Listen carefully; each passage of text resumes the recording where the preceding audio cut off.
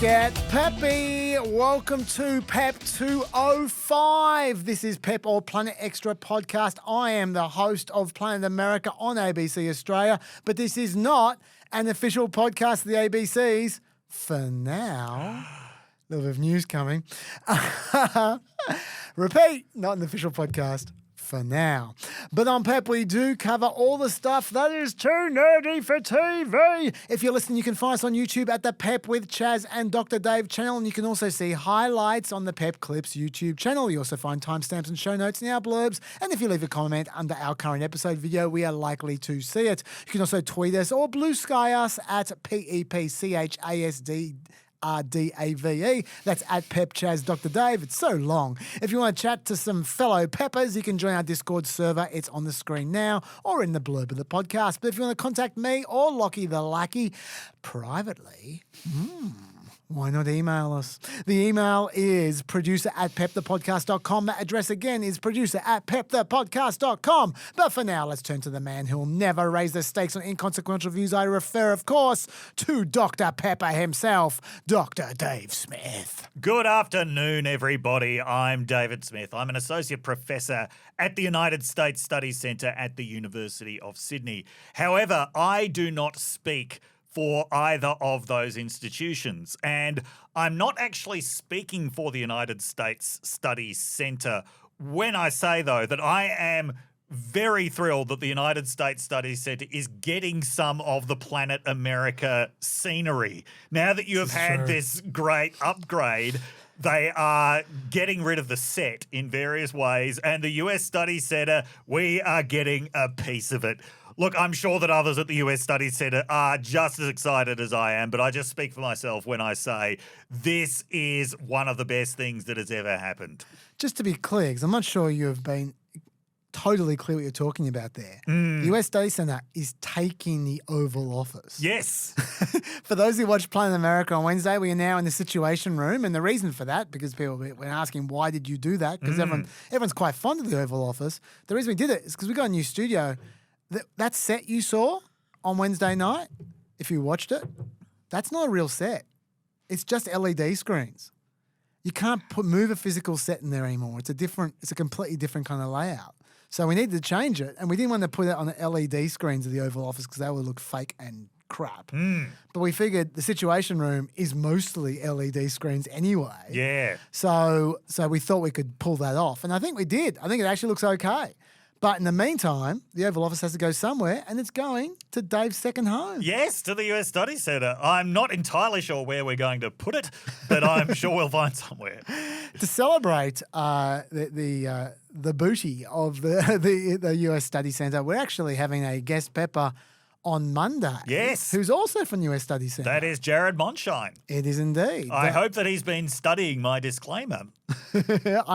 I will take notes on his disclaimer. We'll make sure it's up to snuff. By the way, we didn't introduce the third member of the team today, and that is, of course, the Hourglass. Yes. Thank you very much from the friends of the PEP family who donated that to us. It's 4-hour Hourglass. Lockie's a member of the team as well. Well, I didn't say there's only 3. He is the one who turned it over. Yeah, I didn't say there's only 3. There's actually 5 because we've also got a intern today. Hello, Coco. Hello. Coco's in the lockbox. It's a lock and Coco box today. So we're all here, all nice and snug, and we're all watching, keeping our eye on that Hourglass to make sure we don't go for 4 hours. Anyway, what are you... Oh, you've already said what you're grateful for. I should talk about... No. I'm grateful for something else. Oh, what are you grateful for then? I am grateful for The Great Gatsby. Oh. This year is the 100th anniversary of The Great Gatsby. And The Great Gatsby, I think, has the claim to being the great American novel. That is hardly a original opinion. It is the novel, though, that I have read the most of any. I've read it at least 5 times. That's partly because it's quite short. So if you haven't read it before and you're thinking it might be a bit intimidating, it's not, because it is so well written and it doesn't actually last very long. I could go on for hours about The Great Gatsby, about how all... You've got 4. about... The way that all of its themes just resonate so much across 100 years. And I think it really is in many ways the skeleton key to American culture. But I'm just going to put a link in the homework about one of the reasons why it is the great American novel. So for about 25 years, there has been a theory around that the character of Gatsby is a white passing black man.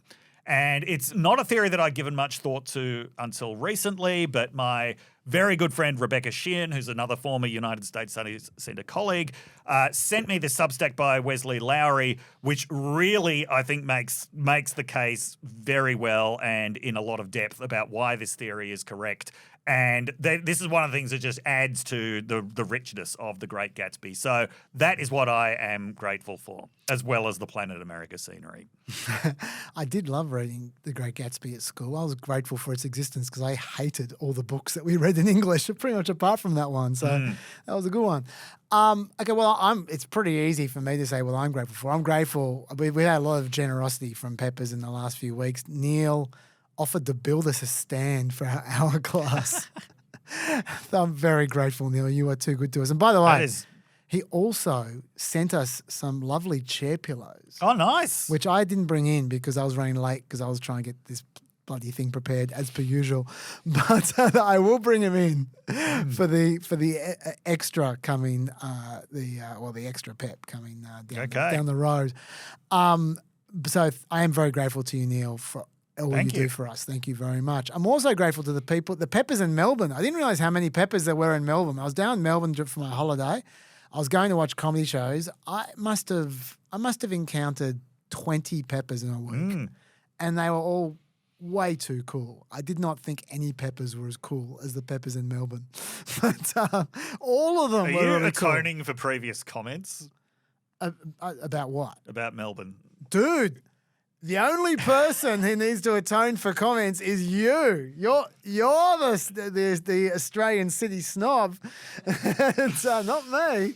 I've been very positive about Melbourne and Adelaide. We haven't talked about Brisbane, have we? No. Okay, I have nothing to atone for. Okay. But, no, I love Melbourne, and they're very cool Peppers. So I'm grateful to the way you just slid up to me in the street and just say, hey, Jive Cat. And then, they didn't actually say Jive Cat, but they said whatever their equivalent was. And I felt like we had a much cooler podcast than we actually do. So thank you for that. I did tease a bit of an announcement before we get into the content. I'm not going to be doing correspondence now because we've only got a limited time with Dave. I will be doing correspondence at limited time, 3 hours. Look at the hourglass. I am going to be doing extras and correspondence with Lockie at the end of the pod after Dave's gone. We'll be doing it tomorrow before we get this out. But for now, I will go straight to content after I make an announcement, which I did tease before, which is, look, we are still – I did promise we'd have some changes for you when we came back from the break, and we were going to. Lockie has spent the last, month preparing for the full privatisation because we had absolutely no reason to believe that the ABC would actually take this podcast. But it looks like they might. It's not. Look, we're not 100% sure, and so I probably am quite irresponsible telling you this because we haven't signed off on anything. We're still negotiating details, but I've got a really good feeling that they're going to do it. And for those who are freaking out about that, because basically I'd say 95% of you who gave feedback on this said just do it yourself. Don't go to the ABC. For those who are worried about that, the very first thing that they said is they want the podcast as it is, with the exception of, and you'll like this, I think, a 3-hour limit. Bringing back the 3-hour limit they wanted. And look, that's probably reasonable. But they want it as is. They don't want to mess with it. They talked about supervisors. The supervisor they were talking about was the Planet America supervisor who I don't think has ever corrected us on anything ever. So they're pretty good. They've got a pretty loose hand. I think Dave might push them, but we'll see. But I don't think it's going to change much at all. It will be in a different venue, but and we'll get like a guest fee. But we'll see. And if it happens, it'll happen in the next week or two. Literally the next week or two. So we will see about that. So I will give you more details as we get there. But we'll definitely have a guest pepper in Jared Monshine on Tuesday it will come out. We'll record on Monday. In the meantime, what do you reckon we'll talk about today, Dave? Do you reckon there's a topic which might come up at some point in time that people might be interested in? Look, I'm just going to say, first off, Yes. kudos to Christopher Pyne, Yeah. the only political commentator in Australia who referred to the Village People's liberation as a potential soundtrack for all of this. Kudos, you say. Kudos! For those of you not familiar with the song Liberation, it comes from the idiotic jukebox musical Can't Stop the Music from 1980. Classic. I don't think it's one of the Village People's better known songs, but listen to it. It's just so masculine. Slow starter. It is a slow starter. Going to have to edit this one a bit. Yeah, that's right. Liberation. When I think of Peter Navarro, I'm thinking about people chanting like that. Yes. Peter Navarro, otherwise known as Ron Vara. Okay, have we heard enough of liberation? Yeah, but I mean, how good would that have been if Trump had actually played it at the announcement? Christopher Pyne would have. It would have been awesome. I don't think that Donald Trump is aware of any other Village People song other than YMCA. Well, he's all the poorer for it. Yeah. Okay, but this is what we're talking about. Let's talk about tariffs. Yeah, Yes. this will be a lot of the podcast. Yes. First of all, Dave, why don't we start with what happened? Actually, before we get into Liberation Day, let me just go through the car tariffs quickly. Yeah. Because Okay. people have forgotten them. This is the prelude to Liberation Day. Yeah. Pre-Liberation Day. Yes. We're talking 25% tariffs on cars and car parts imported into the United States. Nearly 8 million cars were imported in 2024, especially from Mexico, Japan, South Korea. That's about 46% of vehicles sold in America last year. Yeah, I think I was living in Michigan on the day that foreign car sales surpassed US car sales in the domestic market. Yeah. Like, I maybe 46% now, but I think there have been times when it's been over 50. Yeah. What was the vibe in Michigan that day? Were they not happy? The Detroit Free Press and the Detroit News were not in a happy mood that day. No. But this tariff is going to affect local cars as well, of course, because local car manufacturers also use foreign parts. Basically, no cars in America are 100% made in America. It's a very globalized industry. It is. Bernstein Research estimates 57% of car parts that make up vehicles assembled in America are also sourced from abroad. Cox Automotive estimates in the New York Times that locally made cars are going to cost $3,000 more on average because of the tariff on foreign parts. By the way, I did love in the escalating slanging match between Elon Musk and Peter Navarro, which we will get to. Yes. Peter Navarro at one point brought out the cracker of a line that Elon Musk is not a car maker, he's a car assembler. You will see that for yourself. Burn! And as it turned out, Elon Musk did burn. He laid waste to the fields with fire after that. Yeah. Auto Trader estimates foreign cars are going to cost about $6,000 more. So $3,000 more for local cars, $6,000 more for foreign cars. They estimate American factories will produce about 30% fewer cars as a result, which could be an issue because the auto industry employs more than 7 million people. Although, interestingly, the closest you get to 100% locally made cars, take a guess where you get that Tesla. from. You got it. That's an interesting coincidence, isn't it? Really is. And also, we should say that these tariffs aren't going to be happening all at once because the auto parts covered by the US, Canada, Mexico agreement are going to be exempt until customs establishes a process to apply tariffs to their non-US content. As far as revenue goes, these tariffs are supposed to generate $100 billion. They're projected to generate $100 billion in revenue. We'll see about that. Although Trump typically is way overcooking his projections. Yes. Have a look at this. I think ultimately we could probably anywhere from $600 billion to $1 trillion will be taken in over the relatively short-term period, meaning a year from now. But starting right away. I think we'll go from 600 to $1 trillion within 2 years.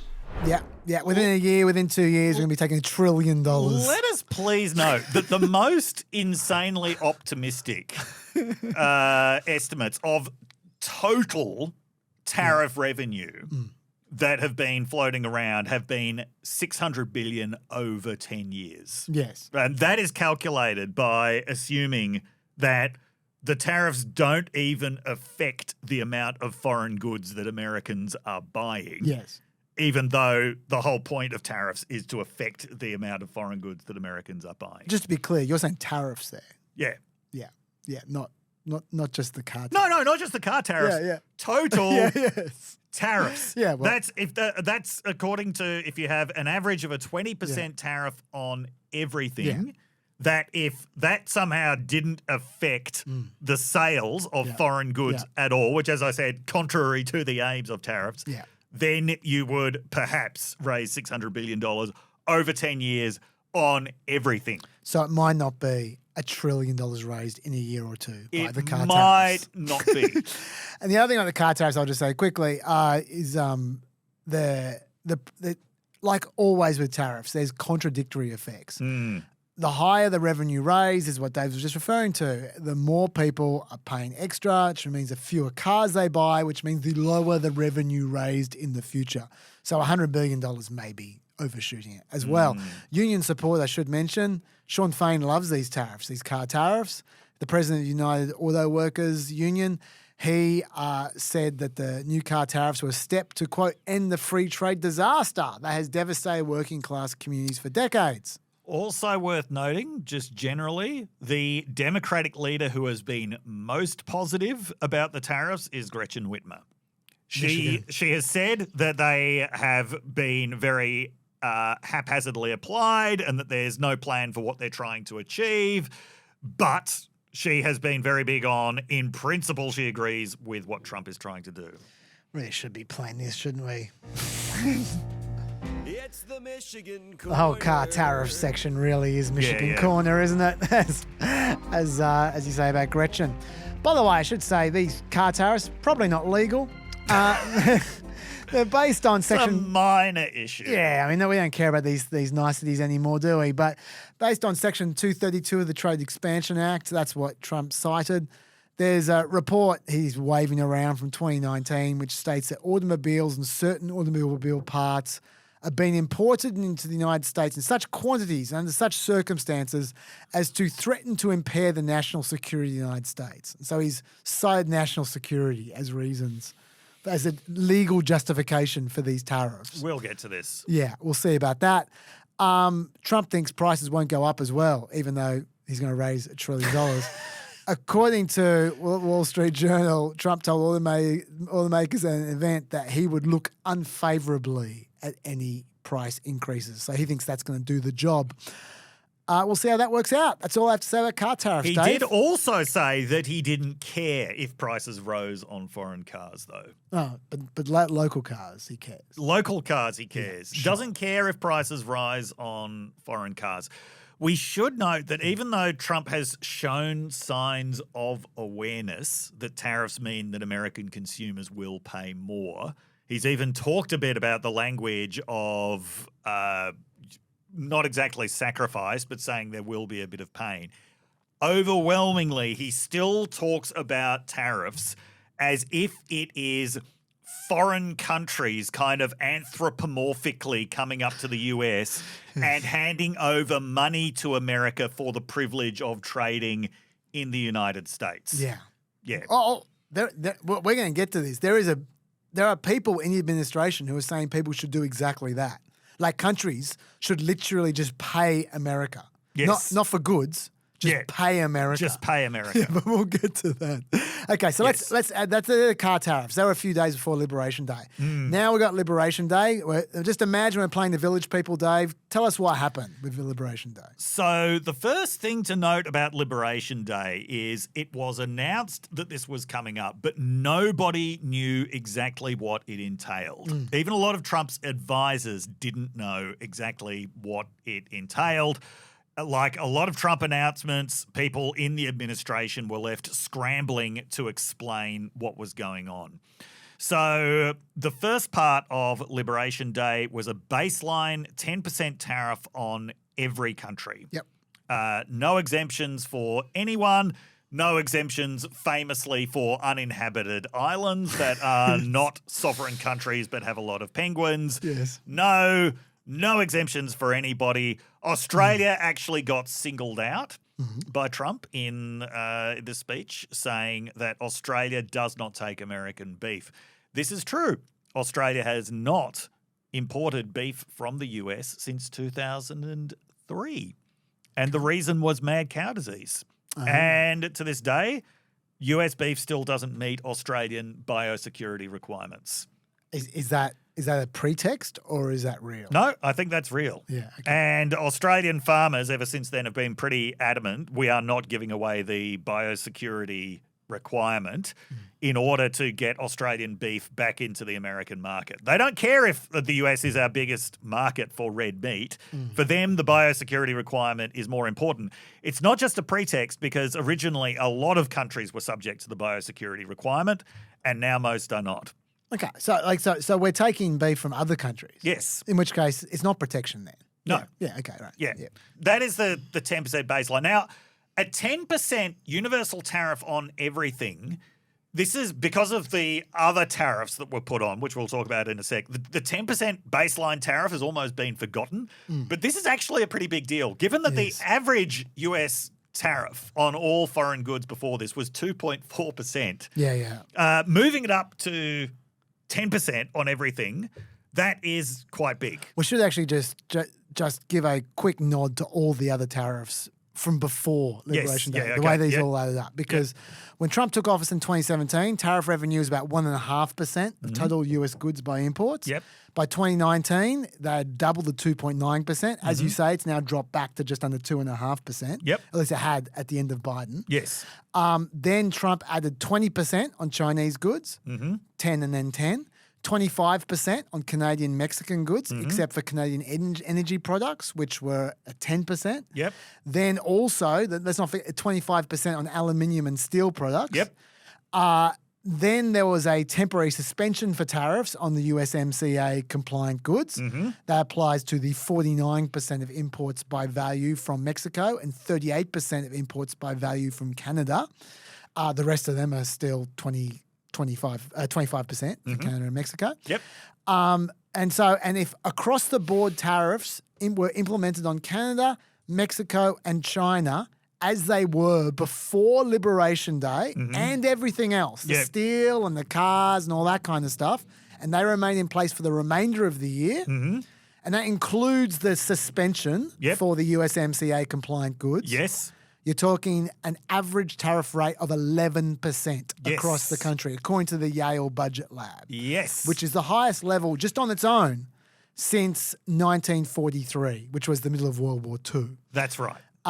Then we add Liberation Day to all that. And that's when you're talking about your 10% on top of that. Yes. Yeah. Okay. So we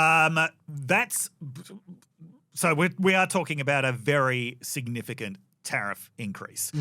And I just want everyone to keep this in mind because as you would be aware, I mean, this is coming out on Saturday. We're recording it on Thursday. This morning we woke up to the news, which we will come back to later on, that Trump has put a 90-day pause on the so-called reciprocal tariffs. Yeah. These are the ones that were calculated according to trade deficits. So because these were effectively taken off today and people seem to have an expectation they won't be put back on, there's been all of these celebratory headlines like market soars on tariff pause. It's just important to remember a lot of tariffs have not been paused at all. And there's no indication that anyone can negotiate their way out of them. Yeah, totally. A lot of countries aren't even trying to negotiate their way out of them. The negotiation offers came over the reciprocal tariffs. Well, look, we are going to be talking about this a little bit down the track. But to your point, yes, the only major country with a very high tariff is China. Yes. Europe is 20%. Yep. That's a major area, but it's only 20%. Yes. I say only, just because compared to the 46% and the 50%. Yes, yeah. All those 46%, 48%, 50% tariffs were for pissy countries. Yes. And I'll explain why that's I the case. wouldn't call them all pissy countries. I keep on using that phrase. I should stop using the Vietnam's phrase. got 80 million people. Yeah. I should stop. I should put pissy countries away. I got in Yes. trouble the last time I Put said it away, that. Chaz. But my point is Yes. that they aren't very, very large countries compared to, in terms of the... Only 4 times the size of Australia. Yeah, I'm just talking about in terms of like overall volume of goods exports and stuff like that. Yeah. What I'm saying is you take those tariffs away, it doesn't actually make a big dent in the total tariff. Right, yes. The 10%. Yeah, plus 10% across the board. Plus the 11% that was there before Yes.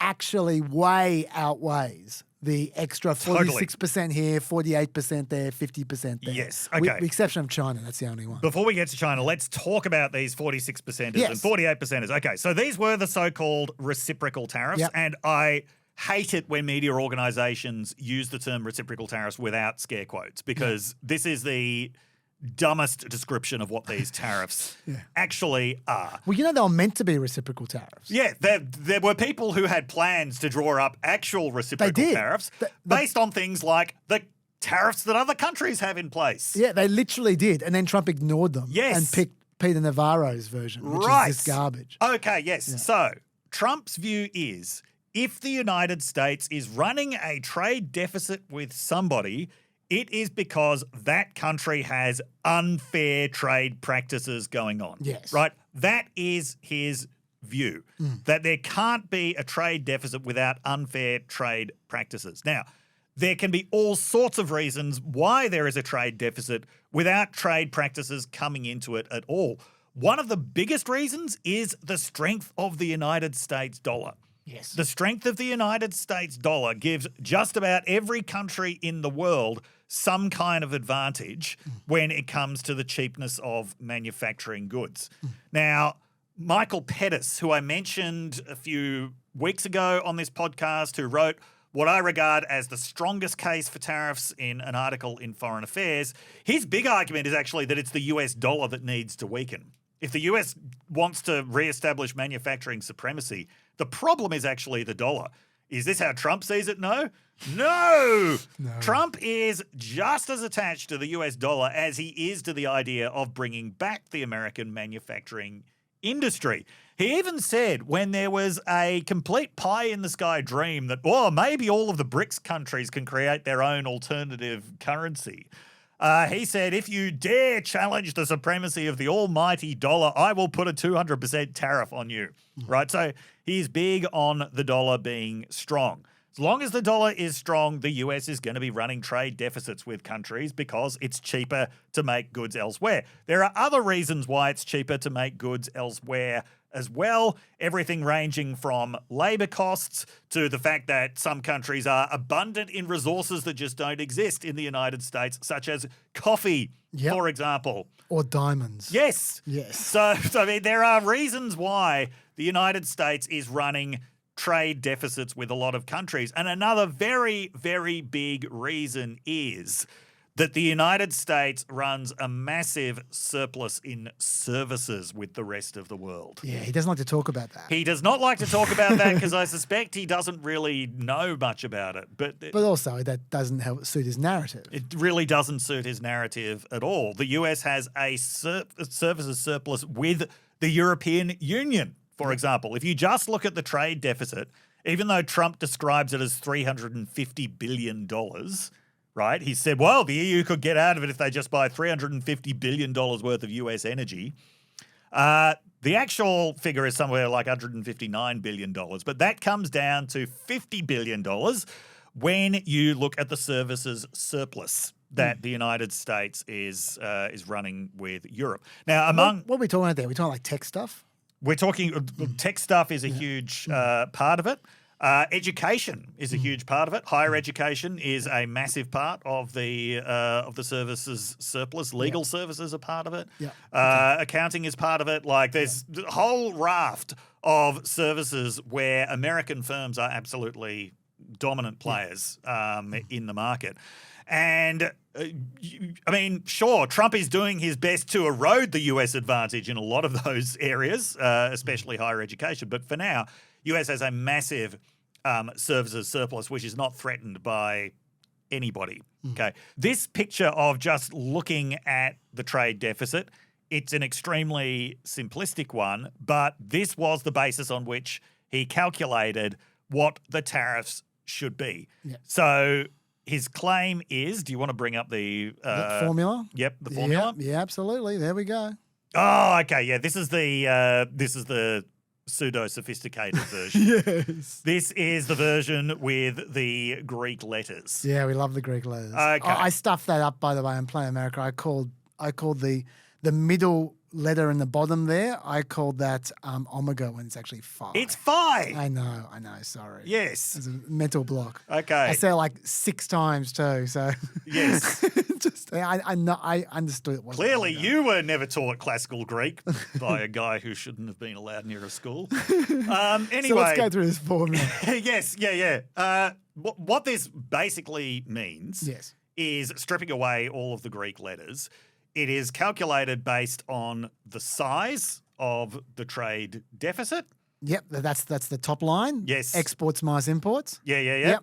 Yes, divided by that country's exports. Imports. Divided by that country's imports. And the reason for that is because those two Greek letters just multiply to be 1. Right. We should just say, so they don't need to be there. Yeah. We should just say that if you think that's just an amazing coincidence that those 2 letters on the bottom are just 2 numbers, like there's 4 times 0.25. Yeah. And they're not there to make everything look complicated. Yes. I got news for you. The actual person who came up with, like the one they actually cite in the footnotes of this report that this formula was from, explicitly said they've got the numbers wrong. He said it should be I think it's epsilon. Yeah. Is kind of no, it's the phi. Phi is 0.25. He says actually it should be close to 1. Yeah. Which means all those reciprocal tariffs. Yeah. Even if you ignore the fact they got nothing to do with reciprocation. Yes. Yeah. So they should still be a quarter of what they are. Yeah. That's the person who they cite. Yes. Says that they did the maths wrong. Anyway, so the only basis of this is the trade deficit. It's not the actual trade barriers. Yes. And they've said it's too difficult to calculate the trade barriers for every country. There are organizations that do this. There were people in the administration who did this. Yes, the World Bank does it. I mean, it's not like, yes, it's difficult, but the United States has a lot of resources to put into it. That is just the trade deficit. And when you just arbitrarily attach Greek letters to something, that doesn't turn it into a carefully reasoned equation. That turns it into a frat house. This is a frat house calculation of what's going on. This is the animal house of tariff the animal equations. the animal house of tariffs. Can I just say that there's a bit of a rumor going around that this formula came from ChatGPT, and that was because a number of online publications The Verge, they asked 4 chatbots for, quote, an easy way for the US to calculate tariffs that should be imposed on other countries to balance bilateral trade deficits between the US and each of its trading partners with the goal of driving bilateral trade deficits to 0. That was the prompt, and it came up with a formula. 4 of them. 4 chatbots did that. Yeah. I don't think it came from ChatGPT. I think it came from Peter Navarro, who has been talking about this exact formula for the last 10 years. And certainly that's the rumor from the New York Times that's what happened.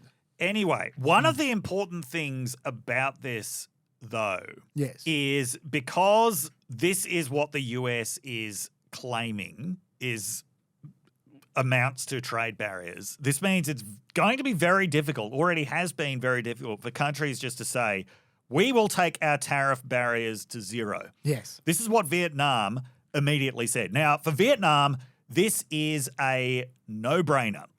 Vietnam exported $136 billion worth of goods to the US last year, and it imported $13.1 billion worth of goods. Vietnam has an average 9.4% tariff, not 90%, which was what was calculated according to that formula. They've got an average 9.14% tariff on US goods. So obviously it was a no-brainer for them to say, yep, well, we will drop that on the $13 billion worth of goods that we import in order to maintain the $136 billion in exports, which is something like a third of Vietnam's GDP. Yeah. And if you're wondering what this is, a lot of it is clothing and shoes. But okay, so how did Vietnam manage to develop this massive trade surplus, which has been increasing by about 20% a year? It was the previous tariffs on China.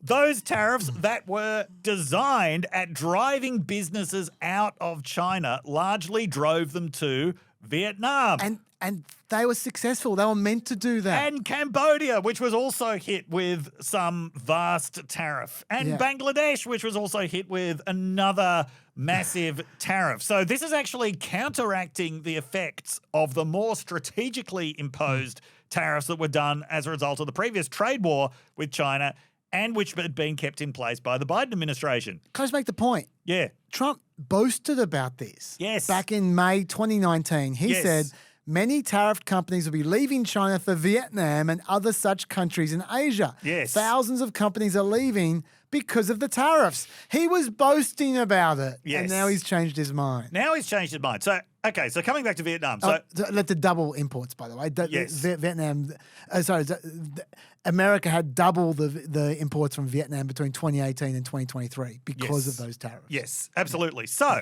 obviously for Vietnam, that's a no-brainer. We take our tariffs to zero. Please remove this 46% tariff you have put on us.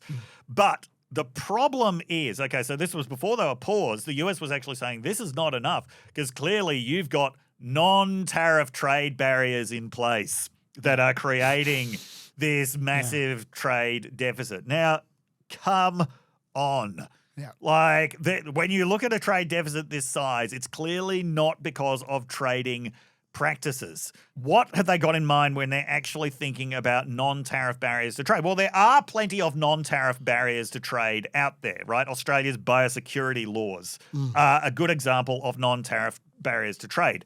Subsidies can also act, arguably, as non-tariff barriers to trade. This is one of the big arguments about China, that the problem isn't their tariffs, the problem is their subsidies. That is actually the real non-tariff barrier to trade. Fair enough. But then they've been talking about things like goods and services tax or VAT as a non-tariff barrier to trade. It drives me crazy. Which is absolute nonsense because that applies to everything. No matter where it comes from. So that's not a non-tariff, not a non-tariff barrier to trade. Another thing that this is back to the Australian context that has been targeted by American pharmaceutical companies is the Pharmaceutical Benefits Scheme. So that is the scheme by which the Australian government negotiates all of the drug prices. Now, as we said, most civilized countries have, or at least most advanced industrial democracies have some version of this. The US remains the stubborn outlier in terms of the government not being prepared to negotiate over most drug prices. Now, the American pharmaceutical industry hates this because it does keep the prices of drugs down in Australia. Now, that actually it's not exactly a trade barrier because it's not any obstacle to trade. It's an obstacle to profit. Yes. Yeah, but this is one of the sort of things that they are targeting. One of the big worries is because countries can just offer to take their tariffs to zero, and in many cases it's not going to hurt them that much. The EU is already talking about, hey, how about you take the deal that we were offering you back in 2017, which every other country took, which you didn't, which is why the US is the only country where cars are taxed at 10%, the American cars are taxed at 10%. This is why when it comes to actual negotiations, if they ever happen, you've got to be worried. This isn't going to be enough. This is not going to erase the kind of deficits. What are they going to ask for? They are going to ask for countries to dismantle parts of their whole welfare apparatus. They're going to ask them to dismantle things like the ability of governments that negotiate over drug prices. This could be used, and I don't know if this is what Trump's got in mind. There would definitely be people in Trump's administration whose idea is we will use this to take aim at the whole concept of the welfare state, not just in the US, but worldwide. What we're doing in the US, we want to dismantle welfare states all over the world and force them to pay for all of their own defense. That's how we're going to level the playing field. Screw them. Right? I was just going to say, on the point you were making a little bit earlier, Yeah. that a lot of the countries that they're currently whinging about have close to zero trade barriers. Yes. Like South Korea. How much do they whined about South Korea? South Korea doesn't actually have many tariffs with America. Has quotas, which America doesn't reach. Yes.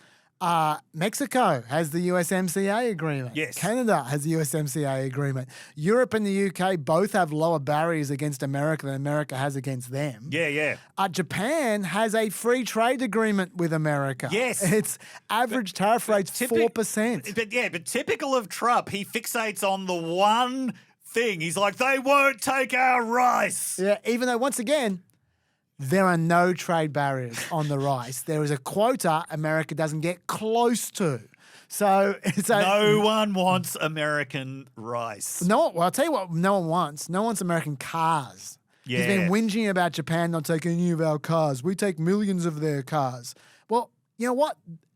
The tariff on cars, American cars in Japan, is literally zero. Also, They don't want your car. the problem is an American car can't fit in Japan.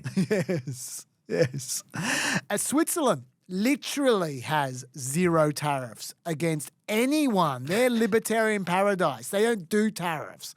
But They don't need your name if you want to open up a bank account there. Yes. But they're still running a trade surplus with America, and so they get hit. Last week, Israel explicitly zeroed out all their tariffs so they wouldn't get hit with a tariff from America, but they still hit them with 17%. Yeah. It's so negotiation is going to be very difficult while they are using this formula. Actually, Because countries can't get out from under it just by actually reducing their trade barriers. I want to make one more point on this to what you're saying, which is, and this is what I teased before, and that is that this is particularly the case for poor countries. Yes. So the example I go and play America, which I'll give here, is Lesotho. Yes. The US imports $237 million worth of goods from Lesotho, and they are mostly diamonds. You're not going to get diamonds from America, okay? No. All right, they don't exist in America. You need to get them from Lesotho. Do they do those lab-grown ones in the US, or is that mainly a Chinese thing? I'm not sure. I don't know. But the thing about Lesotho is they can't afford to buy American products because they make $5 a day. So what are they going to buy from America that costs less than a couple of cents, which is what they can afford? Nothing. They're not going to be affording. So they end up with a huge trade surplus because they can't buy anything. Yeah. But America's buying diamonds from them, and they end up with a 50% tariff. So assuming America kept that stupid tariff, which they didn't, but assuming they did, then Lesotho would be presented with only two options. One, Americans just pay literally 50% more for their diamonds, which would punish America. It wouldn't punish Lesotho or anyone else. Punish specifically people wanting to get engaged. Yeah. Or two, Americans buy their diamonds from somewhere else and Lesotho is ruined. They're the two options. Yeah. It's I don't see how that helps American manufacturers. No. But my point is that it's not just Lesotho. Yeah, Madagascar is a super poor country. Same situation, except for them, it's not diamonds, it's vanilla beans. Yeah. It's they got the same situation there. They end up with a 47% tariff. Bangladesh, they've got a median weekly income of $75. Pretty Lesotho-esque. What are they going to buy from America? Nothing. But America buys a whole bunch of their exports because it's cheap clothing.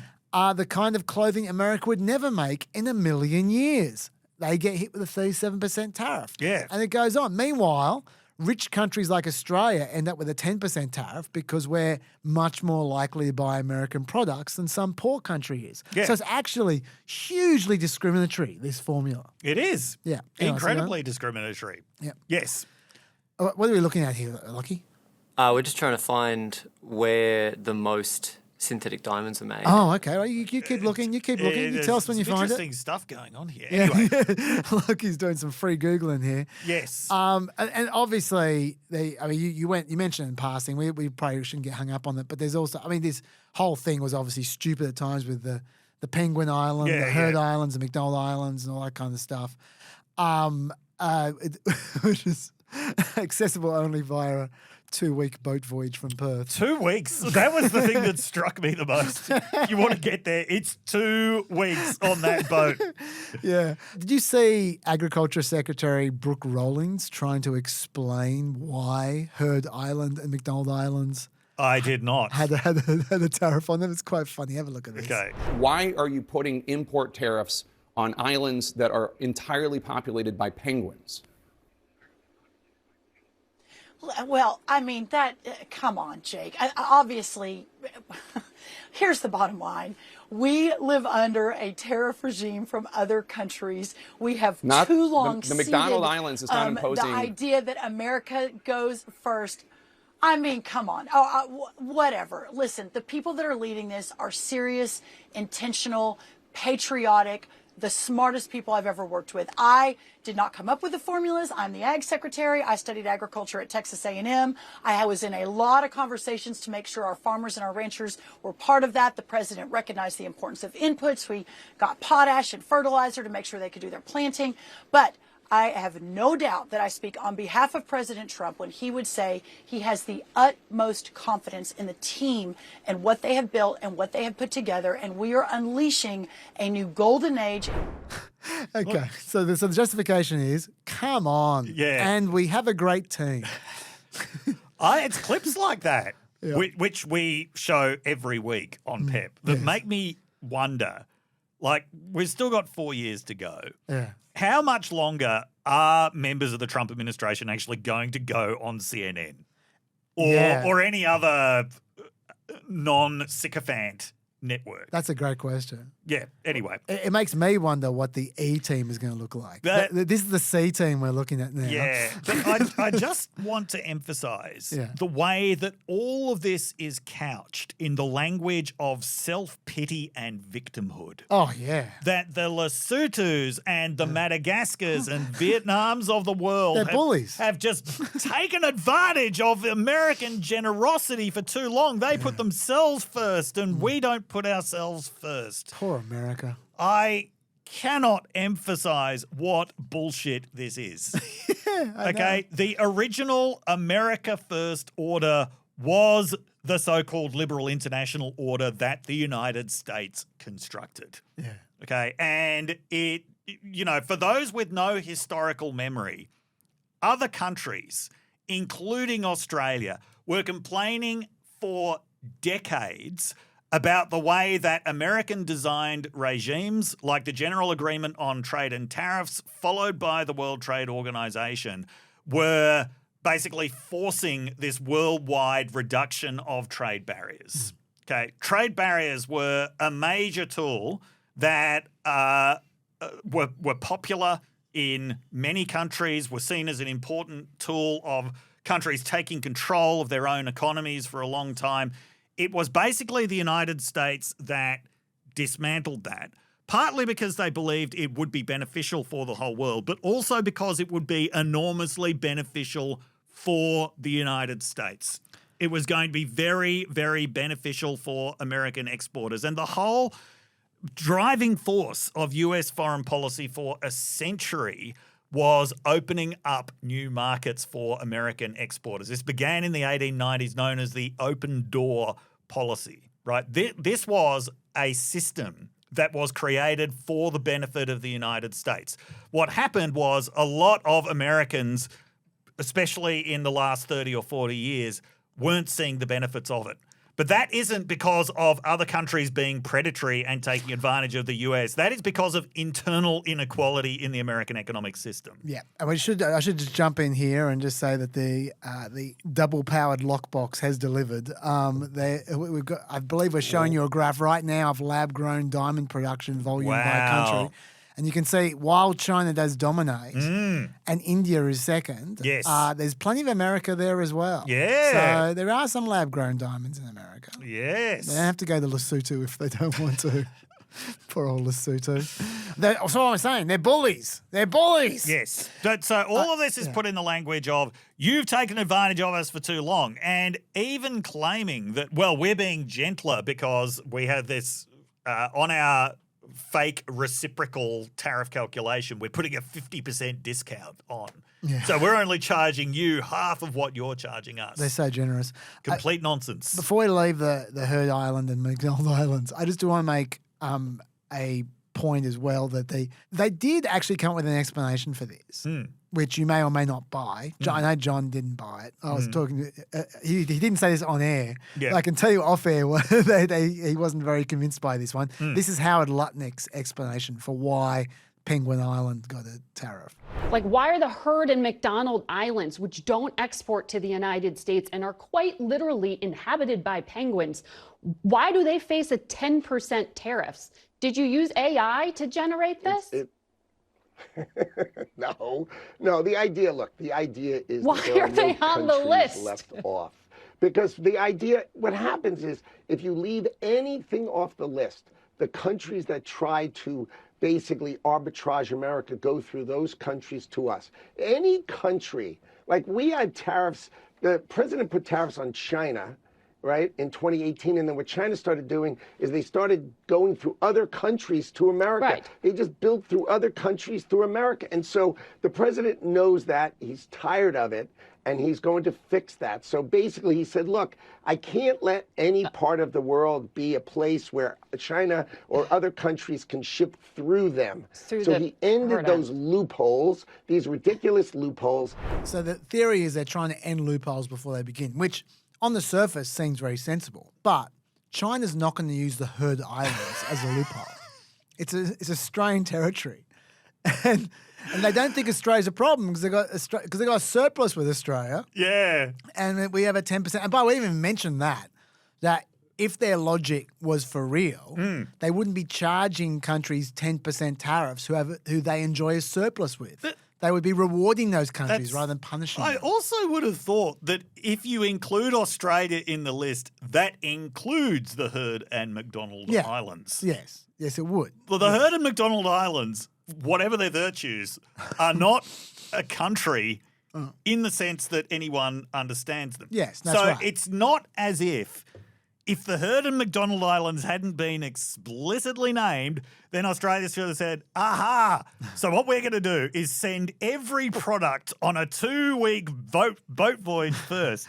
So the Heard and McDonald Islands, stamp them with a penguin, product of Heard and McDonald Islands, and then send them on God knows how long the voyage would be back. I think your point is correct, especially Yes. about the lack of convenience. Yes. But if your point is about legal trivialities and technicalities, Yep. let's recall this is the country that invented Christmas Island. Right. So I wouldn't put it past our government to pull some action, but 2 weeks seems like a poor economic investment. It does seem like a poor economic investment. And you'd have to train the penguins how to do that stamping as Yes, well. yeah. But I just want to just make a point, which I don't think anyone has made, which is that even if Howard Lutnick is right, and there's logic to this, Yes. what this does do, this Heard McDonald's Island thing, is raise a huge question mark over their maths because they came up with that 10% through export and import figures. Export and import figures for a country which has no people. So that proves that their export and import figures are bullshit. Yes. And if they're bullshit for the Heard and McDonald Islands, why wouldn't they be bullshit for every other country? What did they think that the Heard McDonald Islands were exporting? I don't have the numbers in front of me. I did look it up. It was more than some of the other countries. Wasn't it something like $1.4 million worth of leather goods or something? It was in the millions. Yes. Yeah. Like and there are some of the countries they had there on that list which were in the hundreds of thousands. Yes. So it wasn't the smallest export or import list number by any stretch of the imagination. Do you have anything else to say about what's wrong with their system before we go into their justifications for the system? I think we've talked enough about what's wrong with the system. Well, let me just make a couple of quick points. Yep. And then we'll go on. Okay. Which is, I want to say that trade deficits also aren't meaningful as a number because they don't tell you where the product came from. That's right. Because all they tell you, an import tells you which port it came from last. Yes. It doesn't tell you where it was built. That's It right. doesn't tell you where the value was derived. Nope. An export just tells you where the next port is going to. It doesn't tell you where it goes after that. Yes. So in particular, when you're dealing with USMCA, where everything moves from Canada to America to Mexico to America to Canada, back and forth, especially car stuff, you're going to end up having supposedly export and import figures where a lot of the value isn't from the country, that isn't derived by the country that you are suggesting has netted the export. Yeah. So it's actually not even those numbers aren't even telling you what you want them to tell you. Yes. So the Vietnam is a classic example where heaps of products were 99% made in China, then sent to Vietnam and then sent off, and Vietnam copped the export for it. Yes. So that's a point that was worth making. And I mean, once again, this is something that is actually quite difficult to calculate, but it's not impossible to calculate. The US would have had the resources You could at least try. to actually calculate rather than just saying we are going to take the most simplistic approach possible. Absolutely. And by the way, when I'm talking Mexico and Canada and America, that means half the stuff that they're hitting as exports from Canada and Mexico, actually America derived a lot of the value from. Yes. Because they came from America to Canada and then back to America. Another thing which we haven't mentioned yet, what's the story with Russia? It's particularly strange that these tariffs take on the economic powerhouse of Lesotho and Laos, but North Korea, Belarus, and in particular Russia aren't covered by them at all. Secretary Scott Bessent, Treasury Secretary Scott Bessent, told Fox News that this was why Russia wasn't included. Well, Russia and Belarus, we don't trade with, right? Like they're sanctioned, so. Yeah, you're not trading with them anyway, so they don't get on the list. Yeah. Well, that's bullshit. In 2024, the US imported $3 billion worth of goods from Russia, which is a lot more than they imported from Heard and McDonald Islands. And Norfolk Island, for that matter. America had a $2.5 billion trade deficit with Russia last year, which is a lot more than, say, Turkey or Venezuela or dozens of other countries who now have extra tariffs to reduce their deficit. America had a $49 million surplus with Ukraine, but Ukraine still got hit with 10% more.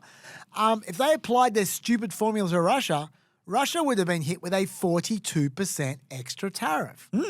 But they just left them off the list. Yes. And it's not because Russia had heaps of tariffs already, because Venezuela and Syria also had heaps of sanctions and tariffs, and they're on the list. So I'm not going to speculate what's going on, but it's weird and worth noting at least. It is definitely worth noting. Yeah. And the final thing I want to say before we move on is there was a delicious irony about all this, which is the logic of Peter Navarro is that America running a trade deficit is proof that there must be cheating going on, right? Or ripping off. That's what you said before. Yep.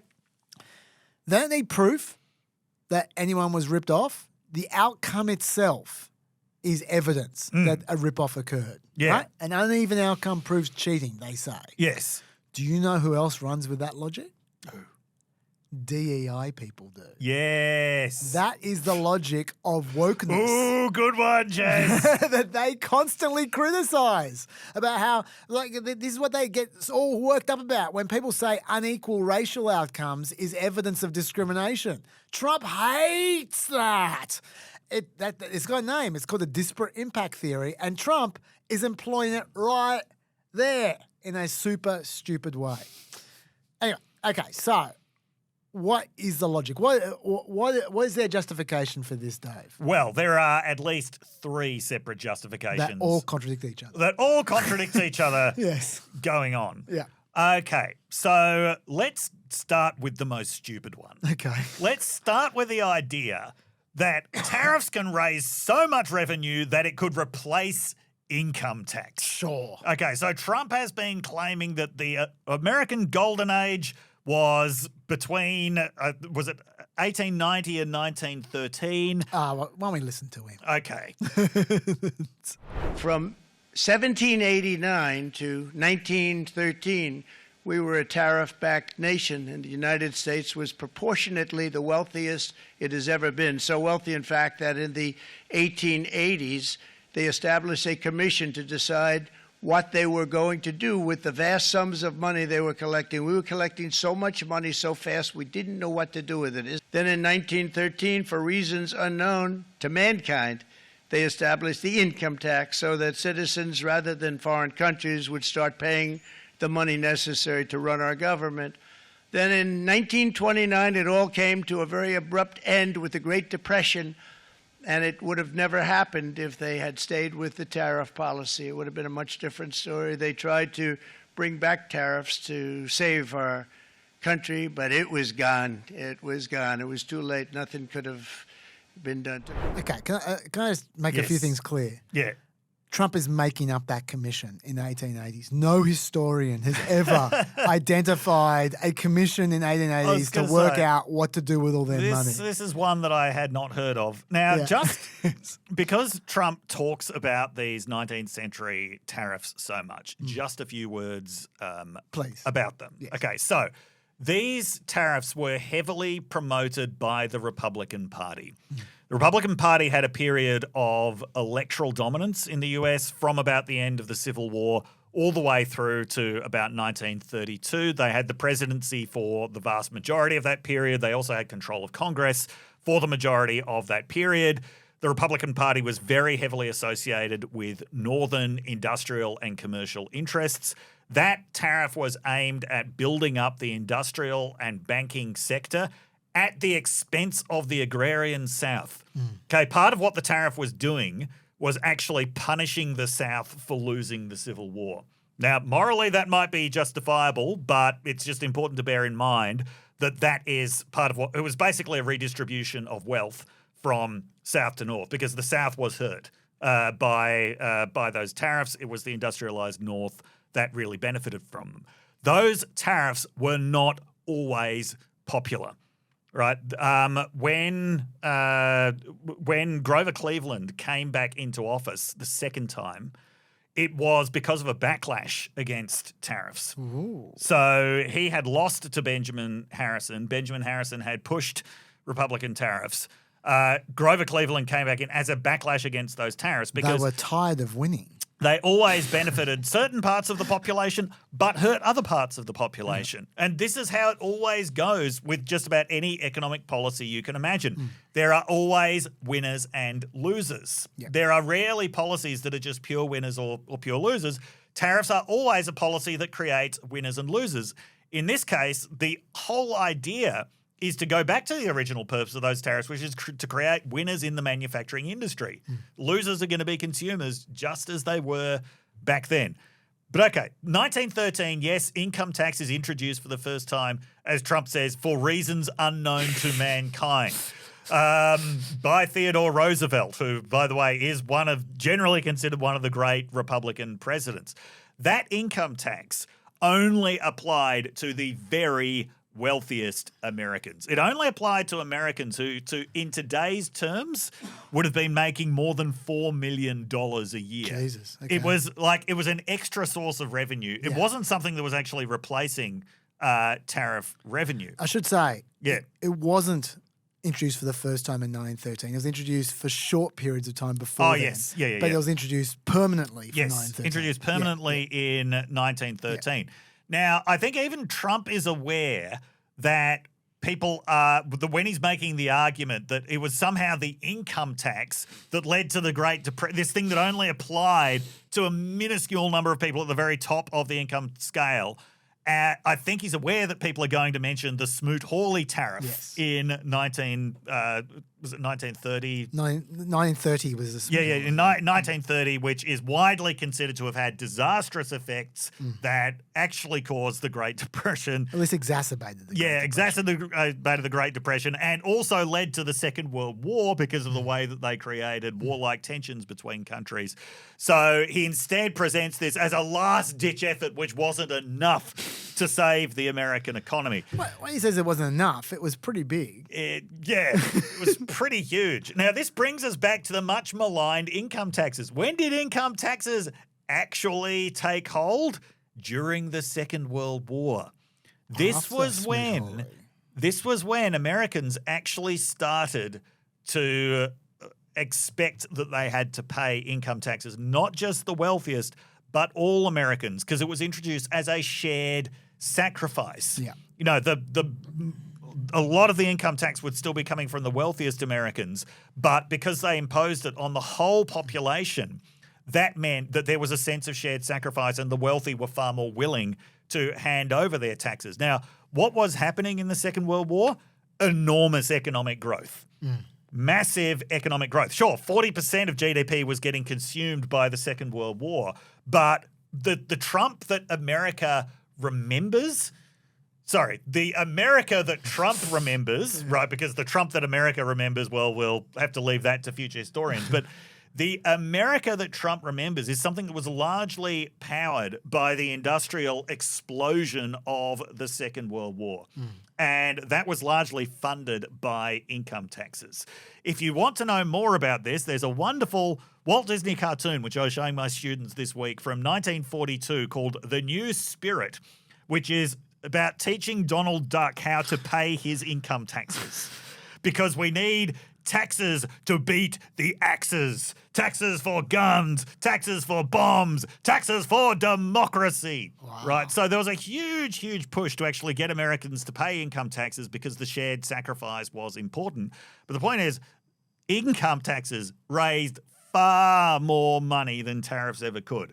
Yes. Now, a lot of people have a concept with the whole problem of income taxes. That is fine. But if you're actually looking at what can generate revenue, you take income taxes over tariffs any time. Which I'll tell you about in a sec. But I just want to, just before we move off Smoot-Hawley too far, we should just note that, as you said, Smoot-Hawley is attributed with all kinds of negativity. Yes.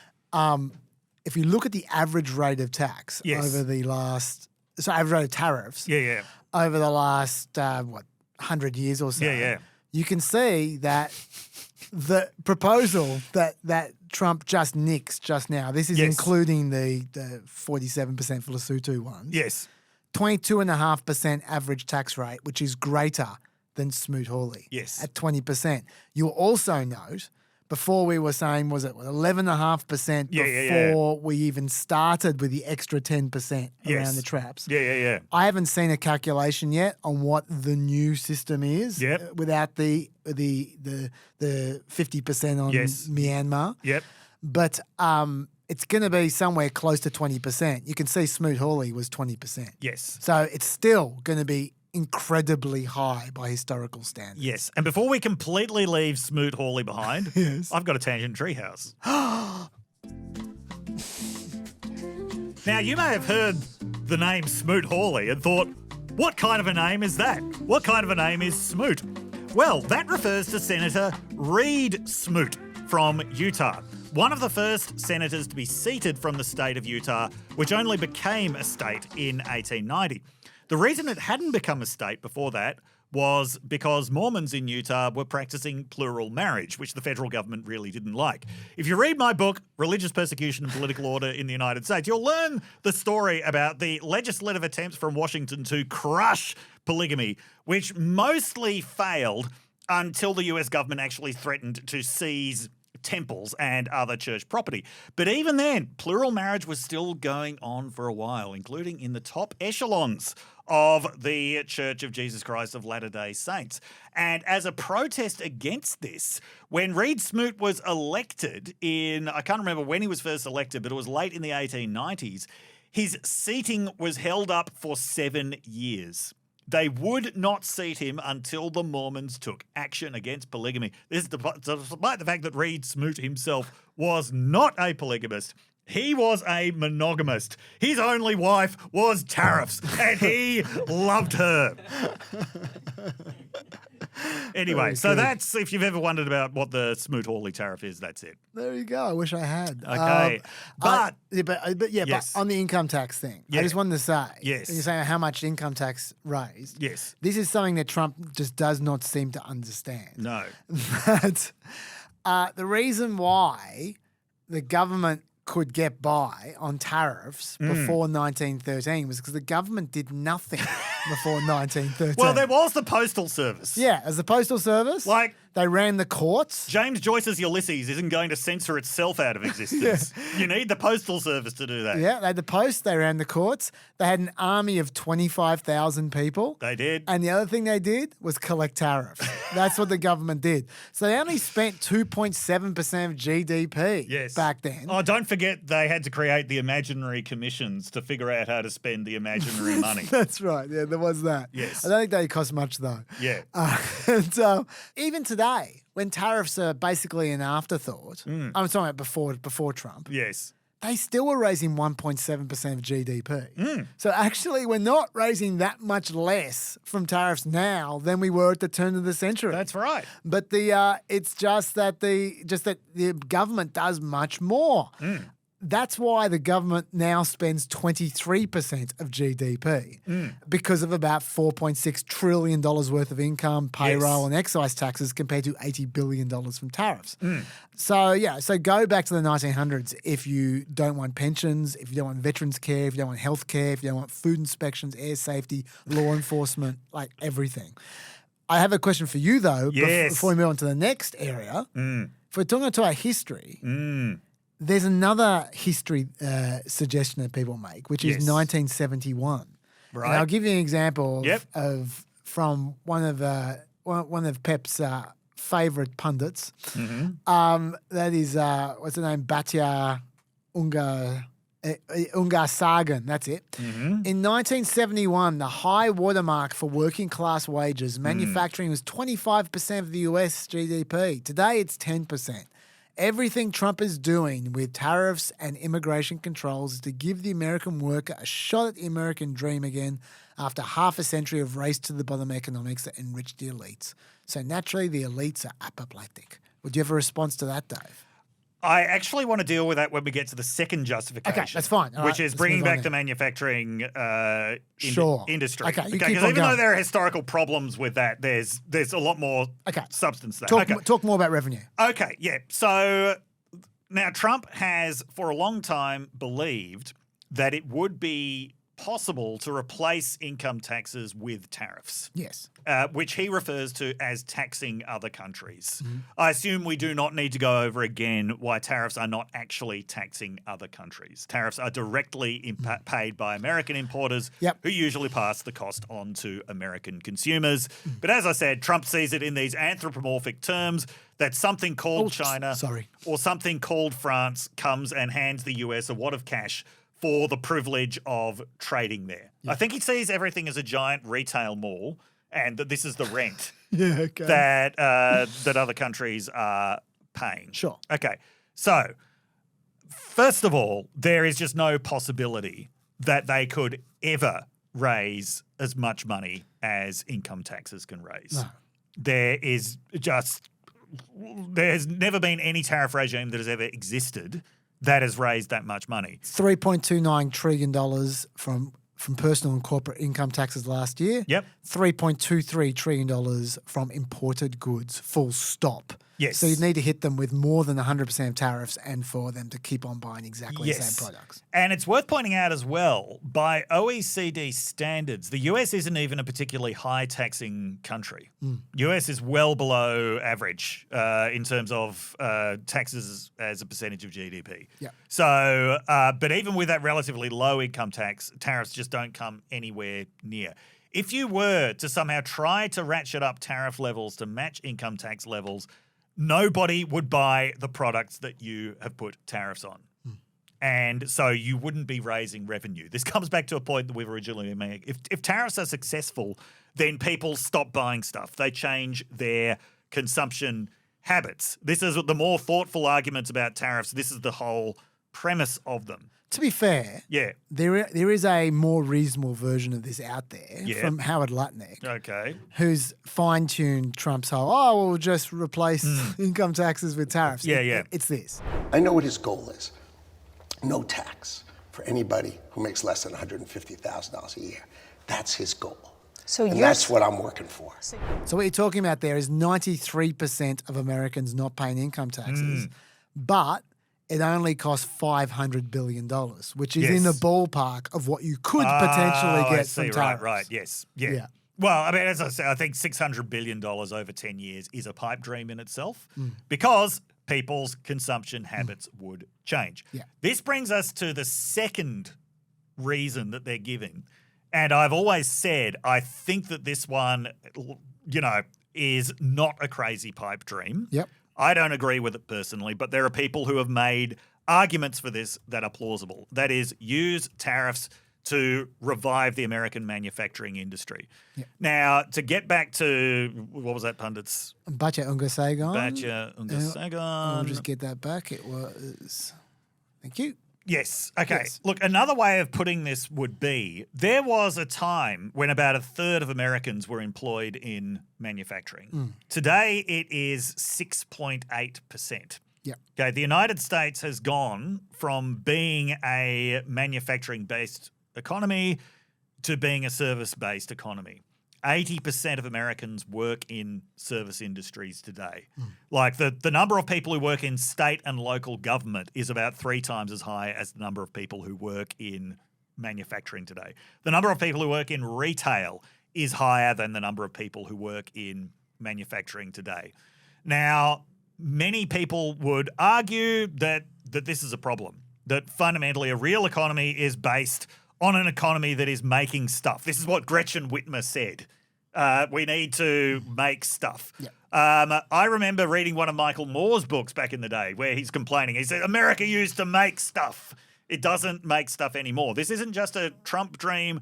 This is not just a right-wing dream. In fact, this is more typically something you used to hear from the left. She is from the left. Yes, that if you aren't making stuff, you haven't got a real economy. There's also part of this nostalgia is those manufacturing jobs often used to be unionized. They used to be very secure. And crucially, they were available to people who had only finished high school or in some cases hadn't even finished high school. And they provided a decent standard of living largely because of what unions were doing. So I would just say in response to that nostalgia for the manufacturing industry, you won't bring back that picture just by bringing back the manufacturing industry, because you need to bring back all of the social circumstances that came with it in the post-war period, including far higher rates of unionization than you have now, including consensus around monetary and economic, Keynesian consensus around monetary and economic policies, which are completely gone now, including as well, racial discrimination was actually a very big part of this picture as well. That American dream, and sexual discrimination as well. That American dream was off limits to many African Americans and to many women. You also have to bring back our old consumption habits. Yes. People don't buy goods anymore. They buy services. Yes. The services sector is way bigger than it used to be. Bring back our old consumption habits. And, most of all, you would have to bring back a world with about between a third and a half of the number of people that it's got in it now, with most economies of the world being far less developed than they are now. Right? that world is just not coming back. That's not to say that things can't be improved. It's not to say that that wanting to revive the manufacturing industry is a stupid dream. But it's just to say you are not going to bring that whole world back just by bringing factories back. Can I also make the point that young people don't want to work in factories? I mean, just look at the people who work in factories. They're old. The median age of today's manufacturing workers is 44.3 and rising. It rises every single year. Soda Analytics put out a survey recently that found that only 14% of Gen Z respondents said they'd even consider a job in manufacturing. Yes. They don't want to work in a factory. No. I'm sorry. And the jobs aren't necessarily there. I mean, the dream at the moment is let AI do everything. I was about to say, you have to smash all the robots as well. Because if America took over all of manufacturing, it would just be robots. Yes. It would just, there are, they call them lights out factories. They exist in America already where there are literally no people in the factory at all. Yes. It's completely automated. So that's what would happen. In fact, there was a tweet here from Spencer Hakimian, an investor that I took note of because it's a bit smart-arsey, but whatever. I'll read it out. It's interesting. Hey, Colt boys. I got another complicated maths question for you. Please see if you can help me figure it out. I can't say it costs $2 to make a T-shirt in Vietnam. It costs $20 to make that same T-shirt in West Virginia. After you tariff Walmart 50% and make that T-shirt cost $3 from Vietnam, does Walmart A, continue using the Vietnamese factory, or B, switch to West Virginia's factory? Please help. It's true that the comparative advantage is a lot more than tariffs. Yes. In a lot of circumstances with manufacturing. It is way more. Yeah. Now, so look, I get where people like Batya Ungar-Sargon and Michael Moore and Gretchen Whitmer are coming from, and I get what they have in common with Trump in this vision. But there's been a transformation of the American political economy since then, by the way, largely led by the party that Trump represents. For a long time, the only holdouts to this were Democrats. 1971, that was the year that Nixon took the United States off the gold standard. So high watermark for working class wages, Nixon saw that as a problem. He saw that as something that made American manufacturing uncompetitive, along with the strength of the US dollar.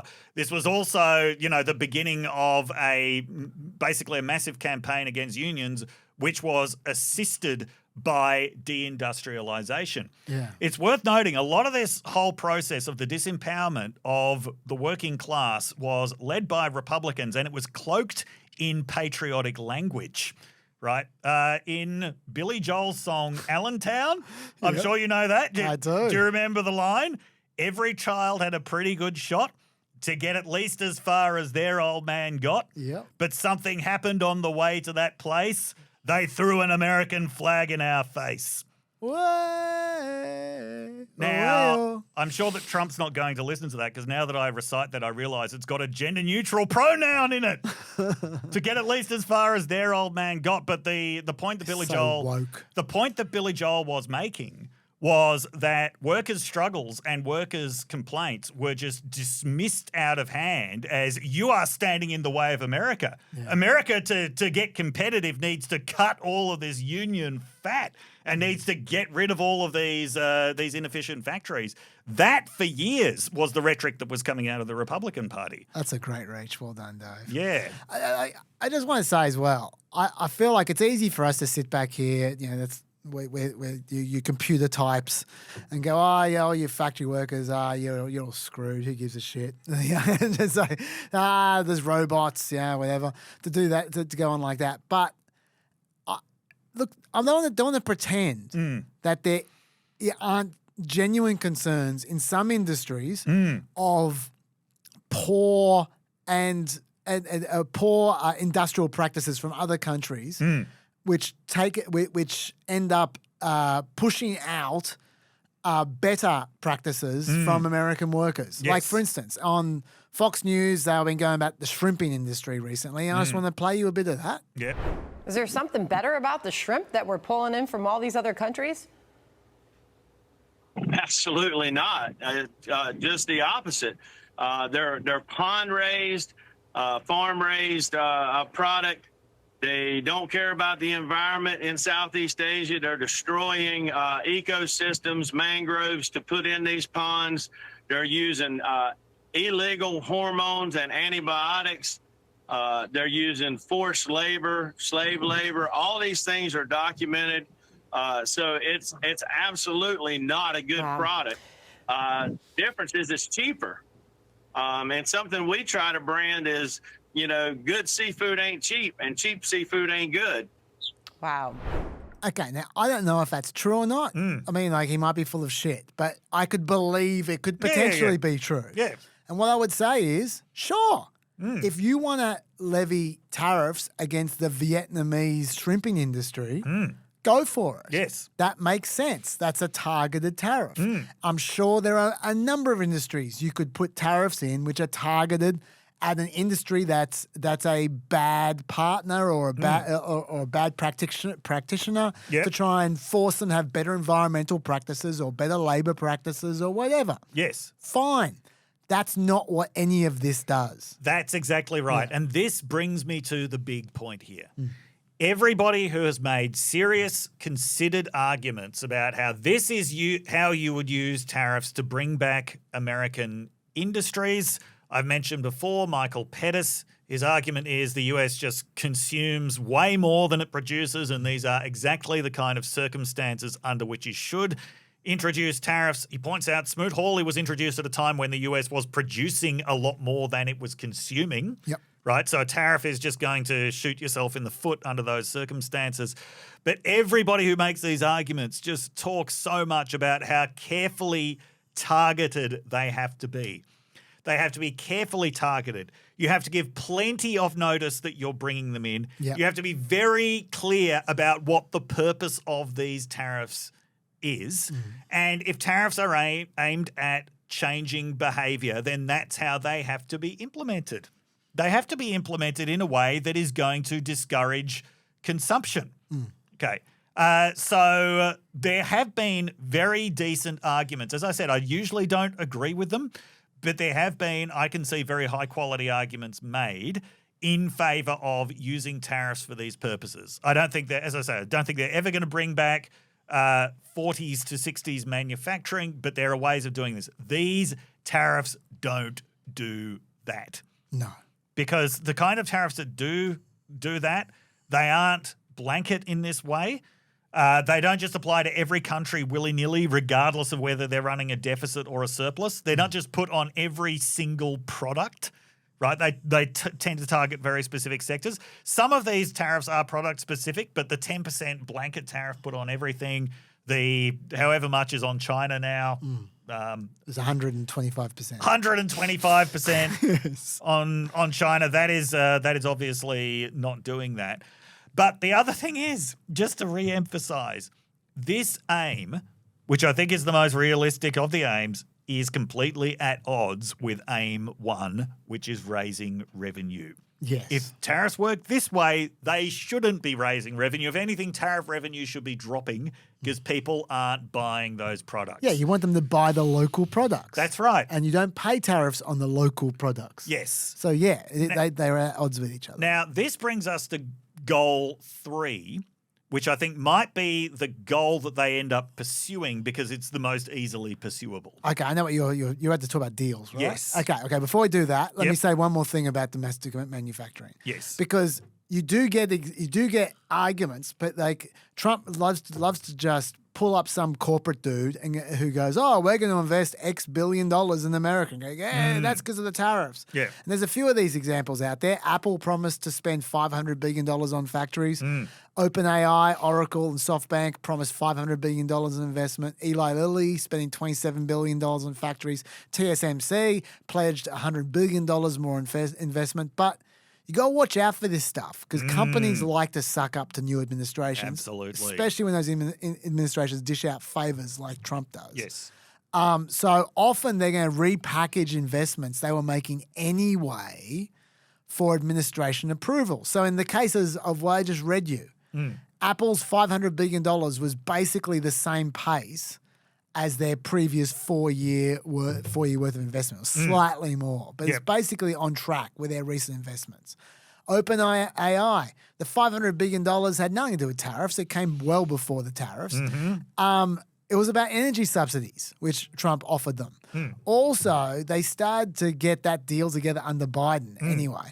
Eli Lilly's $27 billion includes a factory they've already opened, and it's basically the same rate they were spending before. They spent $23 billion since 2020. TSMC has already been investing in America, and it put no time frame on their supposed $100 billion investment at all. Hyundai's $21 billion as well. That's very vague, dependent on future market conditions. So it goes on. You just got to watch out for those promises. In fact, what is happening the way Trump is doing it is actually the opposite of what gets investment because he's creating uncertainty with fast tariffs that come and go.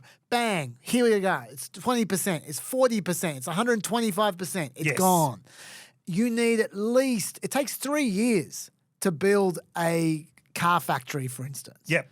Even just moving equipment takes 18 months. Yes. You're not going to do this unless you think the tariffs are going to be around for at least 3 years because you're not even going to start making a profit for that 3 years. And for a while, these were all the noises that the government was making, right?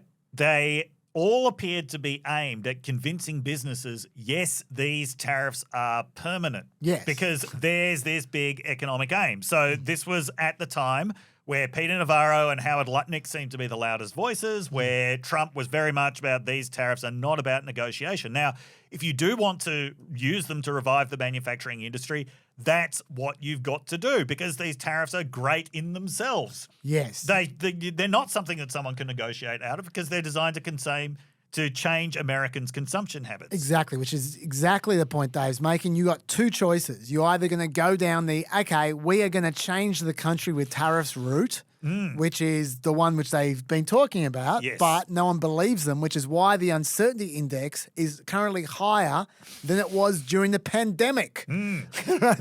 People aren't going to be making investment decisions when there's that much uncertainty. That's right.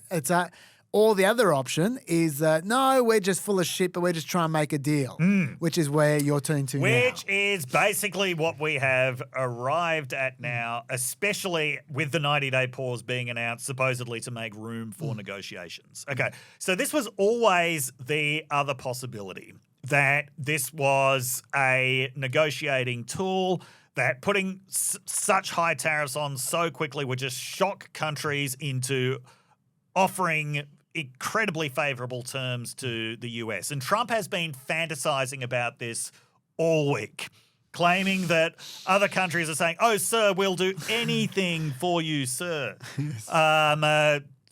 Whereas what other countries have actually been doing is making very specific offers and then complaining that they don't hear anything back from the administration. So not quite the picture that he's creating. But okay, so this is the idea that it's a negotiating tool. Now, admittedly, it is possible that all of this talk about how committed they are to tariffs is part of the negotiating tactic, right? You make countries think you're so committed to tariffs that in order to negotiate, you will have to offer absolutely everything to them. But that could potentially be a negotiating tactic. That is basically what the White House is now currently claiming was going on the whole time. Or as Bill Ackman tweeted, sometimes the best strategy in a negotiation is convincing the other side that you're crazy. Right. Yeah. Now, we've talked about this before, Trump's use of madman theory, which is another thing that comes from Nixon. You know the difference between Trump and Nixon on madman theory? What's that? Nixon didn't go around telling everybody that he was using madman theory.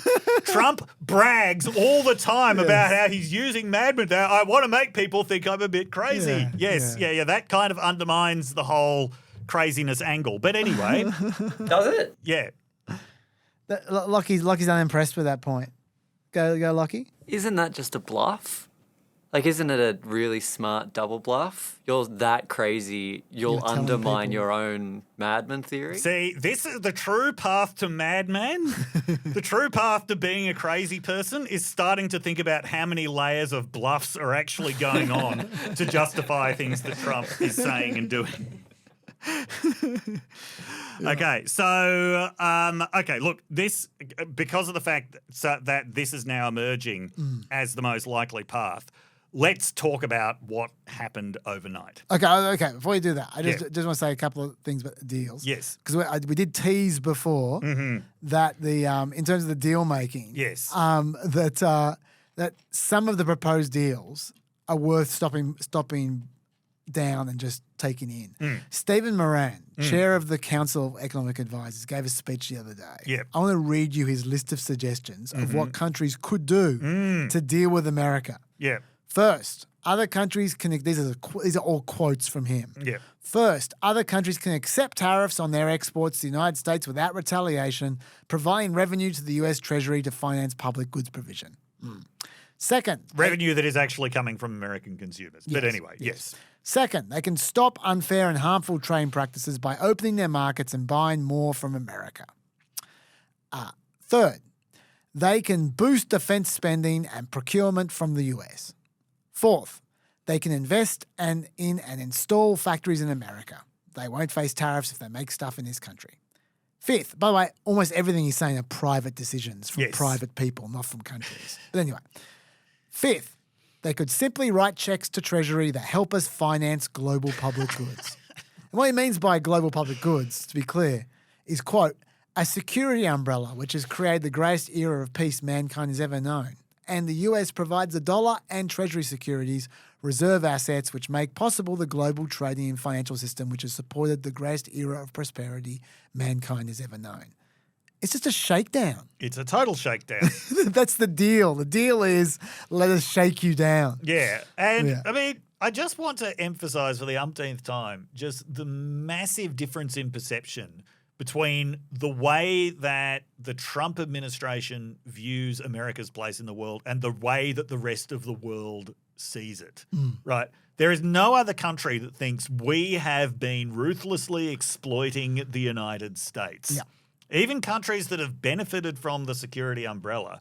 Back in the late 90s when the suggestions were first going around about, well, these countries should be spending a lot more, the response was, why should we be funding American hegemony, right? Why should we be funding American power? Well, that's because everyone could see the United States was benefiting from this system way more than it was costing them. And it still is to this day. Not everyone in America is benefiting from it. But as I said, that's the problem of internal American inequality. That is not the fault of other countries. Okay, talk about today. Okay, so we've got this picture of, well, maybe other countries could just pay a lot more to the United States. Okay. Yeah. Now, today, what started happening was overnight in the US, sure, the stock market had been deteriorating for 3 days, but something else started happening. That was the bond market started to deteriorate. Now, the bond market deteriorates in the opposite way. When the yield on American government bonds is going up, that is a very bad sign. It's a very bad sign, especially when stock market is going down, because that's traditionally when investors actually flee to the bond market because the bond market is safety and security. When they're fleeing to it, when they're desperate to buy bonds, then the bond yield is going down. What bonds are is basically American government debt. What bond yields are is basically the interest on that debt. So when everybody wants these bond yields, when everybody wants these bonds, the bonds are lower. The interest rate is essentially going down. American debt is cheaper. When people don't want these bonds, when they're desperately trying to sell them off, the yield goes up because American debt is seen as riskier. So what that actually meant was the safe haven of American debt, the safe haven of American-backed bonds, that's no longer seen as a safe haven. That's currently getting seen as so risky that people are fleeing from it even while the stock market is collapsing. That was an incredibly bad sign about where the US was headed. I'll come back to what this actually says about how people feel about the US government at the moment. But what it meant in immediate economic terms was those bond yields start going up. Interest rates on everything starts going up. And I've said before, Trump and anyone that Trump knows, they are not affected by price increases at all.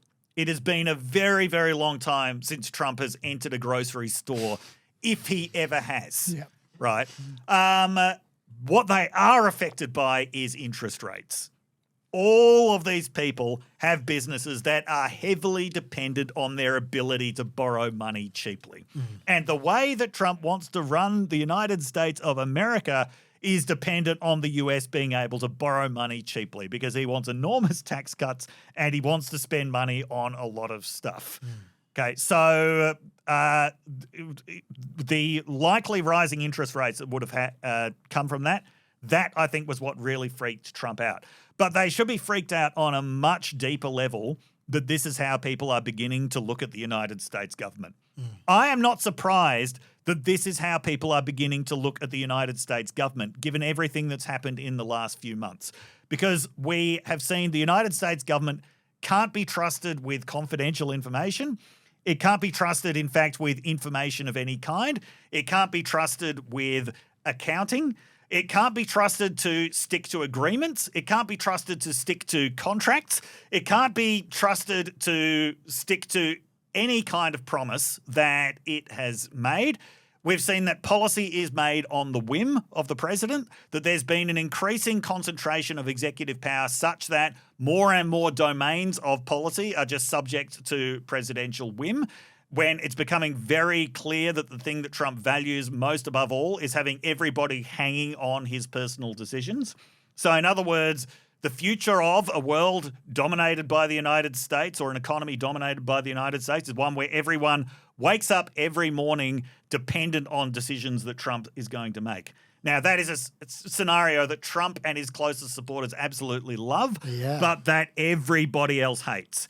Any sane person tries to get away from a situation where they're at the complete mercy of the whims of a sociopath, right? And that is what is happening. People just cannot trust the United States government anymore. And with the complete degradation of the rule of law that is going on there, with things like making basically every non-citizen in the country potentially subject to deportation if the government doesn't like you for some reason. That's a whole different topic. Yeah. Given how much investment actually depends on people being able to, on non-citizens being able to go to the United States and do things. Look, it is no surprise that faith in the US government globally is collapsing and that the debt that is dependent on that faith is the interest rates are rising. So they should be worried about a lot more than just rising interest rates because what is actually underlying that is a lot scarier. But anyway, this appears to have been what really spooked Trump. So he had been meeting with Republicans who were deeply scared over the last couple of days, according to reporting. He also apparently had quite an enlightening discussion with the Prime Minister of Switzerland, who pointed out that tariffs on Swiss goods would be killing American jobs for companies like Rolex. So he announced this pause, and this is a very typical Trump thing. He's not removing them, he's pausing them. So in other words, they can come back at any time if he feels like it. Like he never wants to take the uncertainty away. He wants everybody to be constantly paying attention to him because they're dependent on his whims. Yes. But anyway, it's really important to note that as soon as Trump announced the pause, he actually announced the real reasons for it as well. He said that, I can't remember the exact language he used, but he said something like people were getting very jumpy. They were getting the heebie-jeebies. The markets were, he said, the bond market looks beautiful now, but it didn't look so good overnight, right? He is acknowledging that this is the reason why. And he needed to acknowledge that that was the reason why because he needed to calm the bond market down. So he absolutely needed to acknowledge that that was the reason why he had paused tariffs. That, however, was not how his allies spun it. His allies spun it as, you didn't understand the art of the deal. 4D chess. This is, 75 countries. The number kept changing, but I think they landed on 75 countries really wanted to negotiate with us. And as Trump said fantastically, they're all coming to me and saying, sir, we'll do anything. Scott Bessent was out at the front of the White House having this to say about that. And what we have ended up with here, as I told everyone a week ago, they're in this very spot, do not retaliate and you will be rewarded. So every country in the world who wants to come and negotiate, we are willing to hear you. We're going to go down to a 10% baseline tariff for them, and China will be raised to 125 due to their insistence on escalation. Yeah, so the idea is, it's a successful negotiating strategy because all these countries want to negotiate. Yeah. Can I just emphasize how little of an achievement it is that countries want to negotiate about this? Yes. Right. So basically a man promising to blow up his house and all the neighbouring houses is bragging about the fact that the other homeowners want to talk to him about it. Yeah. Right. The negotiations have not begun yet. Yeah. No country has even started negotiating with Trump yet, and he has given up the most egregious tariffs. That is called caving into bond markets. Yeah. And the suggestion that this was the plan all along. This was the plan all along. For them to put tariffs on Penguin Island. Yes. Was so that they could get around to this negotiating position is just obvious bullshit. It is absolutely obvious bullshit. One of the things that's happened is, so that was Scott Bessent out there saying that. Scott Bessent had always been hoping that this would be the outcome. So he is part of that faction who said that the aim is to get other countries to reduce their trade barriers. Yes. We have already talked about an hour and a half ago now about why getting other countries to reduce their trade barriers is not going to do much at all about the actual deficit that Trump is fixated on. Right. But anyway, he was always part of that. We have not seen that much of Howard Lutnick or of Peter Navarro over the last few days. No, they wouldn't have been happy about No, this. what we've mainly seen from Peter Navarro is his epic back and forth with Elon Musk. Where Elon Musk said that an economics PhD from Harvard is a bad thing. I've got it all here. Man. Yeah, I don't know if we need to go through it all, but it ended up with Elon Musk calling Peter Navarro Peter Retardo. Yeah, that's where it ended. Yes. Yes. Yeah, like that's the level of discourse that we've got going on at the moment. Yeah. Wonder why the bond markets are freaking out a little bit at the moment. But what has happened is there was a tussle going on between two different factions in the White House about what the tariffs were actually for. Because of circumstances, that is the bond market freaking out, the negotiation faction won. Yeah. That is what has happened here. It wasn't like it was a negotiating tactic all along. Trump may not have had a clear idea of exactly what the point was because he was talking about three different things that are all contradictory with each other being the point. Yeah. But importantly as well, we have said this before, but let's emphasize this. Yes. A 10% global tariff is still a lot. It is still a lot. That's still damn close to Smoot-Hawley, okay? Yeah. It's still incredibly inefficient. It's still a tax on your citizens. Yes. It only increases the uncertainty, which was the biggest problem before. It also reinforces something you've been saying for weeks now, that Trump always backs down in the end. If I was China, I'd be hanging tight. Yes. Because every single time Trump is pushed, he backs down. Tries to act tough, but backs down. And the other thing is that the 10% tariff is enough to hurt your citizens. Yes. But it's not enough to erase comparative advantage. Absolutely not. So all you're going to do is you're not going to create more manufacturing. Yep. You're just going to charge your citizens. Yes. So that's where, and it's still incredibly irrational that they're tariffing countries they have surpluses with, and all the rest of it. Yeah. So as I said, after the first time Trump backed down on tariffs with Canada, every time you make this threat and then back off, that decreases the value of the threat.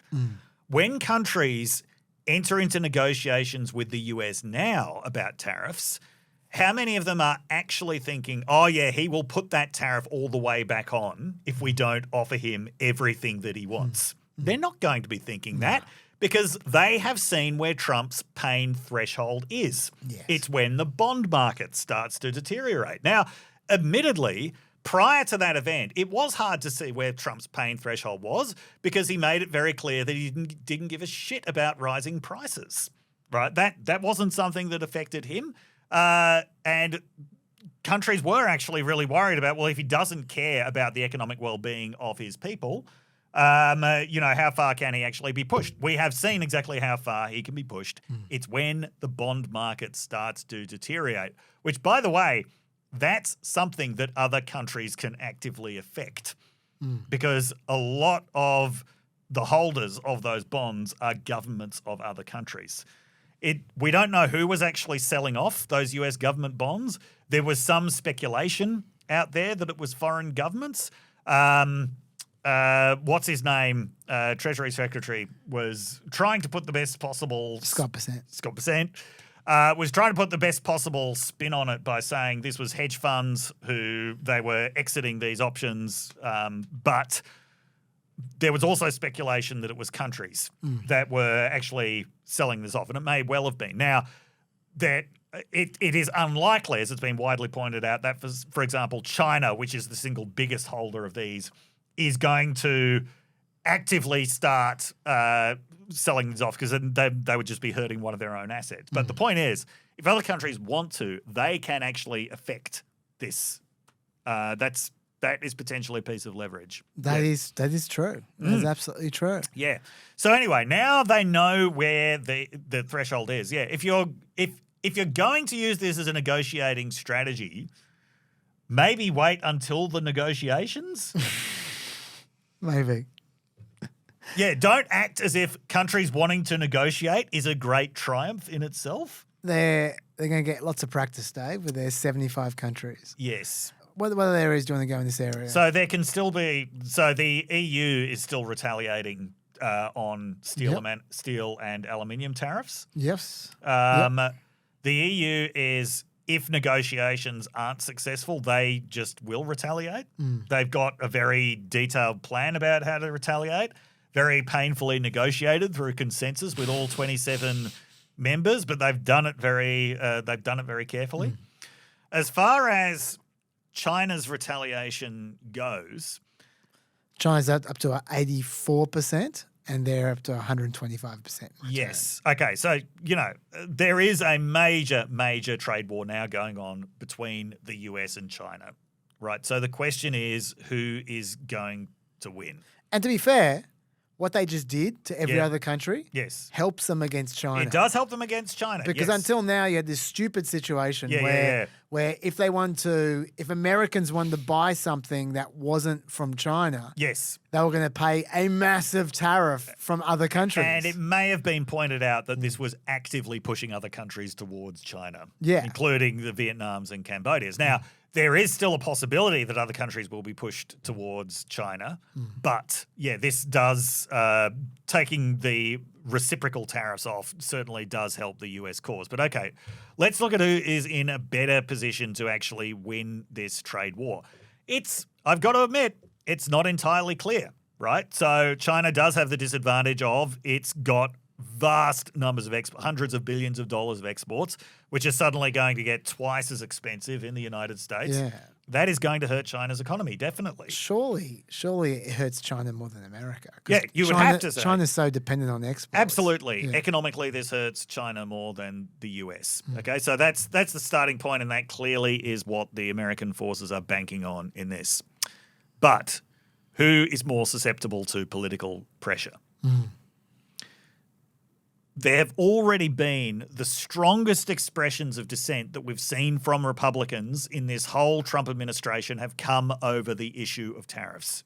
You actually had a majority of the Senate voting to reassert Congress's power over the tariff and to stop Trump from using emergency powers to levy tariffs. Because let's just remember, all of this is being done under the auspices of the International Economic Emergency what's the P? I don't remember. Protection? I got no idea. I got no idea. Should I just explain this bit quickly? Because I got notes on it. Yep. There are two ways that Congress is trying to override these tariffs. There was one was they were trying to influence the emergency declaration against Canada, the original declaration against Canada, which I think objectively is the stupidest of the emergencies. Really is, yes. Suggesting that Canada is responsible for the fentanyl and illegal immigration in America, which is obviously ridiculous. That was Susan Collins, Mitch McConnell, Lisa Murkowski, and Rand Paul joined the Democrats to reject that national emergency. That was the one that David just referred to, where they voted 51 to 48 in favor of rejecting that emergency. Yep. And Trump, he tried to put pressure on them. He named the 4 Republicans and in a tweet, and he said that they're playing with the lives of American people and right into the hands of radical left Democrats and drug cartels. Now, to be fair, this is going nowhere because the House are never going to vote for that. Yes. And Trump would veto it if they did.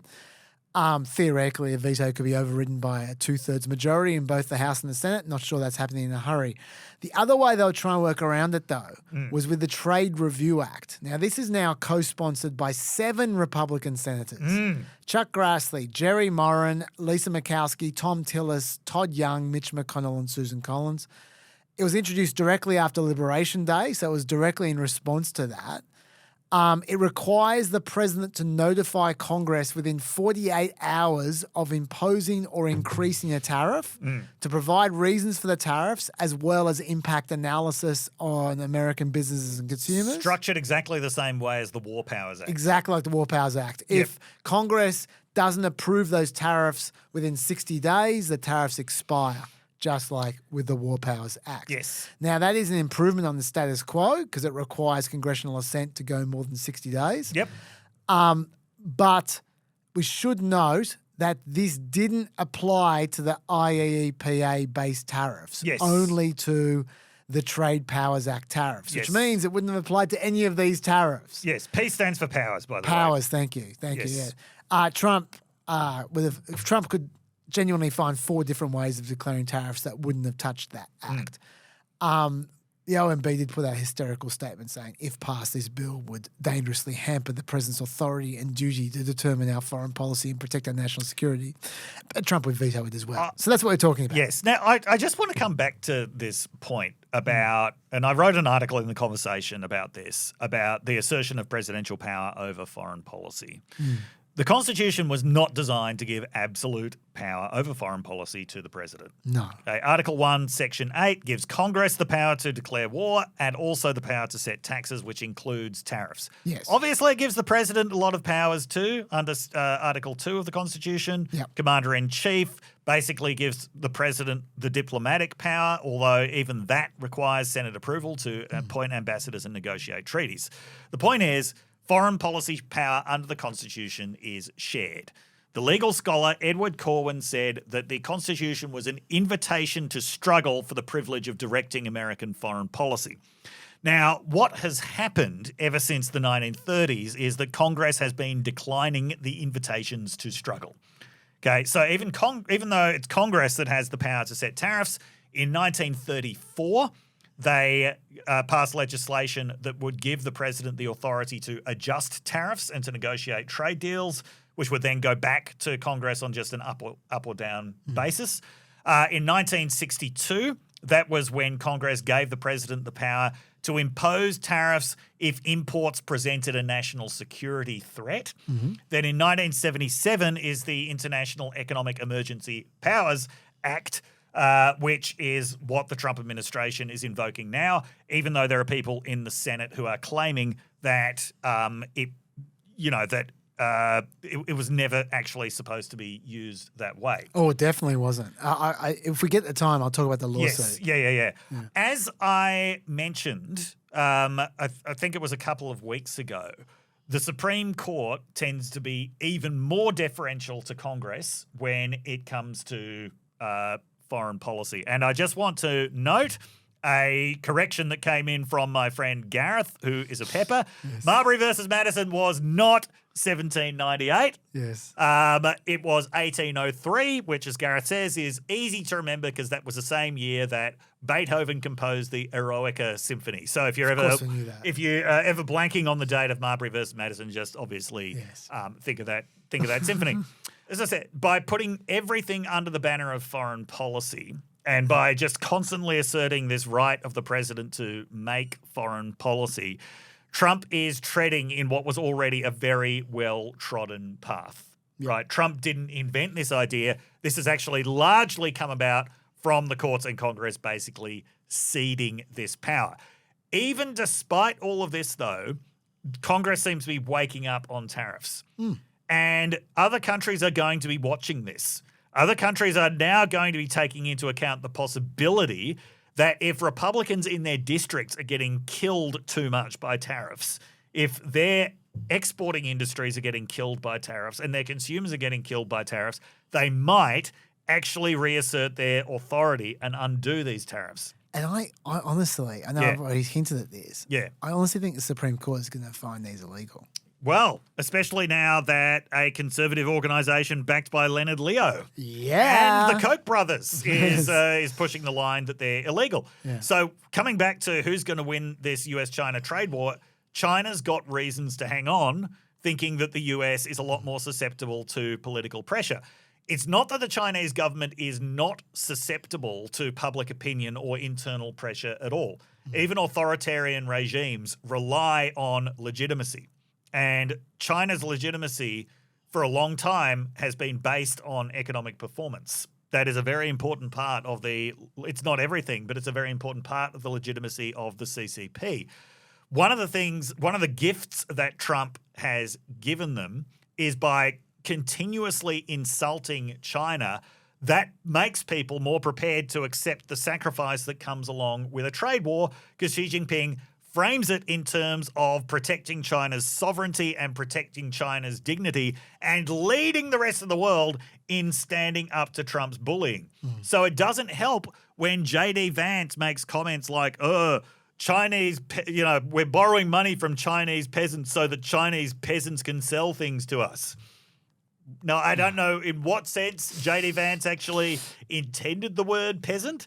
In today's world, the word peasant is not exactly a neutral term. I think peasant to J.D. Vance might be like pissy countries to me. Yeah. He needs to put it out of his vocabulary. Peasant is certainly not a positive term in a country which has spent decades lifting itself out of rural poverty. Yeah. So that did not go down very well in China. And I mean, it's like I was saying in the lead up to the trade war with Canada. What did they do? They spent 4 months insulting Canadian national identity. Yeah. They're doing the same thing with China now. China is going to go through a lot of economic pain over this.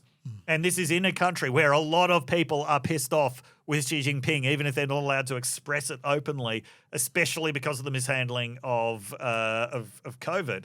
So it's not like there's going to be no political pressure there. But Trump seems to be doing his best to mitigate that political pressure by turning it into an issue of China's national pride and national sovereignty.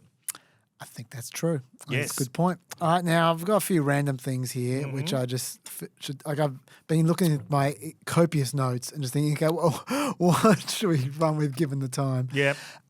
There is something which I think is worth mentioning. When we were talking about revenue before, which we skipped past, a huge issue that never gets mentioned with revenue is that people assume there's no flow-on effects from the tariffs. But of course, there are heaps of flow-on effects, like obviously price rises. But the biggest flow-on effect is retaliation. And if you look at Trump's first-term tariffs, they cost American farmers $27 billion in exports through as retaliation. So the administration felt compelled to pay them $23 billion in compensation, which was 92% of the raised revenue. So they basically raised no revenue at all from their first term, the tariffs. And you can expect exactly the same thing to happen. Yes. They're not going to raise $500 billion or $400 billion or even $200 billion because they're going to give back whatever they raise in compensation to a whole bunch of industries. You watch. Absolutely. And people forget that, but it's coming. It's coming. The second thing I just feel like I had all kinds of grabs that I was going to play here. Poor old Lockie probably spent most of the day getting these grabs together. But I've got to tell you about the award for the stupidest spin. It goes to Tim Pool. Oh, of course. For those who don't know Tim Pool, he was once a leftist, but now the only thing that's left about him in any way, shape, or form is when he's trying to spin to protect Trump. He does it from the left to troll the left. And I love this one. This is what he tweeted out. Trump did more to eliminate billionaires and millionaires this week than the left has done in decades. You're suggesting that by crashing the stock market. This was like some kind of leftist action from Trump. This is about quality, Dave. Tanking the stock market. Nice one. Excellent. Nice one, Tim. Brilliant. But this is pretty special as well. I think that everyone needs to see this 6-second clip, which when I put it down there, it was a great clip. Yeah. But after what happened today is so much better. Yeah. So I definitely want everyone to see this one. If Donald Trump says tariffs work, period. Because Donald Trump is really never wrong. Think about it. He's never wrong. He's never wrong. That was Representative Troy Neals, by the way. Yes. Now, my favourite Trump post about this was when he encouraged Americans. Okay, I'll go for you. I know. You haven't say it. I'll go for you. I got ready. Okay. Let's talk about the economy for a second. Okay. Before we get to my favourite post. Yeah, no, it's leading up to it. Yeah, okay. So let's not worry about the stock market. The stock market is basically recovered. So I'll leave out all that stuff. But things that aren't going to recover in a hurry is where Trump is screwed around with uncertainty and things like that. So first of all, here is a graph from Apollo of consumer expectations about whether business conditions will be worse in a year or not. This is the last, 45 years? You can see that people expect business conditions to be, that 60% of people expect business conditions to be worse in a year, which is far exceeding the situation during the GFC, for instance. Yes. Okay, so now that kind of stuff matters because that affects people's spending decisions. So that is a self-fulfilling prophecy. Yep. So that's the kind of thing he's looking at. Now that was obviously before today, but still, so you got that kind of situation, and Trump was responding to that kind of situation with the tweet that you were referring to, which was great job numbers. Oh yeah, I should say there was one little bit that was outside that was good news. Yes, in a cavalcade of bad news over the last 2 weeks, which was the job figures. Yes, they exceeded expectations. They were, as you can see there, 228,000 new jobs, which is well above the trend of the last few years. The expectations were 140,000 new jobs. So that was great news for the administration. And Trump amusingly took that as evidence that his tariffs were working, even though this was of the jobs last month before the tariffs were implemented. Yes. Anyway, and the tweet was, great job numbers, far better than expected. It's already working. Hang tough. We can't lose. That's the tweet you were looking for? Yes. Now, the reason I love that is because there's only one song ever written that was more masculine than the Village People's Liberation. It is New Kids on the Block's Hang Tough. Which we're going to play now and talk over so we don't get busted for copyright. Here we go. There we go. See, this is basically Trump. Donnie Wahlberg is Trump, and that crowd is America. They're crying. They're crying because of inflation. We are tough enough. We're rapping with hats on. We're throwing jackets around. We're swinging baseball bats randomly. We are hanging tough. I've got to say, I can't think of anything tougher than hanging around a bunch of crying, screaming 12-year-old girls. That was very tough indeed. Thank you for reminding me of that, Dave. Yes. Were you a big New Kids on the Block fan, Dave? No, I was not. How can you be tough when you're wearing a fedora? Yes. The fedora is the best bit. That is true. Yeah, look, one day we'll play step by step. One day. One day. We'll find not today. this administration will give us some reason to play step by step. Let's pace our New Kids on the Block carefully here, Dave. I should also just mention in passing, just on the polling, like, it wasn't great. No. This is another factor, which probably Trump didn't love. Yeah. Like, CBS was the strongest poll Trump had this week. It was 50-50 approval. But even even in that situation, 64% of people believe Trump's not focusing enough on lowering prices. 31% say he's focusing the right amount on prices. In January, 42% thought Trump's policies were making them better off financially, to 28% saying worse. Now it's 23% saying better to 42% saying worse. And their expectations are terrible. In the FT poll, 63% of, that's Financial Times, 63% of Americans had a negative view of the government's economic policy. That's the worst result on record for the last 50 years. 25% expected their finances to improve over the next 5 years. A new record low, even lower than the GFC. And this is what Trump's doing in the long term to opinions about free trade. You can see what do you think foreign trade means for America? Opportunity for economic growth has shot up from about 60% to 81% just in the last little bit. And those who say it's a threat to the economy has shot down from about 35% down to 14% just in a little bit, thanks to Trump. So he's creating a whole generation who are going to sound like me, Dave. Yeah, look, I mean, he's which I'm appreciative of. He is, he's reversing the Michiganization of American politics. He is. Yeah. No, you're right. Okay, you got anything else to say about this topic? I think we've said it all. I have skipped past the lawsuit. I will talk to you guys about that another time, but I'd like to talk about something other than this topic for the entire podcast. All right, Dave, you know all the other things we've got in the can. What do you want to talk about? Well, just the first thing I want to mention is the TikTok deal. Yep, go for it. I'm sorry, this does relate to this topic. Yeah, that's all right. Okay. So one of the things that Trump said immediately after levying these tariffs was, yes, other countries are going to come to us and, in his words, offer us something spectacular. And he gave the example that China will come to us now and say, sir, well, we really want to do a deal on TikTok, but we've got to address the tariff issue first. Let's hear him do it. Are you open to deals with these countries if they're calling you? Well, it depends. If somebody said that we're going to give you something that's so phenomenal, as long as they're giving us something that's good.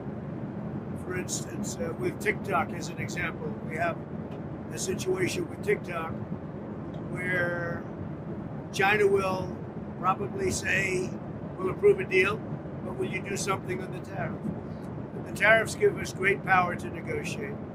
Always have. I've used them very well in the first administration, as you saw, but now we're taking it to a whole new level because it's a worldwide situation. Now, I know we should comment on that clip. Yeah. And actually, you comment on the clip, and then I will make my point.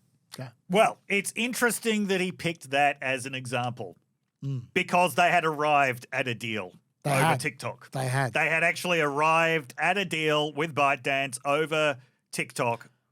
We should give context. Context. Yeah. There was for those who don't know what we're talking about. Sometimes we assume you know. There was a bill that they were meant to sell that TikTok was meant to divest itself of its Chinese ownership by basically when Trump took over as president. Yep. He ran out of time. They didn't get the deal done, and so Trump instructed, quote, he had an executive order to instruct the Attorney General not to take any action to enforce the act for a period of 75 days from today to allow my administration an opportunity to determine the appropriate course forward in an orderly way that protects national security while avoiding an abrupt shutdown of a communications platform used by millions of Americans. Okay, so That was beginning of February. Mm-hmm. He tapped JD Vance and Mike Waltz to oversee the process of selling the app. So if you're wondering what JD Vance does other than trolling people on Twitter, apparently it was that. The deadline was Monday this week. Yep. By Wednesday last week, they started getting serious. They had a meeting finally. Yes. And they sourced new investors, apparently, who supposedly included equity giants Blackstone and Silver Lake, as well as Andreessen Horowitz. They were supposed to own 50% of the new entity, those guys. The current investors would own 30%. Chinese owners would own less than 20%, which would satisfy their law that they were trying to work around. ByteDance was comfortable with this. Now take it away, Dave. This was an actual deal. Like, I can't stress how few actual deals the Trump administration manages to accomplish, but this actually was one. This was a win-win deal. Sure, it wasn't what Congress originally wanted, but it was definitely what Trump wanted, and it seemed to satisfy everybody. A deal had been reached. After the tariffs were announced, ByteDance said, we are not doing this. We can't do this. And why? Until the tariff issue is addressed. In other words, it's the exact opposite of what Trump was talking about. It wasn't China coming to the US and saying, we really want a deal on this, but we'll have to, we'll have to talk about the tariffs first. It was like, no, a deal had actually been reached and China pulled out of it because of the tariff issue. Yes. Yes. Let me tell you what that tells me. What that tariff deal that Trump wanted was clearly going to be illusory because he had the TikTok deal complete independent of tariffs and he knew that. Yes. And he was trying to sell it as, with these tariffs, we might get a TikTok deal. So what that tells me is that Trump just wanted to be able to credit his tariff for coming up with a deal. Yes. Now, if Trump ever had a concrete goal for tariffs, it's with China. That's the one place where there are legitimate reasons for tariffs, right? So, but even with China, he wasn't trying to get a real deal. He was trying to get a bullshit deal, well, at least a pretend deal. Yes. When there was a real deal elsewhere they came up with TikTok, but then just pretend it was through the tariffs, right? So what that tells me is he doesn't have any aim with his tariffs. He just wants to look good. That's what that tells me. Yeah. But that's not the point I wanted to make before, Dave. The point I wanted to make before was back on that clip that we played, the TikTok. For those who are listening, you're going to have to watch the video for this. Rewind it. What the hell is going on with Howard Lutnick? Look behind him there. Creepy Howard Lutnick just tunneling a hole in the back of Trump's head with admiration. Look at them just looming behind Trump in the shadows. You know that earlier interviewing? Yeah. That earlier interview when he said, look, I can see what Trump wants. I can see what Trump wants is no tax on any American worth who's making less than $150,000. You know how Trump can? You know how Lutnick can see that? Because he stares into the back of Trump's head. That's how he gets that information out. He can see everything from the shadows. That's right. That was really creepy. That was very disturbing. Yes. Yeah. Okay. You got anything else to say on TikTok? No. No. Okay. Well, you still got half an hour, man. Tell me the topics. We got Wisconsin left. We've got detentions, ahoy. We've got so much deportation stuff to talk about. Yes. All right. Let's talk about the elections that happened. The elections. Let's do that. Okay. Go for it, Dave. So in the year 2025, there is not much in the way of elections. Yep. There is going to be the Virginia gubernatorial election will be an interesting one. But we did have this quite big Wisconsin Supreme Court election. When I say quite big, it shattered spending records for a state Supreme Court election. I've got the list. Yep. It ended up costing $98 million. Take a guess what second was in terms of numbers. $48 million. Not bad. $40 million. Wow. So it's more than double the previous best. Do you take a guess what the previous best was? What the actual election was? The last Wisconsin. Yes. Yeah, Wisconsin 2023. Let's remind everyone, electing judges is a terrible idea. It is. A terrible, one of the worst ideas to come out of American democracy. And by the way, third was Illinois in 2022. Right. Cost $22 million. Okay. But yes, I don't want to step on your point. Yeah. Electing judges. I mean, when I was listening to the thank you speech from Yes. from the judge, and, Yeah. she was like talking about her campaign. You Yeah. go, this is wrong. This hits wrong. It's so wrong. Like how you could expect judges to remain independent of politics under those circumstances. Yeah. It is ridiculous. But anyway. So $98 million it cost, and $25 million of that came from Elon But Musk. let's face it wasn't even about the judges. It was about Elon Musk. It was. We said beforehand this was a bad idea for Elon to make it a referendum on Elon. We did. Because we all knew what the result was going to be. Yes. See, I'm even forgetting the judges' names. It was Brad Schimel, Something like that. something like that, versus Susan Crawford. Crawford, yes. Was it Susan Crawford? I don't know if it was Susan, but it was Crawford. Crawford versus Schmiel? Schimmel, I think it was. Schimmel. Yeah, Schimmel. Schimmel. Okay. I'm thinking of Classic competitors, those two. Does anybody else remember the internet about 10 years ago, this fake rapper from Gosford called Little Schmiel? I don't, but I bet Lockie remembers. I probably went to school with him. You remember little Schmiel? Anyway, I think that's who I'm thinking. Most of his stuff has vanished from the internet, sadly. But anyway, so Little Schmiel versus Susan Crawford. We think possibly Susan Crawford.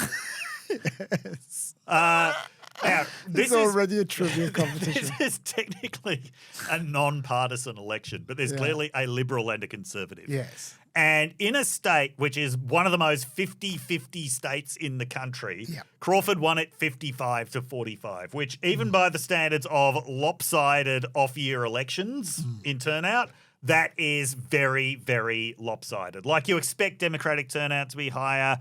I don't think that the outcome of the race was ever really in doubt, except to Elon Musk. But that is a big margin. That's a genuinely big and disturbing margin. So the things that Elon Musk was doing in the lead up to this race included going to a rally in which the candidate himself did not appear.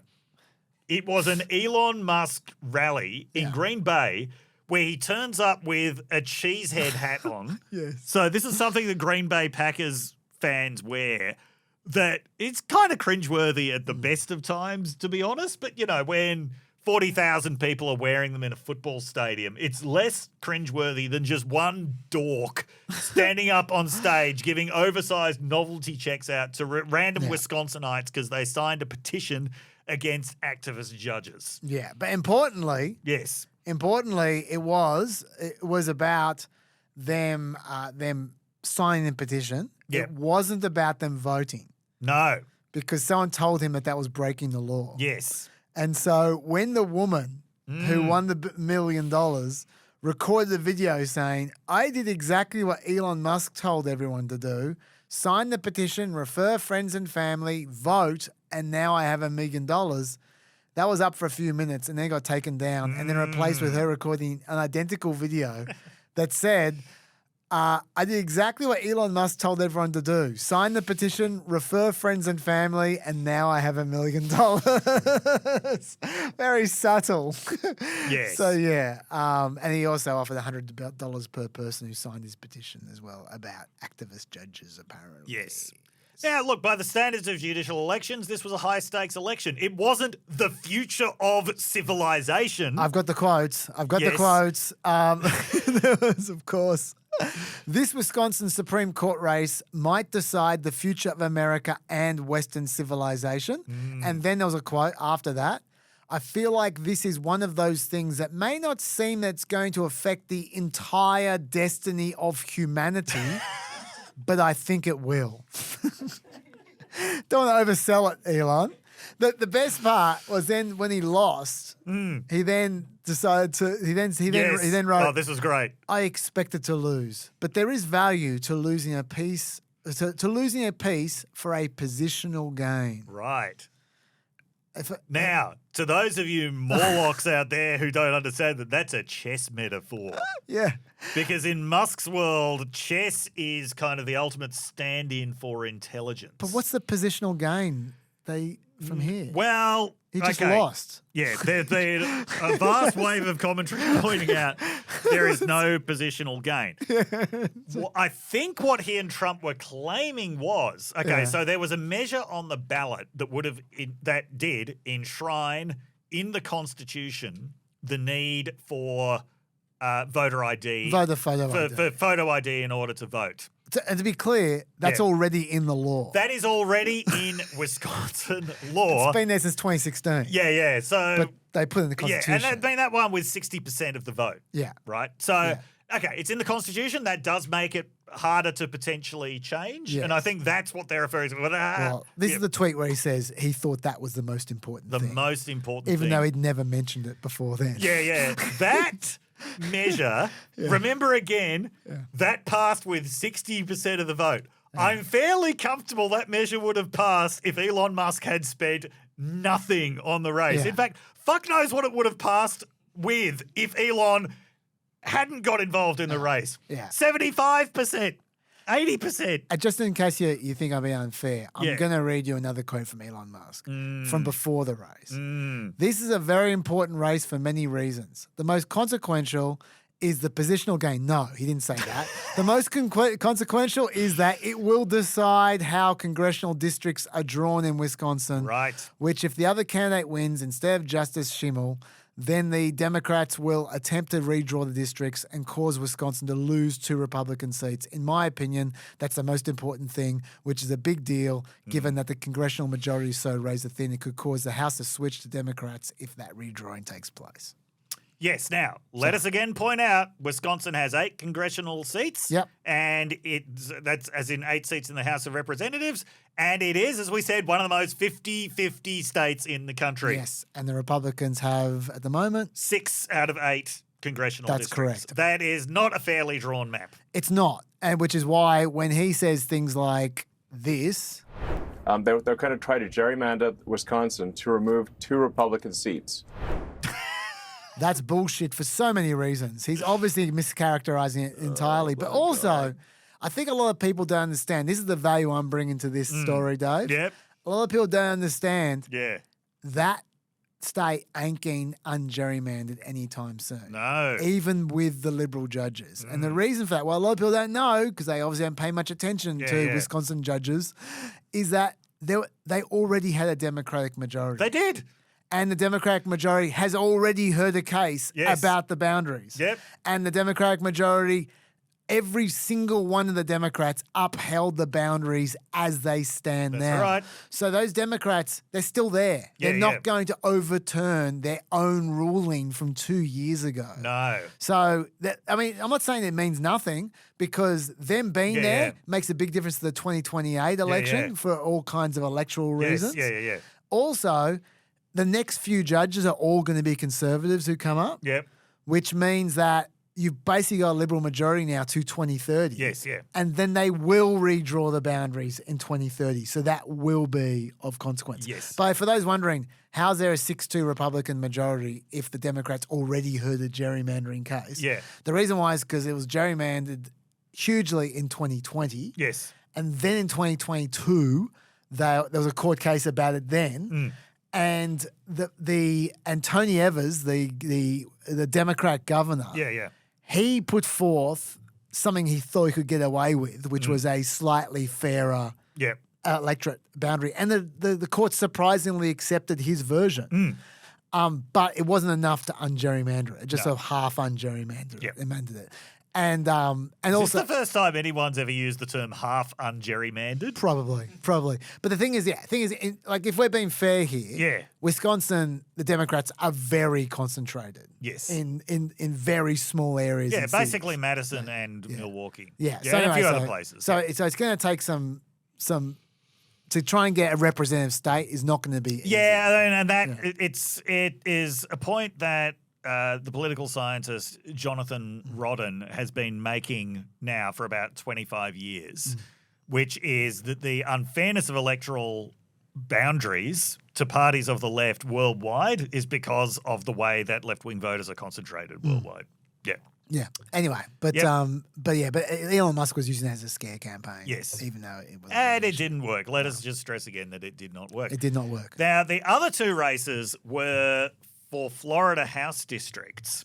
And there were rumblings out of these races that they were closer than they looked. Yep. And there was a lot of Democratic money poured into these House races. So these House races were happening because Matt Gaetz had resigned from District 1 in anticipation of becoming the Attorney General. Didn't happen, but he didn't go back to Congress. So District 1 is like the far western panhandle of Florida.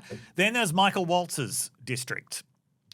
District 6. So Michael Waltz, of course, is the National Security Advisor, fingered as probably the one most likely to take the fall for Signalgate. I don't want to hear about Mike Waltz being fingered. But it's just... Dave. Instead, three other... Is that the kind of content we're going to say on the ABC? I'm getting out of the way now. Yeah, but instead three other people got fired under the direction of Laura Loomer, who I think Laura Loomer is actually more influential on Trump than any member of Trump's cabinet. Probably, yeah. Yes, but anyway, so have you giggled yourself out about Mike Waltz getting fingered? Yeah, okay, yes. Yeah. Okay. Anyway, all that you really need to know about these elections is they weren't close. 16 and 15-point margins. Problem is, they had both been above 30-point margins before that. Yeah. And they'd been above 30-point margins for years. These were districts where a 30-point margin was considered unacceptably close. So there was a bit of a freak out going on in Florida about this. Yeah. I was going to say, to be fair, that this is not the first time this has happened. This is, I mean, this is actually something to freak out about. This is exactly what happened in the first Trump administration. Yeah. Like when Mike Pompeo's seat came up, which was also a 30-point seat. Yeah. It was also about a 15-point margin. Yes. And then the Republicans got pumped in the midterms. Yes. Yeah. So this is potentially a precursor to a big midterm loss. The recriminations were very swift in Florida. Like no one was pretending that this was a great victory, even though it was double digits. Ron DeSantis said, I'm blanking on the name of the Republican who replaced Michael Waltz, but basically said that he was a terrible candidate, which there seems to be quite widespread agreement. Yeah, he didn't raise much money. Yeah, about that. Yeah, Fine. Randy Fine. Randy Fine. Yep. He got outspent by the Democrat. Like he got outspent by a massive margin, by it's like 4-1 margin by a Democrat in a seat where Republicans are 30 plus. Yeah. That's bad. Yes. So anyway, so far that is a bit of an electoral backlash against the Trump administration and particularly against Elon Musk. We'll see what happens in Virginia. There was a bit at the back of that. There was a bit of Elon Musk is on the way out because of the results in Wisconsin and Florida. I mean, it felt to me like a bit of a beat up because he's on the way out regardless. He's only got 130 days as a special government employee. The fact that he then went off the reservation on tariffs, maybe suggested that maybe he has been told off by Trump, or maybe his head is out of the game. Yeah, because that head that appears to be out of the game now was sporting a Trump has always been right cap until quite recently. The Troy Niels mantra. Yeah, that's right. But yeah, he doesn't sound like that when he's talking about tariffs. So that's an interesting development, I have to say. Yes. But yeah, no, I felt like it was overplayed a little bit how much Musk is in trouble because of the results of that election. But yeah, whatever. I don't know if you've got any thoughts on any of that. On whether Musk is on the way out. Yeah, there was reporting saying Trump has been telling his inner circle that Musk is not going to stick around. Yeah, well, I said, he can't stick around past June. I mean that. Well, we say he can't. I was going to say, why am I even saying that? Legally, he can't. This is the most unlawful administration ever. Yeah. Why am I talking about the law? Anyway. Look, yeah, we probably shouldn't begin deportations because I've got about 20 pages of notes here. Okay. But do you want to say anything about that? We probably before? shouldn't begin deportations. I just think that is a good sentence. Yeah, okay. We Fair enough. probably That's fine. shouldn't begin deportations. Yeah, we probably, that's true. That's true. Okay, look, is there anything you want to talk about in the last 10 minutes? Like, there's a lot of updates that we need to give at some point in time. I was planning to give them by myself. Is there anything that happened over the last 2 weeks you want to talk about? I want to talk about JD Vance's visit to Greenland. Yeah, okay. Because this just morphed in all kinds of really interesting ways. I've got that email for you to respond Oh, to. yes, we got a really good email about Greenland. Yeah, but you don't remember it, so to it's up respond your head, to that pointed out a lot of things that I had got wrong That's all right. about all right. Greenland. Anyway, I just We'll want to get to say eventually. But to talk the about- correspondent, that was a really good email, and I do want to respond properly. But talk about JD Vance. yes. Okay, so the way that this visit was first announced, there was just something weird about it from the beginning. Now, this is just before Signalgate, right? So this is before Mike Waltz has become a household name. Yeah. It was reported that, because the threats about Greenland were clearly not working. Well, let's have a charm offensive. Yes. So who's the least offensive person currently associated with the Trump administration? It's probably Usha Vance. That's probably right. Second lady. Yeah. I'd say people's opinions of her are probably pretty good. Yeah. Yep. So it was announced that Usha Vance would be flying to Greenland with Mike Waltz for some reason. Yeah, why not? Anyway, Sure. why not? Well, he's not offensive. Well, yeah. At least he wasn't offensive. He wasn't offensive back then. Also, one of her kids would be going. Yeah. And she was very nice on social media to them. She said all the things you're supposed to say about how she loves their culture. And they wanted to go go to this great dog race that was, dog sled race. Dog sled race. Yeah. And the Greenlanders did emphasise they are not invited. Yes, they did. This is not an official visit. They have not been invited. Yep. Anyway, then after Signalgate, maybe JD Vance starts thinking this is a bit of a weird look for my wife to be going to Greenland with Mr. Signal, with Captain Signal. Yes. So he's like, then he tweets out, "Oh, I don't want my wife to be having all the fun. This just looked too good to miss out on. So I'll be going as well." Anyway, by this how'd that point, work out? Greenland's really protesting. You are not invited to Greenland, and it became very apparent there were going to be protests. Yes. Like, I mean, this is pretty apparent of anywhere that JD Vance is going at this point, that there are going to be protests. I've got a quote here from an article about this. Yep. I didn't properly prepare this, but US representatives were reportedly seen knocking door to door in Nuuk, Greenland's capital, to ascertain just how Vance's visit to the Nordic island would be received. The answer? Not well. So they didn't end up going to Nuuk. They ended up just going to their military base. Yes. So they ended up going to a space base. Did Usha even go on the trip in the end? No, Usha went on the trip, but she never went to the dog sled race. Oh. She just went to the military base. Yes, yeah. And I don't think Mike Waltz went at all, did he? No, it was just the Vance family. Imagine the poor kid. Oh, the kid. It's like, we're going to see this awesome dog sled race. And it's like, no, you're going to see a remote space base tucked away in the northwestern corner of Greenland. Yeah. Yeah, so then he goes, by the way, terribly inadequately dressed. Oh, sorry. I left out part of that article. One more thing. Yeah. American representatives were seen walking around the city, canvassing residents to see if people would be interested in the visit from the vice president's wife. They've gotten no every single time, a source said. Yeah. Sorry, anyway. Yeah, so terribly inadequately dressed, by the way. Oh, they were cold. JD Vance made some crack about like he hadn't been properly briefed about how cold it actually was in the far northwestern corner of Greenland. Yeah, he was wearing... How cold did he think it was? He was wearing jeans. Yeah. He didn't think it would be cold in the north of Greenland. No, that's how I dressed when I went to visit the snow monkeys in Nagano province. Okay, when it was, a little bit above freezing. Yeah. Like that. Yeah.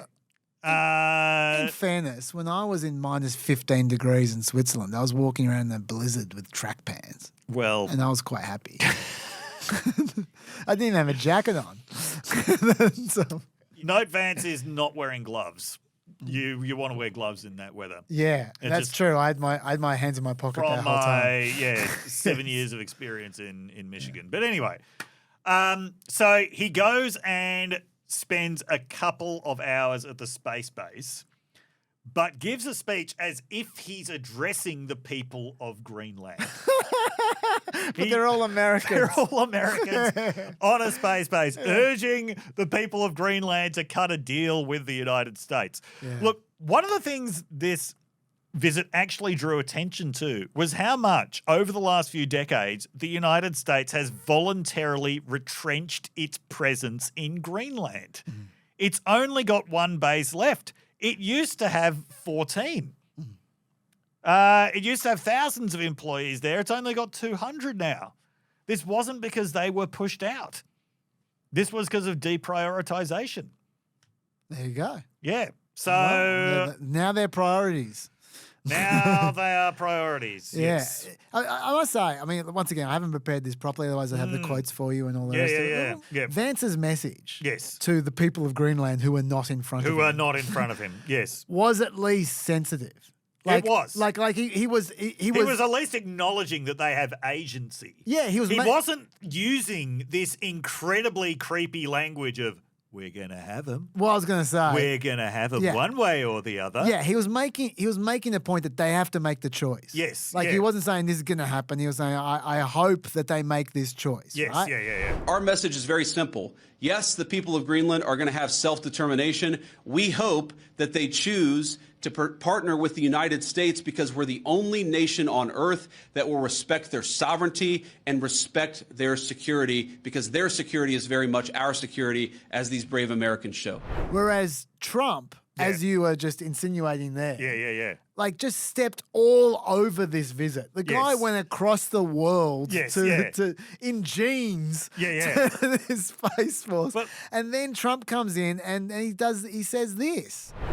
We need Greenland, very importantly, for international security. We have to have Greenland. It's not a question of, do you think we can do without it? We can. So, yeah, I mean, that's just screwing up the tiny benefit they got from that. The way that Trump talks about Greenland, it reminds me of the character of Uncle Monty from the movie With Nail and I. I don't know what And his line, boy, I must have you, even if it be by burglary. Like, that is what it reminds me of. Lockie, you need to insert that right now. Tell him if you must. I no longer care. I mean to have you, even if it must be burglary. Thank you, Lockie. Yes. One final thing I want to note about the positive for JD Vance. Yes. Go back to that talking to the people of Greenland / the American troops in the space base. Mm-hmm. Look at who he is dressed like. Oh, I remember this. Zelensky. Look, he's dressed like Zelensky. Watch out. There you go. He's going to have to abuse himself. Taking his...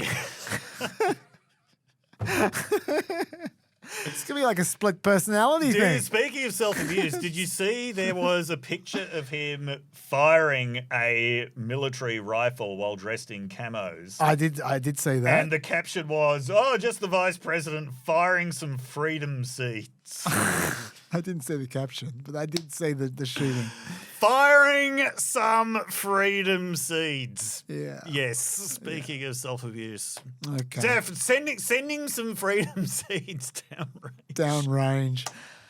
That will probably do for now, Dave. That is going to do for now. So stay peppy, everybody. Yep. Thank you, Dave. We will be back after the white flash with 24 hours having passed, and Lucky and I will see you through to what I expect is going to be an extremely long end of the podcast.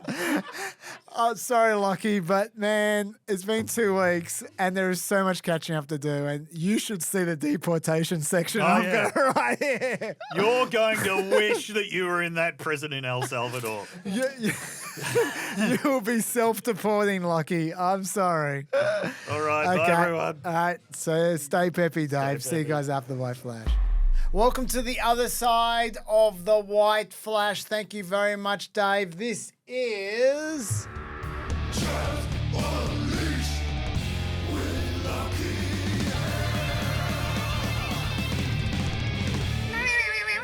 Wow, careful, Chaz. That sort of hand waving, you'll become a member of TDA. That's right. We're going to talk a lot about that. Just hold that thought. This is the sort of extra bit. When I say extra bit, really the first bit is Dave is the bit because it's going to go forever.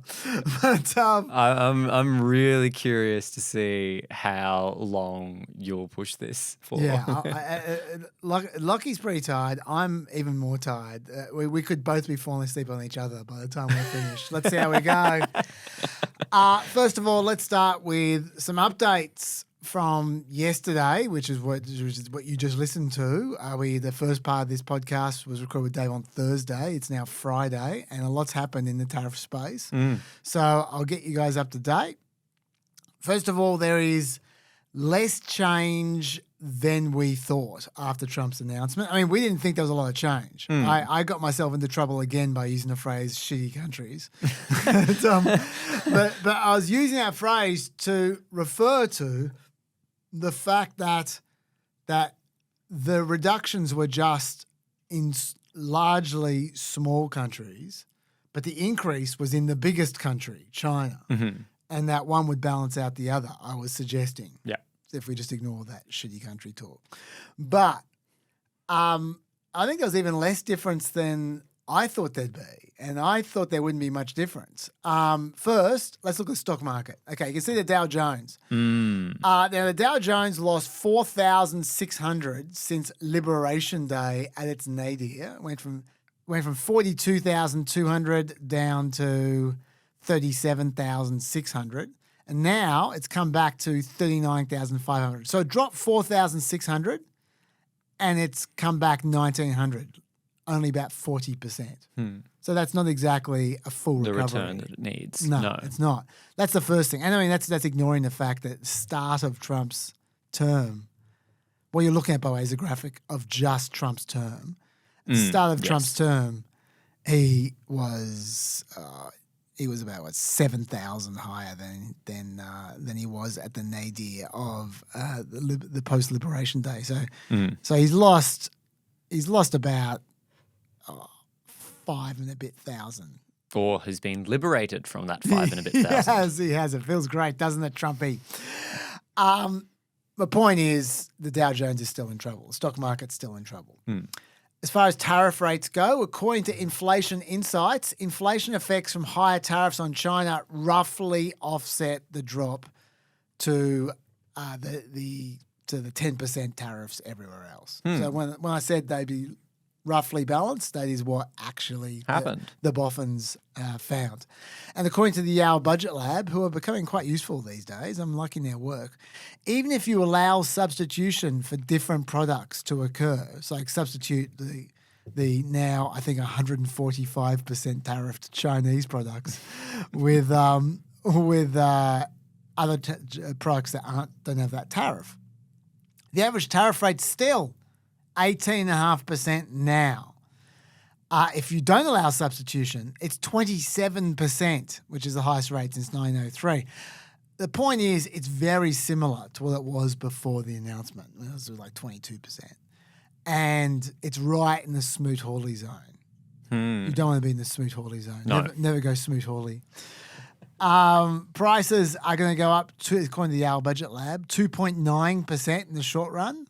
3% is a lot of inflation, if that's what happens. That's worth a $4,700 loss per household this year and a $2,100 loss for people in the lowest income bracket.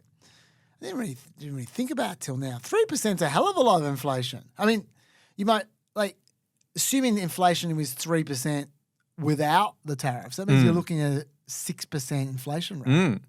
Like, people feel that. US real GDP growth will be 1.1% lower this year than it otherwise would be. And in the long run, the US economy will be persistently 0.6% smaller as long as those tariffs are around. And the unemployment rate is going to be 0.6% higher by the end of the year. That's all according to the Yale Budget Lab. So I wouldn't be popping the champagne corks quite yet. It's not over. That's the first thing I want to tell you about. The second thing I want to tell you about is that there's been some serious rationalizing going on by the MAGA types. Now, I haven't read as much as I should because I was miles behind because I was preparing for PEP, and then I had to prepare for the Planet America Friday, and then I had to prepare for this PEP as well. So look, I'm still 24 hours behind. So there may be more rationalizing as well. But already, I saw a heap.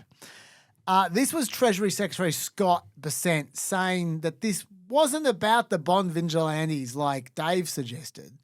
This is all part of Trump's plan the whole time. Have a look at this. This was driven by the president's strategy. He and I had a long talk on Sunday, and this was his strategy all along. And that, you might even say that he goaded China into a bad position. I love the little shit-eating grin he's got when he makes that point. Hey, you might even say we go to China because he knows he's being cheeky. He knows that no one's taking him seriously. He knows that his reputation is being flushed down the toilet. Really? Percent, absolutely. Wow. Because he's a serious economist. Like, people used to respect him. So why before he started doing this shit?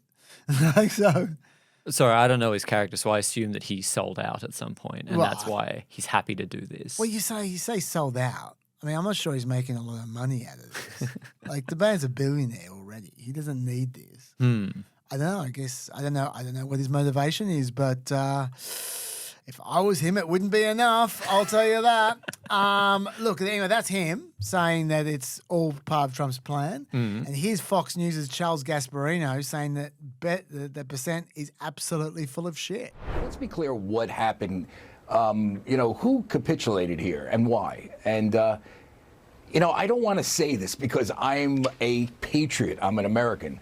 But it is the White House who capitulated based on everything I hear and all my sources. And the reason why is because of the bond market and what happened last night. Bessent knows this better than anybody. When you have yields on the 10-year rising to 5%, stuff starts shutting down when you have the lending markets screwed up. By the way, who was dumping the bonds? Somebody asked them if it was China, right? It wasn't. It was Japan. While he was negotiating with Japan, according to my sources, who are running major money management firms that are involved in the bond market without giving up names, Japan was dumping bonds because they believed this was not a great place to do business. So that is quite a tick for Dr. Dave's take. That's basically what Dr. Dave said yesterday. Yeah. So good on him.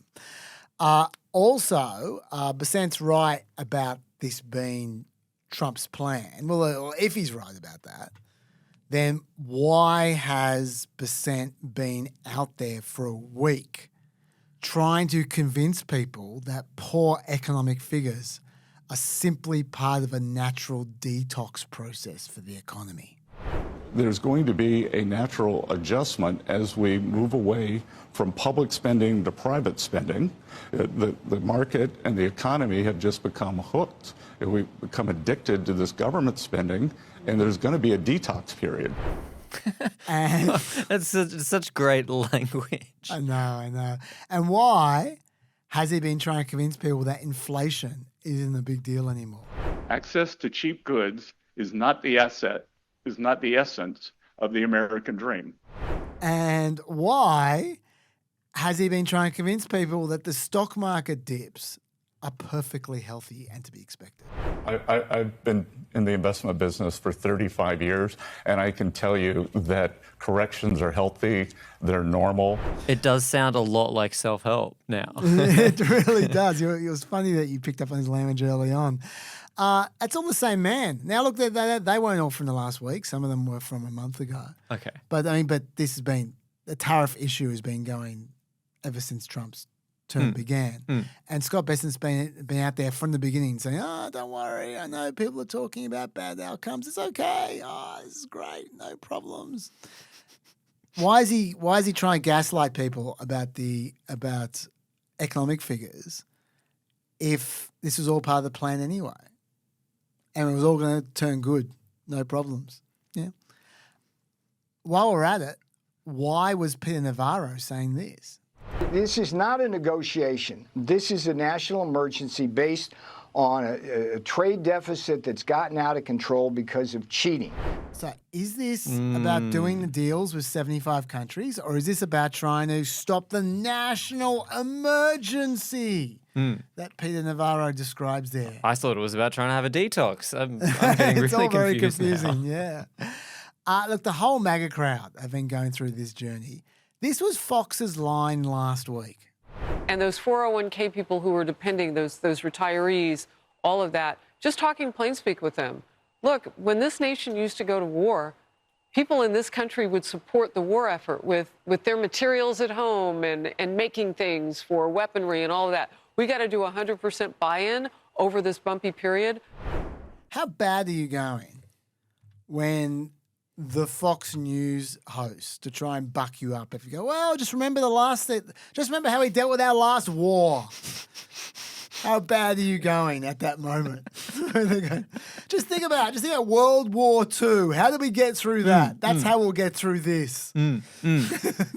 This period of peacetime and prosperity.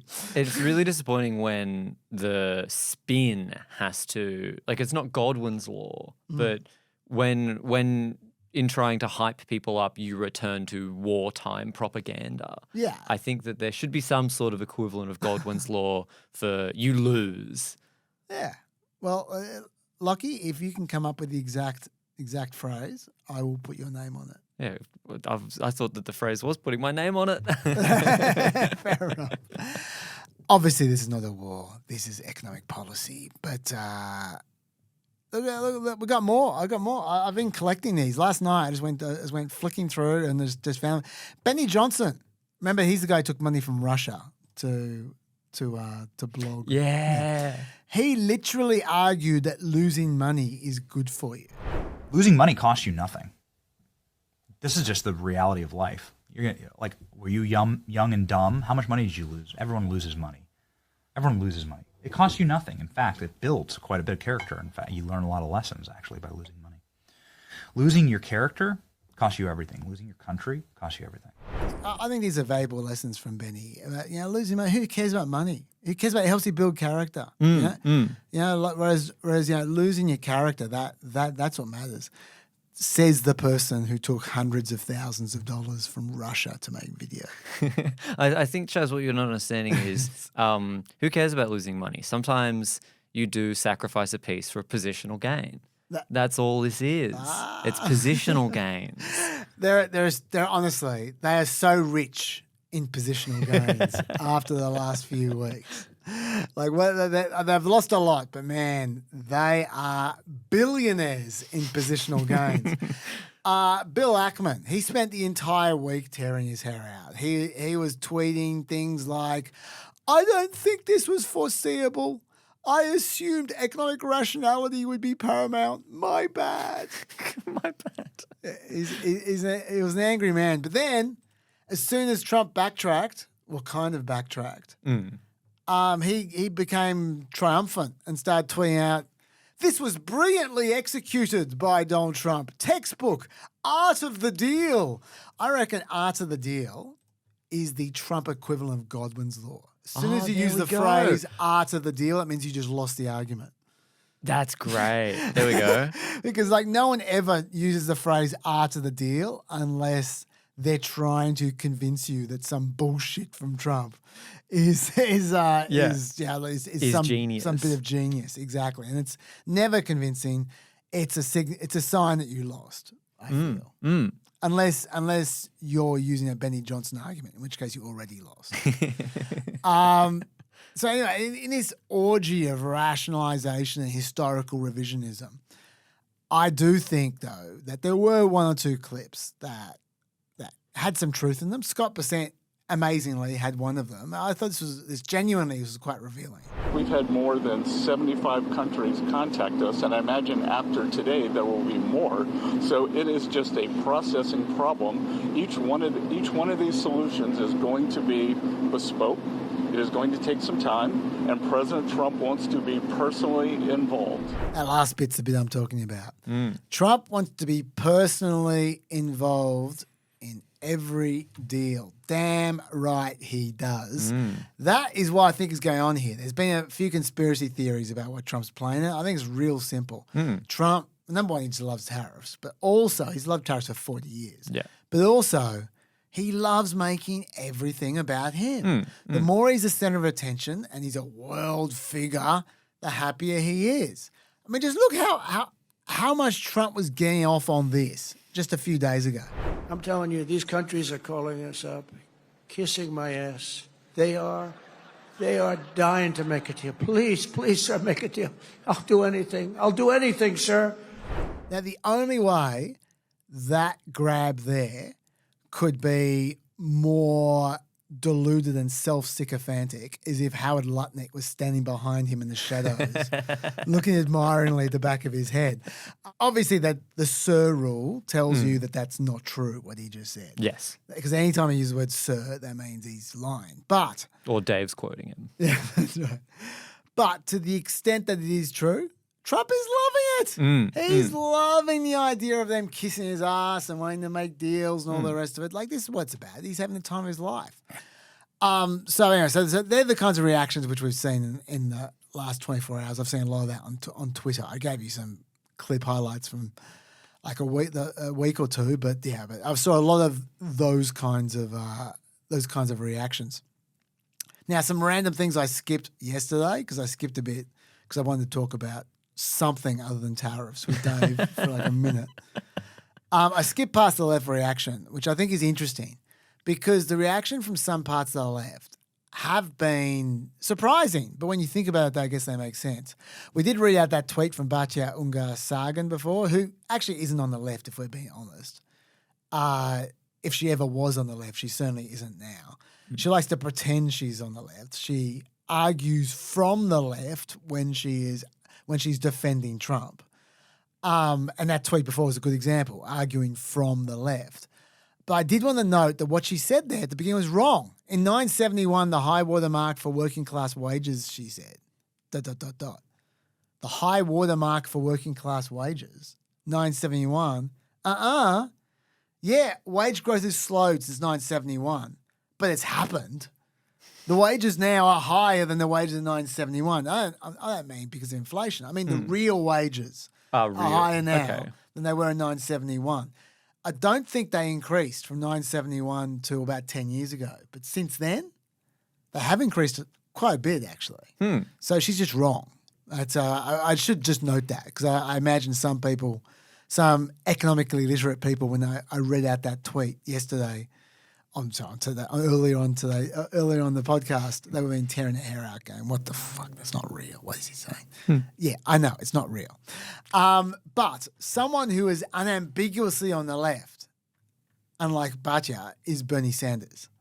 And his reaction has also been interesting because he is one of those people on the left, and he's not the only one. There are a bunch of them who absolutely are fans of tariffs. Not just in just one little circumstance here or there. They like tariffs. He's much more rational about it than Trump is, but he likes tariffs. This is what Sanders said. As someone who helped lead the effort against disastrous, unfettered free trade deals with China, Mexico, and other low-wage countries, I understand that we need trade policies that benefit American workers, not just the CEOs of large corporations. And that includes targeted tariffs, which can be a powerful tool in stopping corporations from outsourcing American jobs and factories abroad. Bottom line, we need a rational, well-thought-out, and fair trade policy. That doesn't sound like a ringing critique of tariffs to me. It sounds like he's saying, yeah, tariffs aren't too bad. Just not like this. It's just not the way Trump's doing them. And I feel for him because, yeah, Trump is invalidating his entire worldview. When I say invalidating, I don't mean that he's proving Sanders wrong.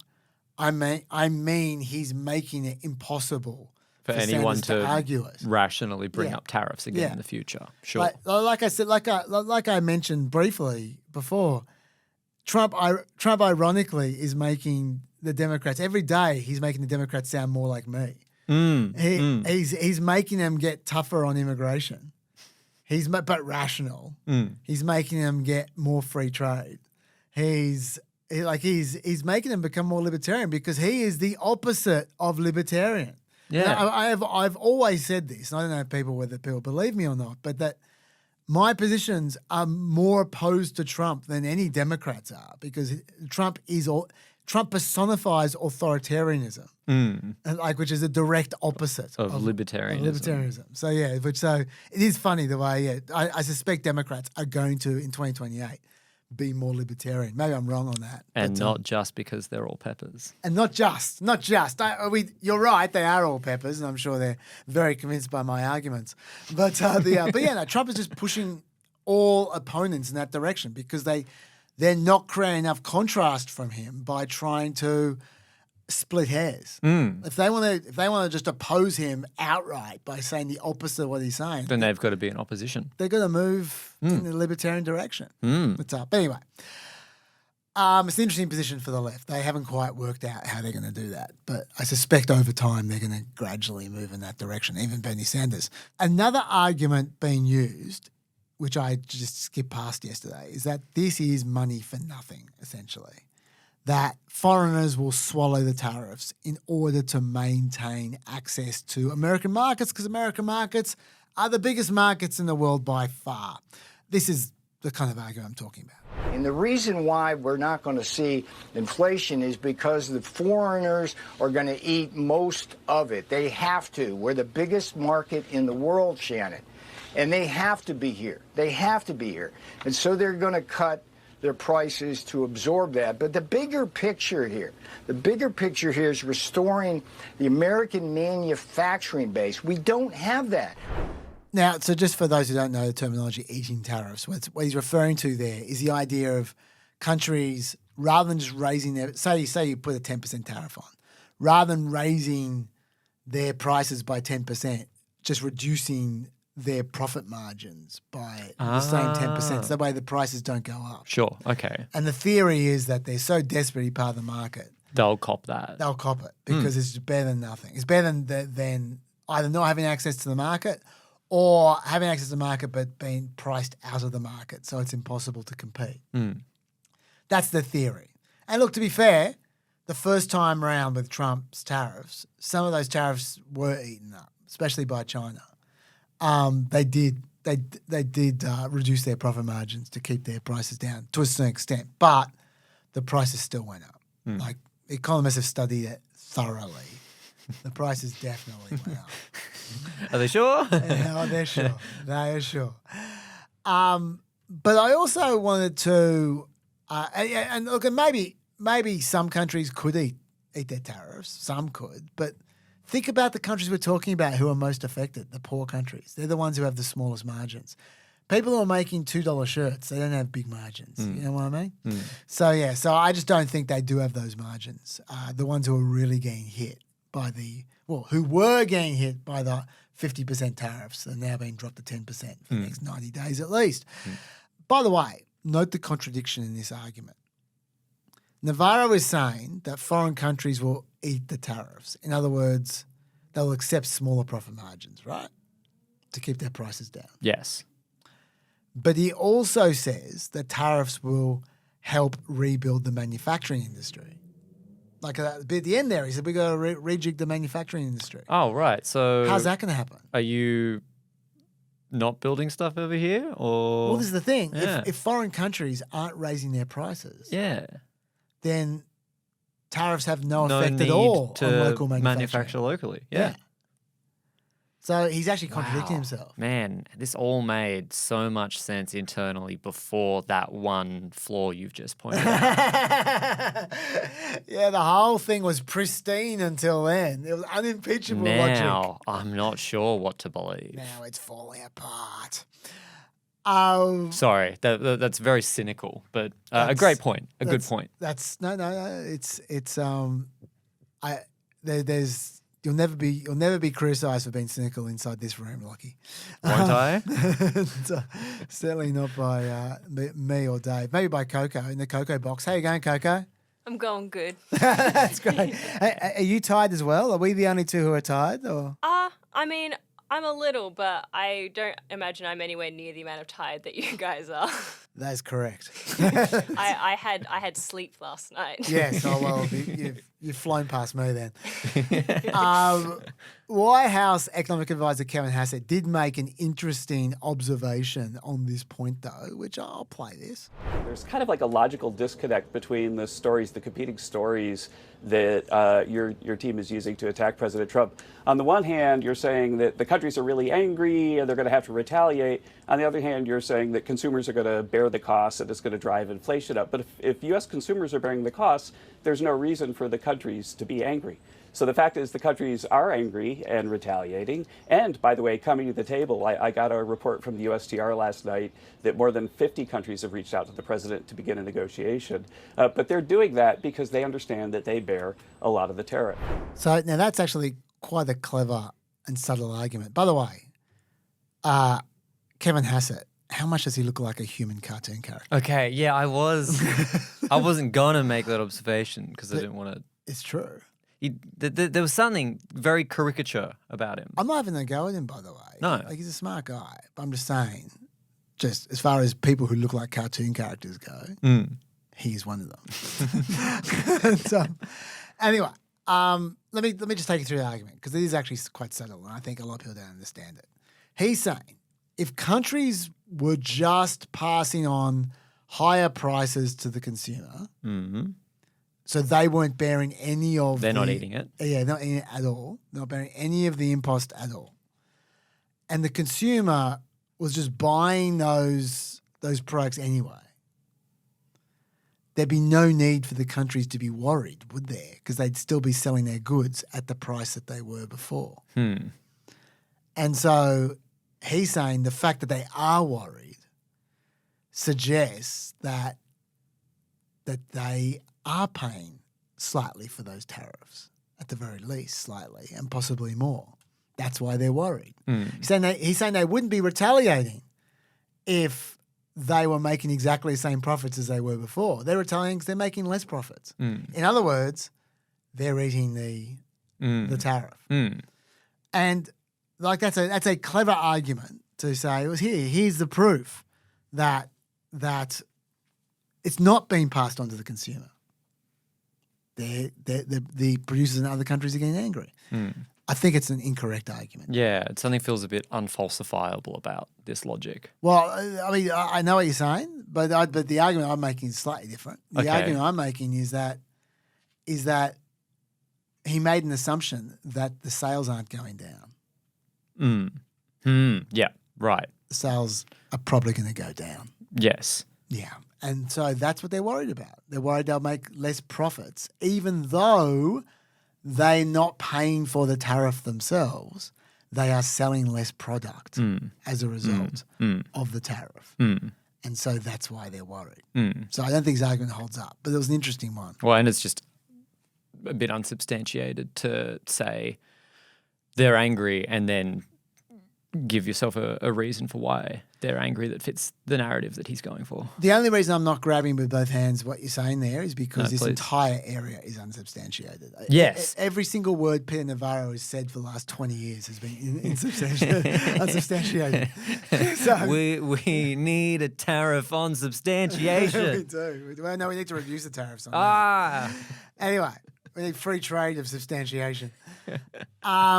The section I said twice yesterday that we just skipped past, I want to cover now. Is this legal? Because I genuinely think, and I know the Peppers, I know you guys are going to say, Chaz, you are far too generous to the Supreme Court. You always give them the benefit of the doubt. Is that the Peppers who are part of the Democratic Party or the Republican Party? Because they're all Peppers. That is true. That's true. The Peppers, in particular, the Peppers who are part of the Democratic Party. I wasn't looking for an answer. Yeah, no. I do like you. I do like you reaching for everyone being a pepper. It is good. And it's accurate as well, I might add. People think you're throwing too many bones. Yeah. You're throwing too many bones to the Supreme Court. Maybe there's another one. But we'll see. I'm putting on the record. We will see. What's the legal justification for this tariff? The International Emergency Economic Powers Act, which Dave referred to before, IEPA, from 1977, empowers the president to scrutinise foreign entities and financial transactions, including by imposing sanctions when dealing with a national emergency. That's what it does. After Russia's invasion of Ukraine, for instance, Joe Biden used IEPA to declare the invasion an emergency and then to issue sanctions against Russia. So that's an example of IEPA, right? Cool. No one has questioned his ability to do that. During Trump's first term, Trump declared what was going on in Venezuela with Maduro to be an emergency and then used IEPA to freeze the assets of the Venezuelan state-owned oil company. No one said that was out of his powers either. That's another legitimate use of IEPA. Now, importantly, IEPA doesn't mention the word tariffs anywhere, or trade for that matter, or taxation. And before February this year, the president had never in history used the act to impose tariffs. But Trump used the act, the IEPA Act, to justify his tariffs against China. And in fact, also the Liberation Day tariffs as well. He defined, in the China case, the synthetic opioid supply chain as a national emergency, which is probably reasonable. He then used IEPA to justify across-the-board tariffs on Chinese imports. That, in my view, is the less reasonable bit, because I don't know what tariffs have to do with fentanyl. He's not tariffing fentanyl. He's tariffing everything but fentanyl. Because fentanyl's been smuggled. And then, if that wasn't novel enough, a legal theory, Trump then, as I said, backed up to use the IEPA again to justify his latest tariffs against the rest of the world. He declared that, quote, underlying conditions, including a lack of reciprocity in our bilateral trade relationships, disparate tariff rates and non-tariff barriers, and US trading partners' economic policies that suppress domestic wages and consumption, as indicated by large and persistent annual US goods trade deficits, constitute an unusual and an extraordinary threat to the national security and economy of the United States. So basically suggesting he has to raise tariffs for security reasons. Now, this is patent nonsense, obviously.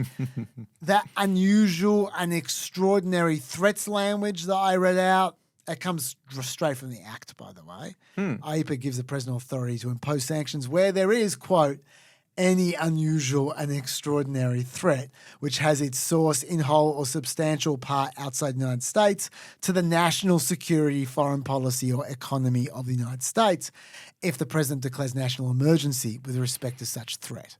So he's just trying to match the legislation language. Okay. But is a lack of reciprocity in trade genuinely an unusual and an extraordinary threat? Trump has been whinging about this for 40 years. That doesn't seem unusual or extraordinary to me because he's been going about forever. Him whinging about it for 40 years is unusual, but yes. That's right. JD Vance, even now, is saying that this has been going for 40 years. So this is something that they just acknowledge. It's arguably, in my view, not even particularly bad. I just don't think tariffs are that bad. Trade deficits are that bad. So that sounds to me like an extremely dubious justification to usurp Congress's tariff powers from Article 1, Section 8 of the Constitution. You might say, though, there is no way Supreme Court is going to take Trump on about something he cares about as much as tariffs. But there is something that the Supreme Court cares an awful lot about. And that is something called the Major Questions Doctrine. This became a big deal in 2022 when the Supreme Court struck down Obama's EPA Clean Power Plan in West Virginia versus EPA. Essentially, the court held, and I'll try and wrap your head around this, Please. When an agency or the president claims authority to resolve a major question, which is a policy issue with a vast economic and political significance, it must point to clear congressional intent in legislation. Clear intent. So in the case of the Clean Power Plan, the court felt that overhauling the energy sector of America was indeed a major question of vast economic and political significance, and the statutory language justifying it was too vague to be seen as an expression of clear congressional intent. That is the major questions doctrine. I think it would be hard to not see tariffs costing Americans trillions of dollars and disrupting entire industries as a major question. So these tariffs, major question. And IEPA offers no clear mandate for these actions. Remember, it doesn't even mention tariffs. That's not a clear declaration of intent. No. So that takes us to the current lawsuit, being spearheaded by, as Dave said before, Leonard Leo of all people. Leonard Leo is the conservative who has tried to conservatize the entire judiciary and expand executive power, by the way. He is the ideological godfather to every conservative on that Supreme Court. He's daddy. And he is the one who is going to stand in front of them and make this argument. His group, the New Civil Liberties Alliance, has filed a complaint on behalf of Florida lifestyle brand Simplified, whatever that means, in Emily Lay paper v. Trump.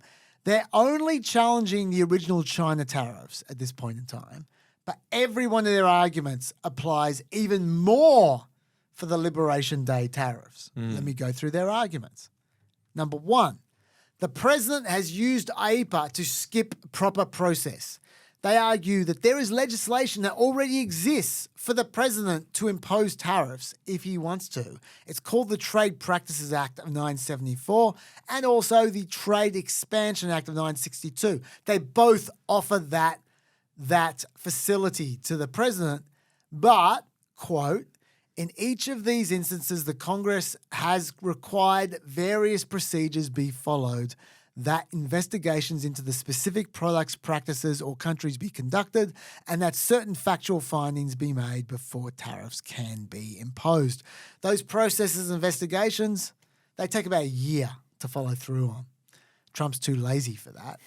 So he just ignored those procedures and investigations, just used IEPA to impose insta-tariffs instead, effectively removing Congress's tariff-imposing authority.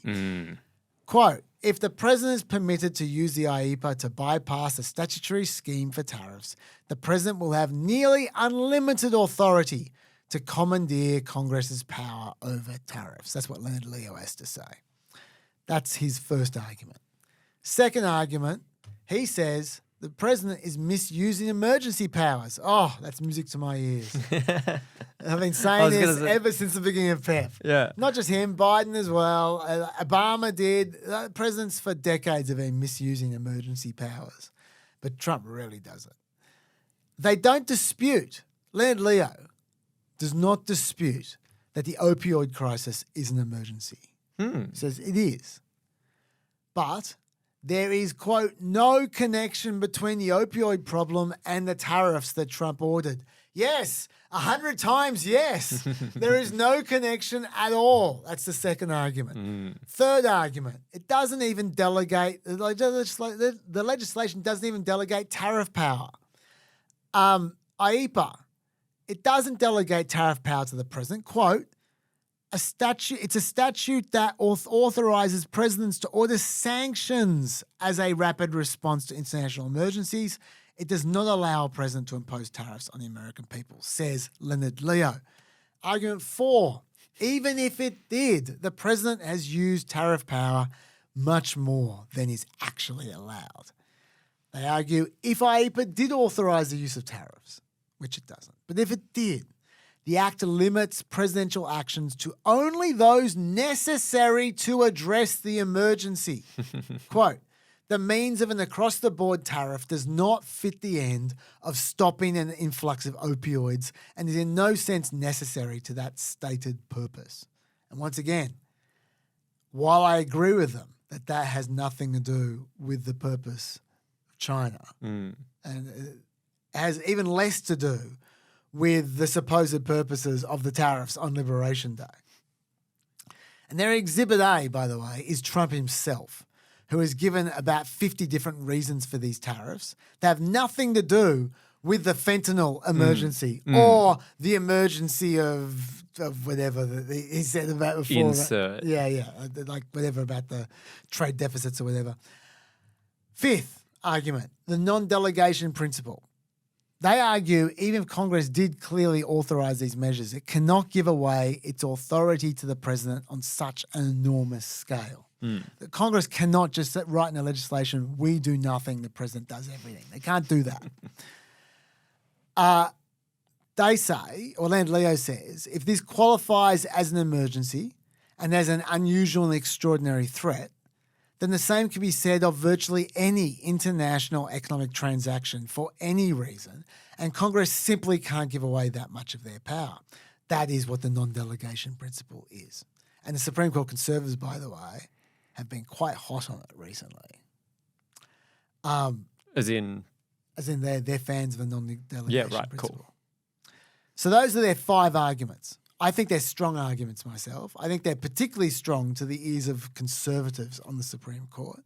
And importantly, while every one of them is strong with respect to the fentanyl emergency, they're, as I said, stronger when it comes to Liberation Day. Not that that's part of this lawsuit. This lawsuit's just about China. Yeah. That's it. There'll be another lawsuit about the other ones. So I am genuinely unsure how the Supreme Court's going to rule here. I don't know. But I reckon there's a decent chance they're going to rule against him. Whoa. So we'll see. Trump won't be happy if they do. I'll tell you, Amy Coney Barrett is going to cop some crap if they do, because obviously we know what side she's going to be on. For what it's worth, I've been knocking tariffs a lot here. I know that. But just to be fair, if Trump did this legally, as opposed to this bullshit I've just been talking about, and he did it on a rational, targeted basis, like targeting industries that requires some kind of firewall because they cheat, essentially, rather than a sweeping, irrational fashion. And if he did it openly for negotiation purposes to try and work towards a fair trade, rather than just putting up tariffs for the sake of tariffs, I'd support it. I mean, I don't like tariffs generally, but there are times when tariffs are useful. And I can see how they could totally be useful with China. It makes perfect sense. But he hasn't done any of those things. So I'm going to keep knocking them. All right. So that's what I was going to say about tariffs. Do you have anything you want to add or ask or go on about? No, nothing. Just that this is all so... like it's all new area, I feel, and it's all made up. So every time you go, this thing contradicts this thing, it's just messy. It is a mess, so let's not speak about it again. We've been talking about it for 40 minutes. This is just the extra stuff. All right, let's get to deportations. This is the main game here. Whoa. All right. Polling. First of all, Trump is very popular on immigration. 53% approve of his immigration policy, according to CBS. It was 54% a month ago, so it's not going down. Wow. He's been consistent, despite all the hullabaloo. It is popular. Yeah. Gee. It's not like the El Salvador stuff is loved, but it hasn't affected his overall numbers. And if anything, it's trained Republicans to be way more authoritarian and scary. Let me illustrate. The Economist /YouGov found only 15% of Americans and 32% of Republicans believe that every one of the alleged Venezuelan gang members who Trump sent to El Salvador are actually a gang member. So large majorities of all groups just don't believe they're all gang members, including Republicans, but especially other groups. But 70% of Republicans still approve of the Trump administration's decision to deport them all without a hearing. 51% strongly approve of them being sent without a hearing, even though they know, even though these same people are saying, yeah, we know that some of them aren't actually gang members. We still approve of them being deported to a prison without a hearing. What's the internal logic to that worldview? I think you just said it. Get rid of them. They don't care where they're sent. Like, it's not like they want them to be sent to a jail. They just want them to be sent away. They don't give a shit where you're sending them. But is that That's what I think is the logic. from a fear or from a, we don't need to psychoanalyze this. Yeah, That's just... Let's just say I disagree with them. Mm. And that's not a fluke. It's not a fluke that they feel that way. Because according to YouGov, 60% oppose deporting immigrants without criminal convictions to El Salvador without them having a chance to challenge their deportation in court. But that's 60% of general people. Yeah. But only 34% of Republicans oppose that. Okay, so this is on the point of it training them to be more. Yeah. Yeah. Like, so they once again, we're talking about immigrants without criminal convictions. Mm. There wouldn't be much protest if they had a criminal conviction. But without criminal convictions and without giving them a chance to challenge their deportation, only 34% of Republicans have a problem with that. 60% of general population. According to CBS, 29% to 71% of people, as in, so 29% people say yes, 71% say no, say it's acceptable for legal US residents to be mistakenly detained by immigration authorities. Mistakenly? Yeah. So 29% say it's acceptable, 71% say it's unacceptable. But amongst Republicans, 52% say it's acceptable and 48% say it's unacceptable. So the majority of Republicans say it's acceptable for legal US residents to be mistakenly detained by immigration authorities. See, I would have thought in a rational world it would be 0%. It's, it's acceptable for people to be detained for no reason when it's wrong. But everyone makes mistakes. Apparently 52% of Republicans disagree with So that's polling for you. What have we learnt about these deportations, though, in the last 2 weeks I've been away? Okay, we've learned a few things. We've learned that the prisons are even worse than we knew before. And we knew they were pretty bad.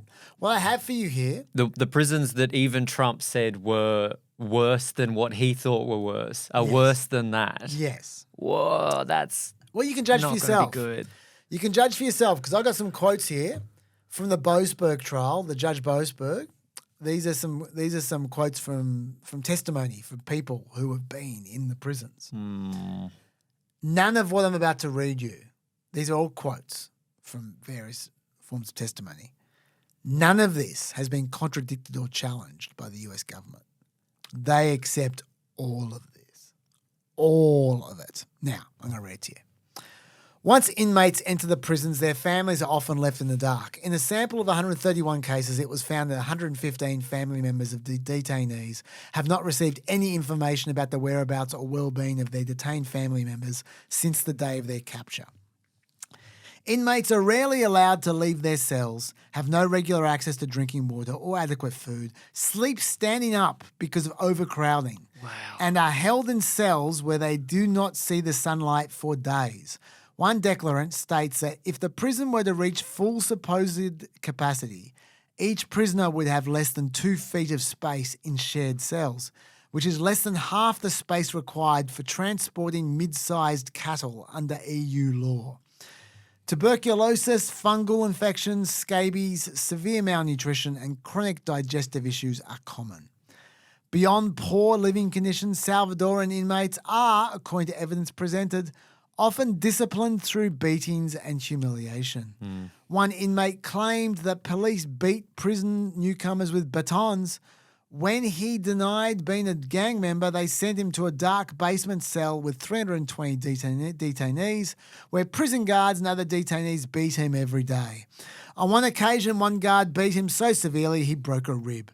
3 prior deportees from the United States reported being kicked in the face, neck, abdomen, and testicles, with one requiring operation for a ruptured pancreas and spleen.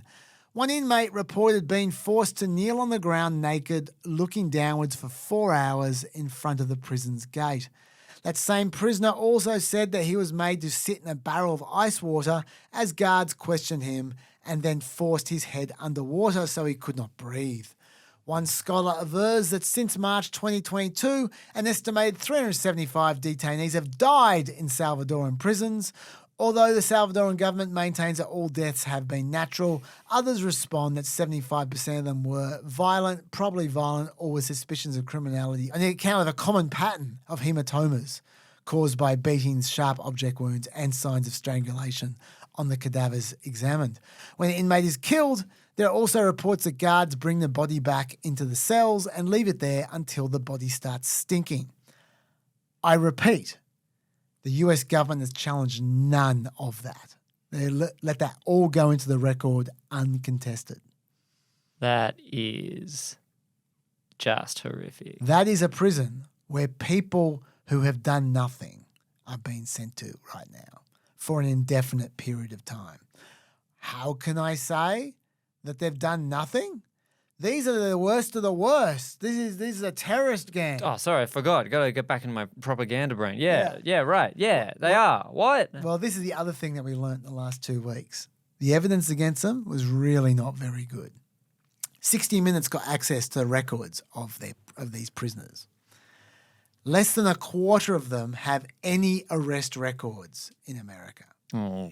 Out of those that do have arrest records, they're mostly for non-violent offences. But it's coming back to me though, but that means that they are, no criminal record means they're bad. That's right. What did Homan say? He said it means that we don't know what they did, which is the worst of all situations. So thankfully, we know what a quarter of them have done. Yes. And it's mostly non-violent. Importantly, 179 of those people are now sitting indefinitely in that hellhole I just described without an arrest record, let alone a criminal record. But the Trump administration said that those 179 men truly are, quote, actually terrorists, human rights abusers, gangsters, and more. They just don't have a rap sheet in the US. And of course, they've presented zero proof of these claims. Because why would you? Even worse, Bloomberg found out of the 238 prisoners in El Salvador, 5 men were charged with or convicted of felony assault or firearms violations. 5. 3 men were charged with misdemeanors, including harassment and petty theft. 2 others were charged with human smuggling. For the rest of the men, there was no available information showing they committed any crime other than traffic or immigration violations. I literally didn't run out of fingers counting the amount of people. Yeah, that's right. But never fear, because now we have established how these guys know without any doubt that these prisoners are Tren de Ragua members. Yeah, watch out. Whoa. You get yourself deported, my friend. Watch out. Like he was doing the devil horns. Like a gang member. The ACLU has obtained a copy of ICE's Alien Enemies Act Validation Guide, and it describes a point system. I could go in extreme detail, but I will not. Anyone scoring 8 points or more are validated as members of TDA. Those scoring 6 or 7 could be deemed members of TDA depending on the totality of the facts. Mm-hmm. So how do you get points? And what's my score going to be? Yes. If you violate... Count yourself at home. If you violate federal or state law for activity related to TDA, that's 10 points. Easily be regarded as a member. If there's a court document identifying you as a member of TDA, that's 5 points. Here's the important bit. Someone with tattoos denoting membership/loyalty to TDA is worth 4 points. And they cite some examples. Should we look at those examples? There we go. Now, importantly, those tattoos you're looking at there, none of them are TDA tattoos. They're ripped off Google from random people. Okay, yeah. For those who are listening, we've got a Michael Jordan jumping tattoo, we've got a gun tattoo, we've got a train tattoo, and we've got a crown tattoo. Well, just wait, because you can earn another 4 points for dress known to indicate allegiance to TDA. And that dress includes high-end streetwear, Michael Jordan jerseys, and Jordan sneakers. So if you're a Jordan fan and you got a Jordan tattoo and Jordan gear, that is enough to get you sent to El Salvador. How many points has Michael Jordan got? Well, that's what I was wondering. I mean, I don't think he wears his own stuff, but you know, I mean, Scottie Pippen must be the leader of TDA. Look, in all seriousness, LeBron James actually has a crown tattoo and does dress in high-end streetwear before games. Is he a proven member of TDA? I guess so. He better not wear a crown or he's gone. Carolyn Levitt was asked about this. She got extremely defensive. I'm going to play this at length. You can get classified by simply having certain symbols in your tattoos and wearing certain streetwear brands. That alone is enough to get someone classified as TDA and sent to El Salvador. That's not true, actually, Andrew. According to this document, it is. No, according to the Department of Homeland Security and the agents, have you talked to the agents who have been putting their lives on the line to detain these foreign terrorists who have been terrorizing our communities? TDA is a vicious gang that has taken the lives of American women. And our agents on the front lines take deporting these people with the utmost seriousness, and there is a litany of criteria that they use to ensure that these individuals qualify as foreign terrorists and to ensure that they qualify for deportation. And the president made it incredibly clear to the American public that there would be a mass deportation campaign of not just foreign terrorists, but also illegal criminal aliens who have been wreaking havoc on American communities. And shame on you and shame on the mainstream media for trying to cover for these individuals who have. This is a vicious gang, Andrew. This is a vicious gang that has taken the lives of American women. The government filed in court, which says all. And you said yourself there are 8 criteria on that document. They need 8 points. And you are questioning the credibility of these agents who are putting their life on the line to protect your life and the life of everybody in this group. I played that clip long because that is a low point in my view. Wow. That was awful. You just don't ask questions is the lesson here because you won't get an answer. I'm trying to not be emotional. Sorry. No, you're right. You're right.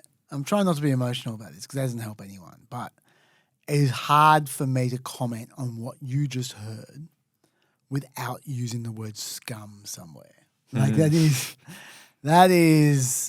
was bad. Like just the blatant lying. And you know, I don't always say lie because you never know when they know that they're being dishonest. In that case, like some of the stuff she was saying there was just so obvious that she knew that what she was saying was untrue, and then she was verbaling the guy. Like she was saying that he was saying there were 8 points of identification when he said just. And he responded, "No." Yeah. Like, and then she just talk over him, and then she wrapped herself in the brave agents who are trying to save your life, and just and then try to hide behind murdered women. From a guy with a Michael Jordan tattoo. Yeah. Very brave agents. Honestly, I don't know how you can live with yourself when you're doing that kind of a job. Like, anyway. Well, you only get that job when you're 27 once. Yeah, that's true. But look, it's not even clear that they even need 8 points. 8 points might be too high a bar for them to reach. Because in the case of the gay makeup artist that was sent to El Salvador, you know, you've heard about that guy a few times. The ACLU found his actual form, the form with all the evidence. As you can see, we've got it up right there. I'm going to read you what it says. On initial interview, detainee Hernandez stated he was not a member of any gang. Upon conducting a review of detainee Hernandez's tattoos, it was found that detainee Hernandez has a crown on each one of his wrists or wrist. The crown has been found to be an identifier for a Trenderagua gang member. They are the total comments. That is all their evidence. But Chaz, could you please tell me what is this man's position and or rank in the gang? Is there any information on that? I guess he's the king with all those crowns. Okay. But what is the unknown. It just says unknown. Yes. Yeah. So that's a good point. Yeah, for those who can't see, for those who are listening, Lockie did make an excellent. I hadn't made that observation. Under the leadership section, it just says unknown. Unknown. We just have no idea. Yeah, he's in El Salvador. They know that. Mm. That much they know. Maybe he did get. I don't know how that works. Maybe he got 4 points for each crown tattoo. For those who haven't seen the photos, by the way, one crown has mum written underneath it. The other one has dad written underneath it. Very dangerous stuff. That could mean anything. Maybe they're the nicknames of gangsters That he's killed. Maybe. Yeah. Also, the Venezuelan journalist who is considered to be the ultimate expert in Trendaragua, who literally wrote the book on them. Rona Risquez, she said Trendaragua does not use any tattoos as a form of gang identification. No Venezuelan gang does. She also said most young people in Latin America these days just have tattoos. So there's that. We've also learnt about specific deportees, like Neri Alvarado Borges, who came to America in 2023. His sister says he has no connection to Trendaragua, and that one of his 3 tattoos is an autism awareness ribbon because his brother has autism. His sister says he used to teach swimming classes for children with developmental disabilities. You know what? I don't give a stuff about any of that. That's all coming from lawyers. Like those lawyers might just be shading the truth. Yeah, like those lawyers might be just being lawyers, like saying whatever they need. They paint everyone to be a saint. Don't care about that. What I'm interested in is that he was taken into custody and he then passed on what was said to him while he was in custody. Maybe he's not telling the truth, but I'll tell you what he said. He said that an ICE agent had told him, "You're here because of your tattoos. We're finding and questioning everyone who has tattoos." The agent then asked Alvarado to explain his tattoos and for permission to review his phone for any evidence of gang activity. He allowed the police officer to do that. Okay. Then the ICE agent, so it's not ICE agent, not police officer, the ICE agent said, "You're clean. I'm going to put down here that you have nothing to do with Trendaragua." Somehow he still got sent to El Salvador. Gee. One Houston attorney, John Dutton, says he has about a dozen clients who have been arrested solely because of their tattoos. So there you go. Frankel Reyes Moto is another one. His immigration records contain multiple errors, including marking him as a woman. Thought they didn't believe in transgender people.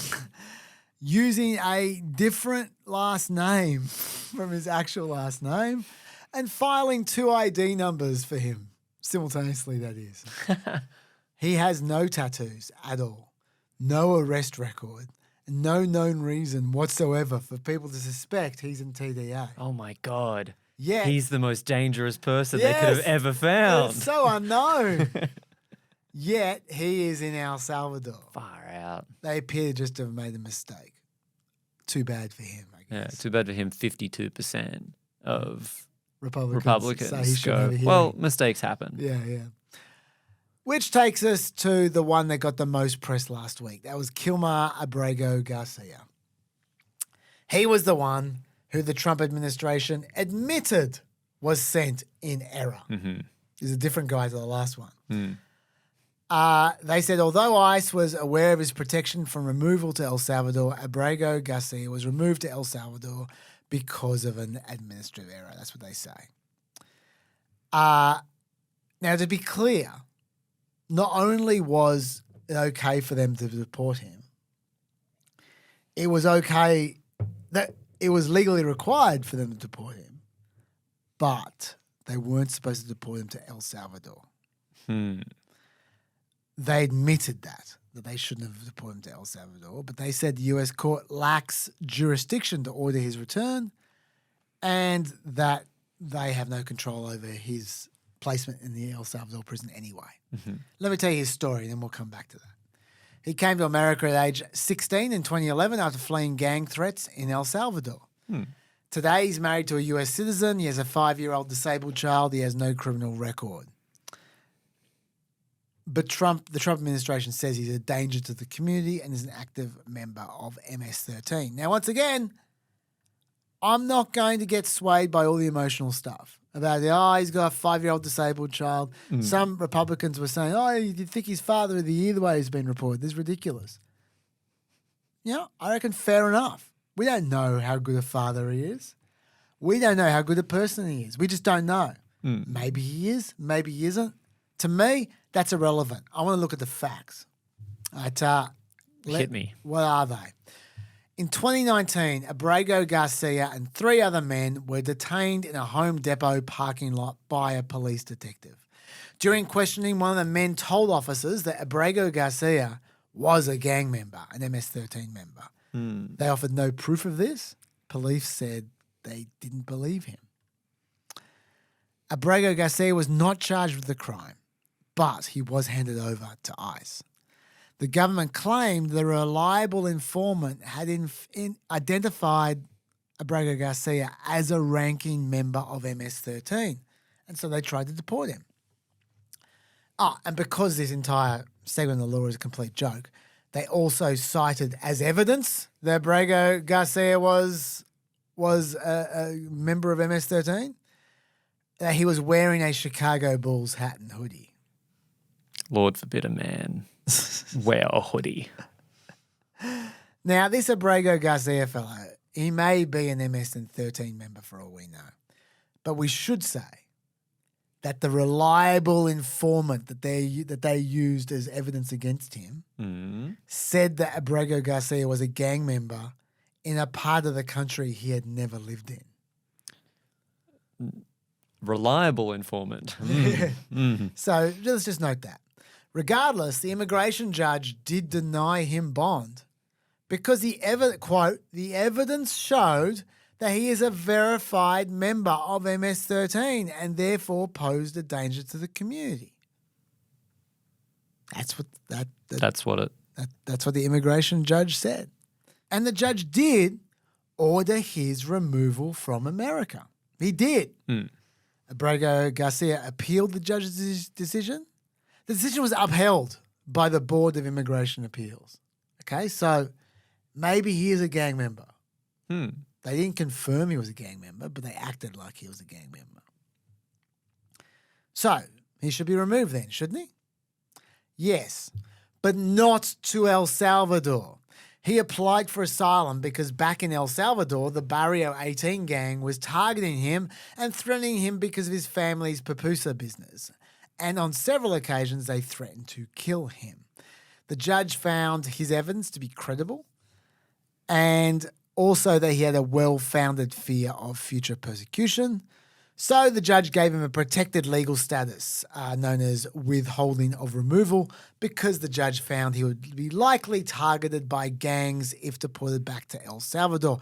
The judge did still order him to be removed, though, to anywhere else. So maybe he's not a saint. For what it's worth, the Assistant Secretary of the Department of Homeland Security, Tricia McLaughlin, is now claiming, quote, "We have intelligence reports that he is involved in human trafficking." Maybe, maybe not. I'm treating that like I'm treating the lawyers, the lawyers' statements about him. I want to see proof. I don't want to see speculation. We don't know about this guy, but I think there are far worse cases of dodgy deportations in this space anyway. Having said that, he shouldn't have been deported to El Salvador, clearly. Now, what happened today, this story is continuing to break.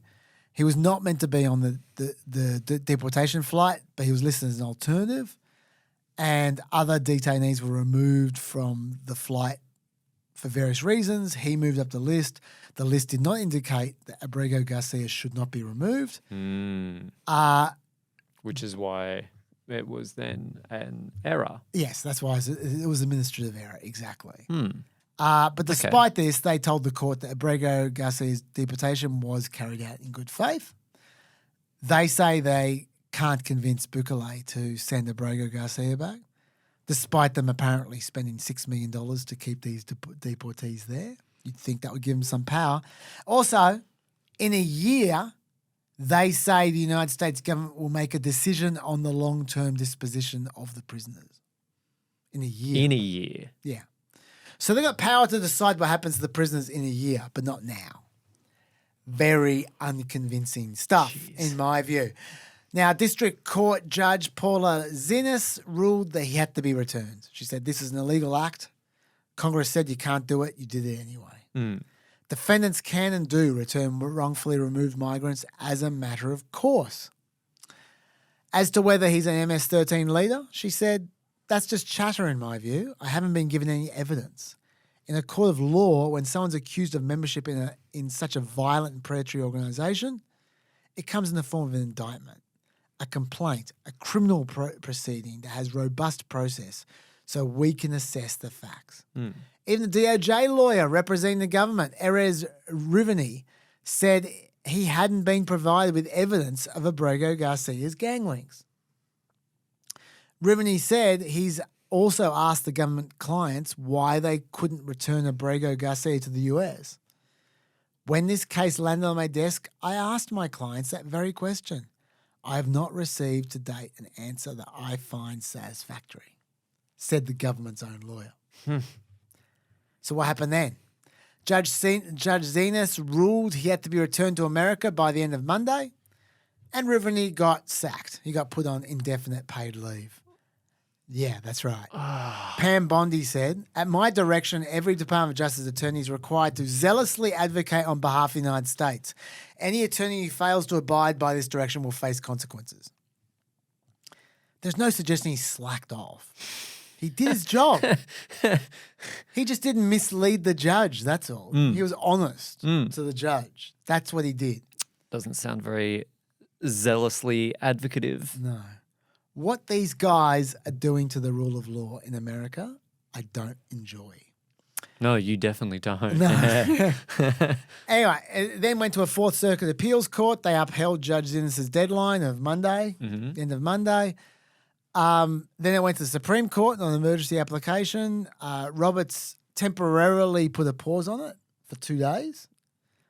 And then today, he wrote the judge, quote, properly requires the government to facilitate Abrego Garcia's release from custody in El Salvador and to ensure that his case is handled as it would have been had he not been improperly sent to El Salvador. That happened today. So we'll see what happens from there, shall we? Meanwhile, there is so much dystopian shit going on right now. I imagine a lot of you guys saw this snuff ad with Kristi Noem in it. First of all, do not come to our country illegally. You will be removed and you will be prosecuted. But know that this facility is one of the tools in our toolkit that we will use if you commit crimes against the American people. You've all seen it before. I play it for one reason only. To note that the Geneva Convention states that you're not allowed to display prisoners for propaganda purposes. Isn't that interesting? And completely unrelated, I'm sure. You can draw your own conclusions on that one. Mexico cartel war coming, hey? There's another area where there's some dysfunctional shit happening. We're hearing that the Trump administration is considering launching drone strikes on drug cartels in Mexico. Oh, was that another signal message leak? Probably. They've made no final decision at this point in time, but they're undertaking surveillance flights, apparently, to build a series of targets. Now, Mexico could well be on board with this, from the sounds of things. So it's not necessarily a problem as far as Mexico's concerned and America's relationship with Mexico. I guess they don't like the cartels much either. But I tell you this, because I have flagged before, get ready for the demonization of Sinaloa cartel. The same way that Trump has demonized Trendaragua. Yeah. Get ready for another round of dubious deportations to El Salvador, this time with Mexicans instead of Venezuelans. If he starts going to war with one of these groups, he's going to declare them terrorists, And then exactly the same things are going to happen again. Thirdly, there's social media screening going on. The Department of Homeland Security announced this week that the Citizenship and Immigration Services will screen immigrants' social media feeds. If they find any anti-Semitic content, they'll use that to deny visas or deny requests for permanent residency. In particular, they say they'll consider any social media content that indicates an alien endorsing, espousing, promoting, or supporting anti-Semitic terrorism, anti-Semitic terrorist organizations, or other anti-Semitic activity. Honestly, I don't have a massive problem with them scouring social media. I kind of assume they did that already, to be honest. I thought so too. Yeah. But I'm a bit nervous about a slippery slope here, all this anti-Semitic stuff. It wouldn't be hard for this to move into other forms of speech. I don't think there are going to be many people defending anti-Semitism, but who defines what's anti-Semitism? Who defines what's supporting anti-Semitism? Maybe the teacher defines it wrong, and maybe the teacher who is the only one who saw it, who has any evidence whatsoever about what happened. There's certainly plenty of authoritarian stuff happening. Like Steve Miller is looking for another country to ship migrants off to. According to the Wall Street Journal, there's talks going on with Benin, Eswatini, Kosovo, Libya, Moldova, Mongolia, and Rwanda. There we go. That's quite an elite club we got there. In case you aren't familiar with Steve Miller's work, this is what he had to say the other day. This is the mindset behind the administration's immigration moves. The fundamental error in how immigration is being discussed in the courts and media is pretending that what happened to us over the last 4 years is a routine civil enforcement matter. No. We were invaded and occupied. Entire neighborhoods were conquered. Entire towns were subjugated. No, they weren't. Our treasury was in the plundered. Our democracy was torn apart piece by piece. A national referendum was held on whether to surrender to the invasion or repel it. America voted for liberation. Liberation. If every foreign trespasser gets to have their own federal trial prior to removal, then there is no liberation. There is no restoration. The invasion will be made complete. Article 4, Section 4 requires the president to hold any invasion, and no district court can override that mandate.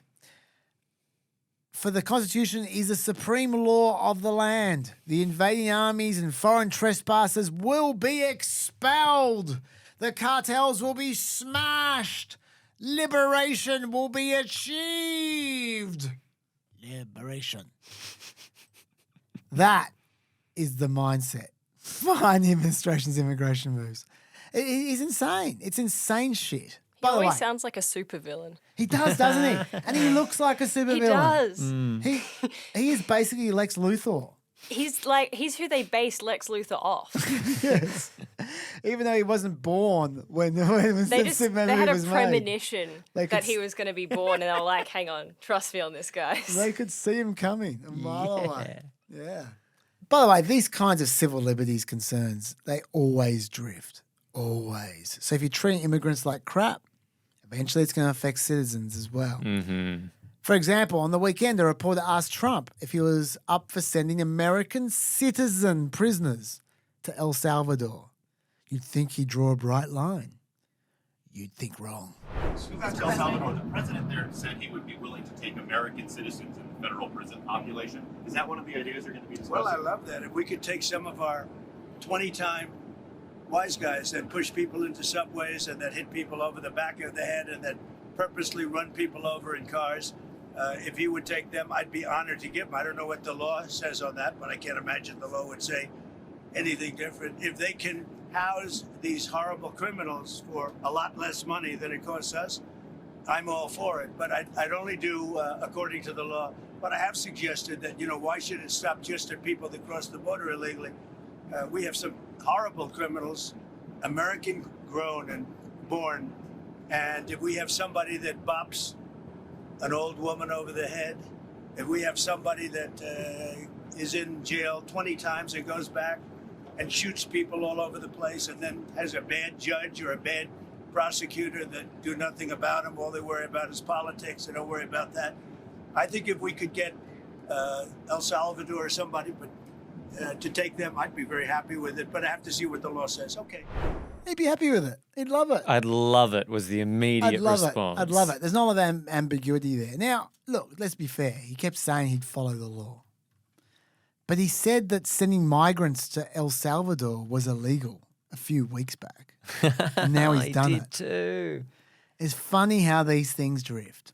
I'll see what the law says. Yeah. And if it says something that I don't like, then I've seen. Yeah. He's not going to. Did he say he'll follow the law? Or just see what it says? I don't remember. He said he'll see what it says. Yes. And they've sent 17 more deportees, by the way, to El Salvador. They say that it includes murderers and rapists. In fact, they say all individuals are confirmed murderers and high-profile offenders, including 6 child rapists. This operation is another step in the fight against terrorism and organised crime. If they've been convicted, then I guess fine. Like if they've been convicted of some kind of crime and they are going to prison, I don't mind if they're in prison in a different country. Like, okay. I'd question El Salvador's conditions. I'm not. Yeah, exactly. I'm not a fan of that. Yeah, exactly. I think that El Salvador's conditions should be looked into regardless of who goes there. But them being deported to a different prison after being convicted of a serious crime, I don't have a problem with at all. But we don't know if they've been convicted. Oh, man. So, yeah, those details have not been forthcoming. We should also say last week, Brian Murphy, District Court Judge, issued a temporary restraining order requiring the government to provide written notice and an opportunity for the detainees to apply for protection before deporting them to a third country. So, they may have violated a court order with those 17. We'll see. That's going to go to court for sure. All right, what about Boasberg? Lots of news here. Bit of news with our Hourglass too, Lockie. We're getting close. Oh no. We're definitely going to blow past that. We'll have to turn it over. This is an 8-hour Hourglass now. Anyway. Firstly. Thanks for checking that, yeah. The government is simply refusing to give Boasberg any info at all about the flights to El Salvador so he can work out if they defied his court order. They're refusing. They're citing state secrets privilege. State secrets privilege means they're claiming that disclosing information could jeopardize national security, which is obviously ridiculous for immigration flights that have already occurred and for flights that were heavily publicized by both America and El Salvador, for propaganda purposes, of course. And particularly ridiculous is the fact that the same government that is claiming that actual attack plans for a strike on the Houthis before the strike occurred was not classified or a secret in any way. That same government is saying that just declaring the details of flights that have already occurred is too great a state secret to reveal. And by the way, as well, they're not even going to answer Boasberg's questions in private. Not public, in private. It's that secret. You're saying, oh, how can they trust this guy? He was the presiding judge on the Foreign Intelligence Surveillance Court. You'd think you could trust him with secrets. Yeah. But they're not. Time to flip. Flip that. Flip. There's actually still some sand coming out. Woo! Wow. Okay. Do not make a sting for that. We will not be needing it again. Well, we're not 100% confirmed to the ABC yet. No, that's not. I'm saying this regardless. Fair enough. Meanwhile, Pam Bondi denies that they violated Boasberg's order when they didn't turn the plane around, even though he told them to turn the plane around. Mm-hmm. She says his oral and written rulings were inconsistent and contradictory because his oral one, called for the planes to be turned around. His later one, the written down one, didn't. She said when the written order did not include that command, the government could reasonably have understood that as reflecting the court's more considered view in a quickly evolving situation. I find this unconvincing. Do you find that convincing?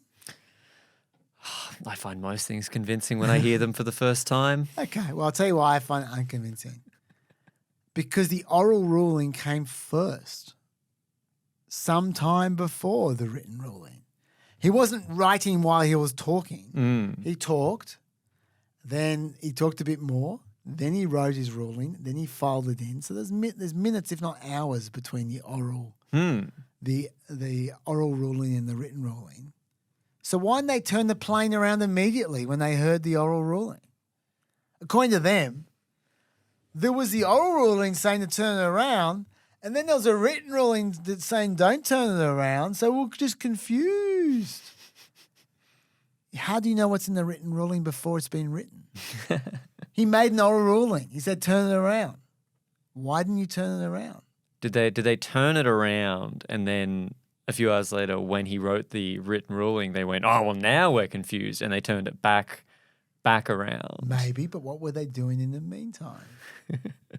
They were maybe you're right. Aside from maybe you're right. Maybe they're just going back and forth, back and forth, back and forth. That's really the real confused. reason they don't want to show it, is because there's this little plane that's just chucking Newies in the air. That's good thinking. That's Lockie. I think you've cracked the code. Yeah, that's lateral thinking. Yeah.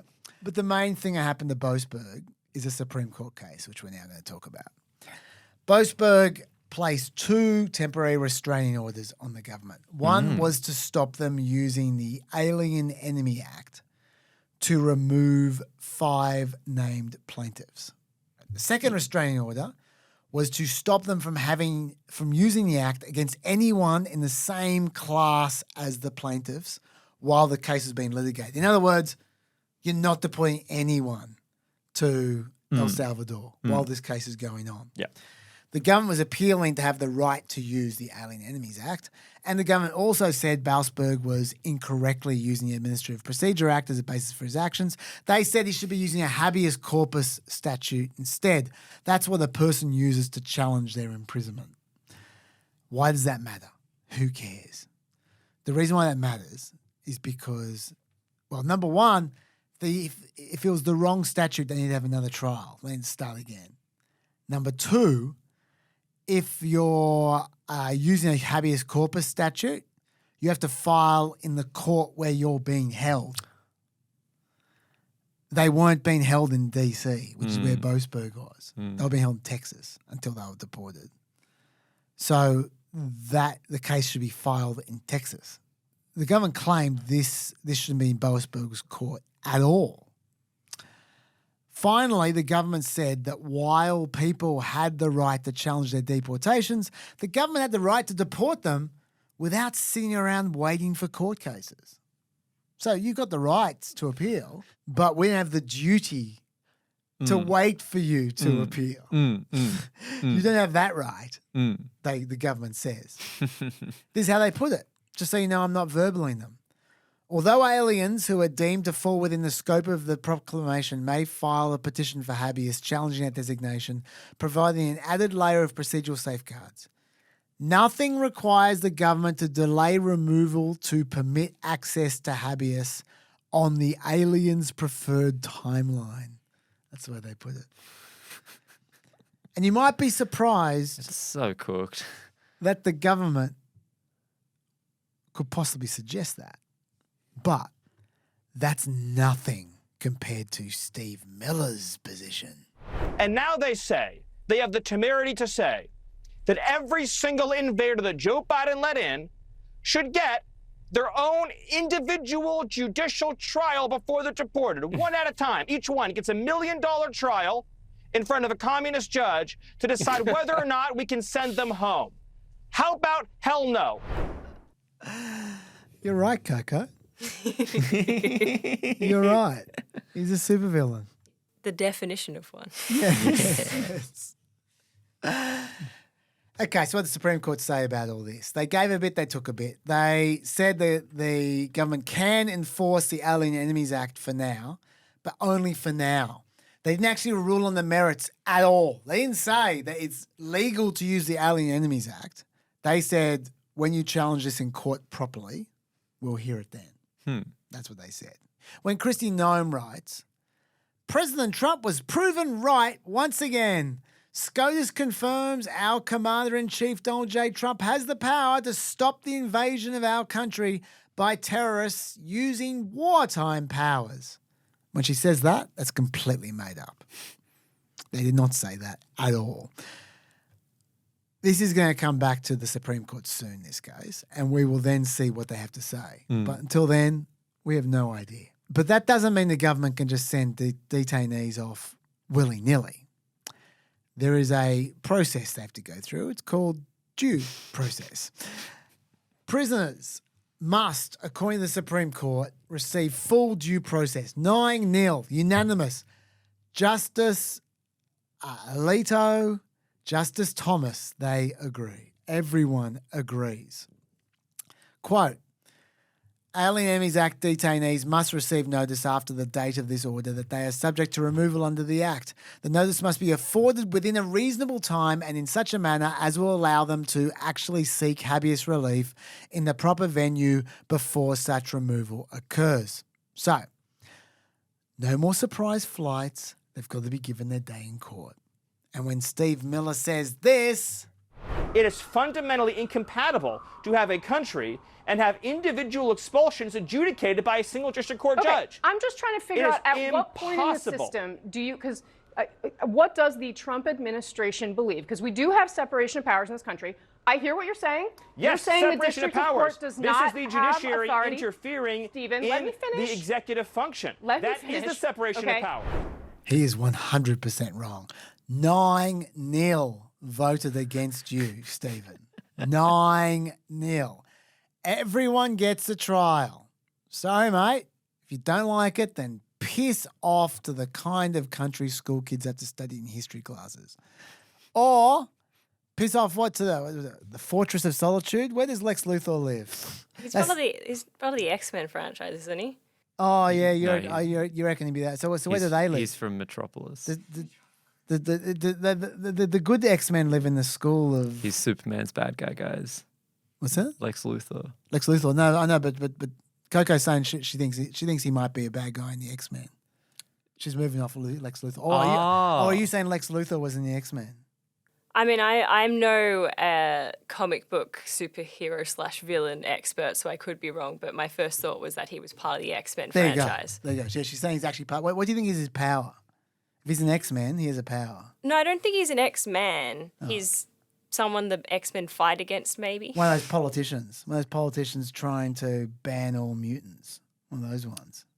Ah. Yeah. They're the bad guys. That is very fitting. They're the bad guys in the X-Men. Yeah, they are. Of course. Yeah, you're right. That's perfect. You've got it, Coco. That's absolutely right. Yeah. He is one of the politicians trying to ban the mutants, trying to deport them. Although his character, and in these grabs particularly, he is a lot like the Lex Luthor played by Jesse Eisenberg. Yeah.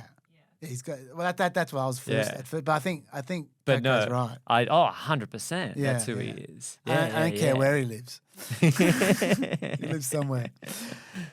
The government is going to have to prove that the Alien Enemies Act applies and that these prisoners are actually alien enemies. That's what the Supreme Court said 9-0.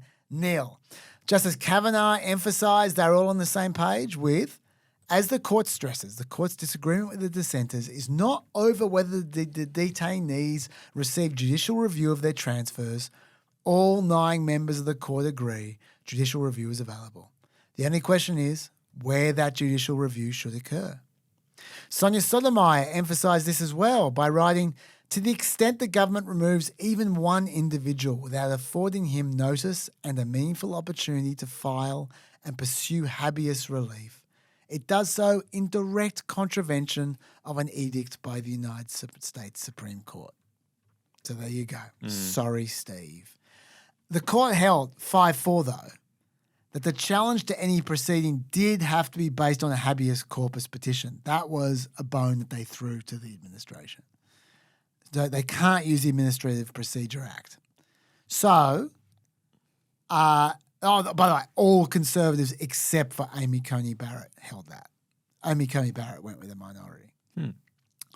The majority held a claim against deportation is the same as a claim against detention, and the claim against detention should be a habeas corpus claim. By the way, I disagree with them, but that's what they held. The minority said that's garbage because these prisoners were already in detention before the Alien Enemies Act was used.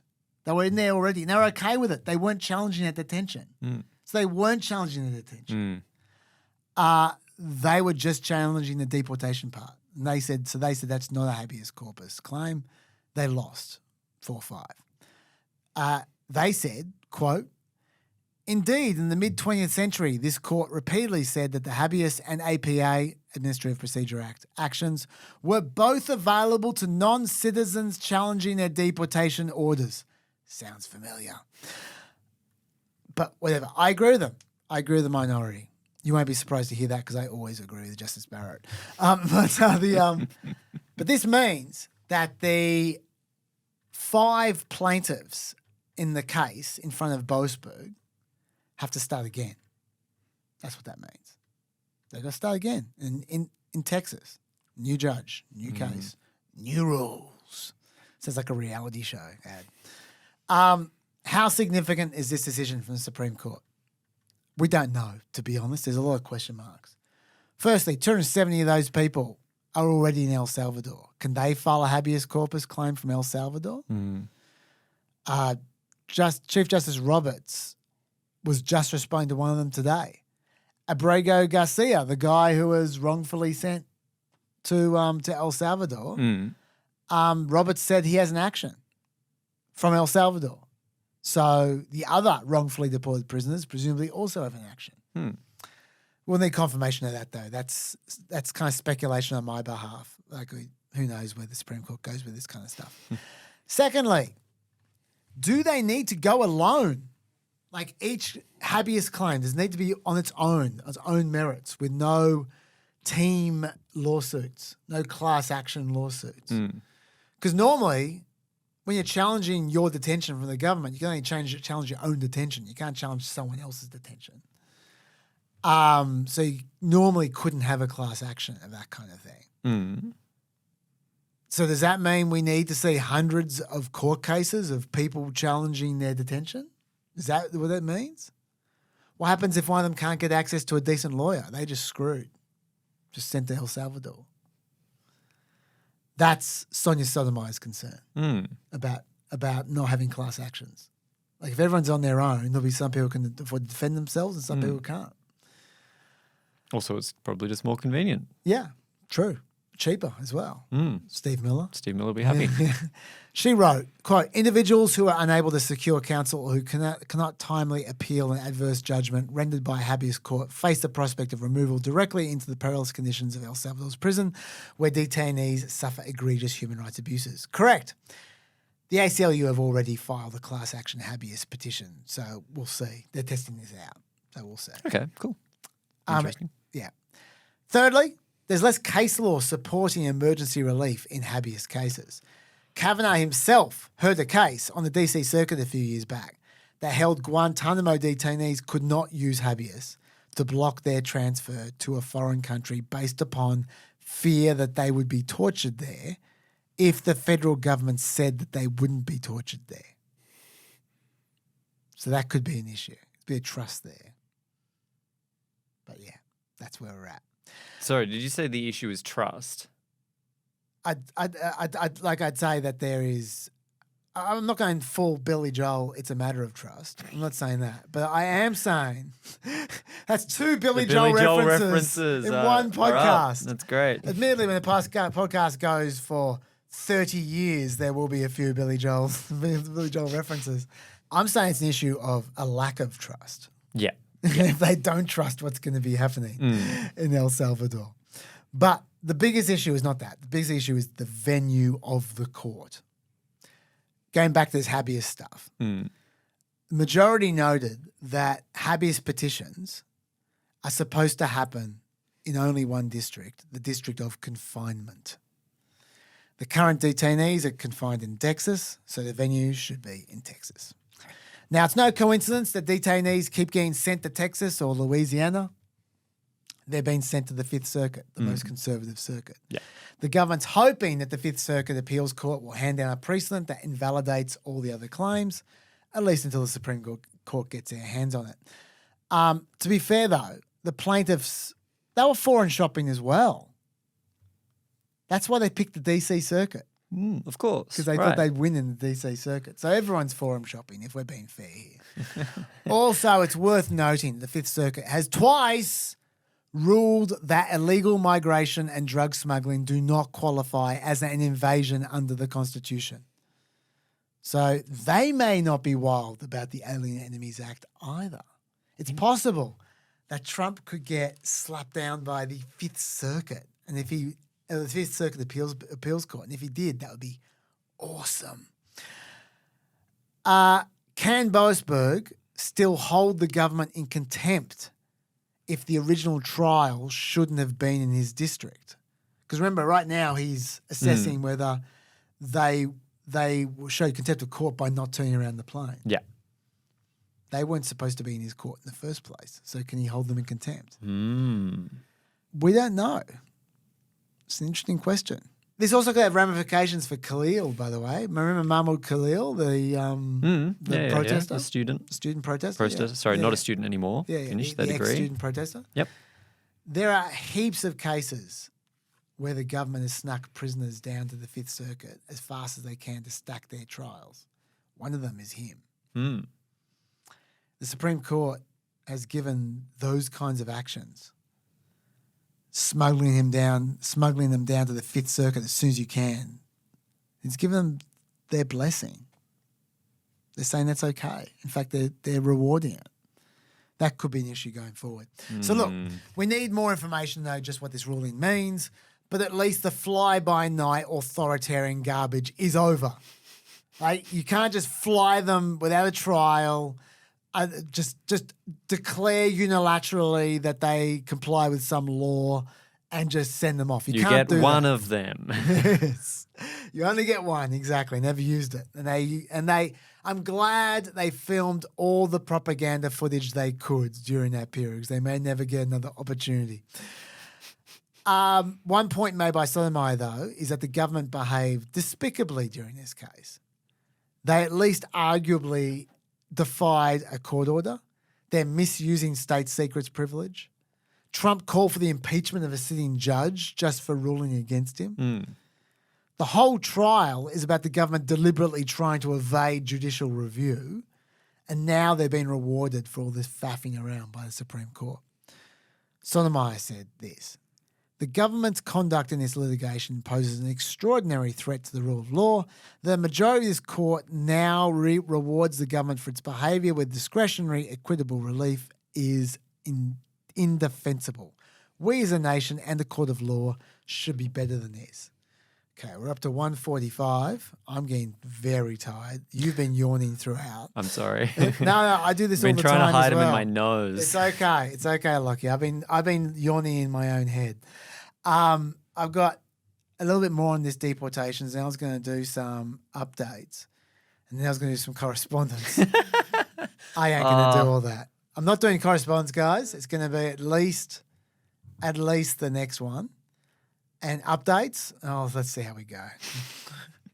Let's get through the next deportation section. This is pushing 5 hours. This is we're probably about 4:40, 4:50 at this point. We broke the hourglass, so we didn't break it. We exhausted it, so we're well into the 4-hour zone. The other deportations everyone's forgotten are the uni student deportations. Remember them? No, actually. They're like Mahmoud Khalil and all these buggers. Okay. No, yes. The guys are on student visas. Yes. And they protest some Palestinian thing, and then they get deported. Out of there. Yeah. Okay. No, I do remember them. Those ones are going on. They keep on. In fact, they're getting much worse.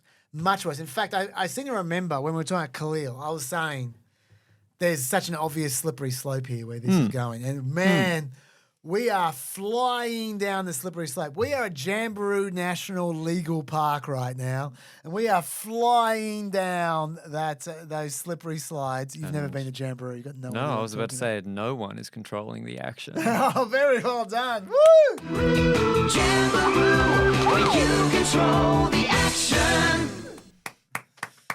Very good. Thank you. Thank you. So not worth a clap. We're all clearly tired. Okay, the slippery slope. We're speeding down. Yeah. Yes. Let's go through a couple of these. Yan Xiao Chung. Chung is a U.S. permanent resident. She's lived in America since age 7. She took part in the Palestinian protests at Columbia. She was arrested, but she wasn't a protest leader. If she's deported, it will be to South Korea, where she hasn't lived since she was 7 years old. And it will be on the grounds that somehow her free speech in one single protest hindered the administration's foreign policy agenda. That's such a ridiculous argument. That's the first one. Second one is Ramesa Oztürk. Now, you may be familiar with some footage associated with her without being familiar with her name. This footage went around a few weeks ago of a woman being arrested by a whole bunch of super creepy-looking dudes wearing masks who are apparently ICE agents.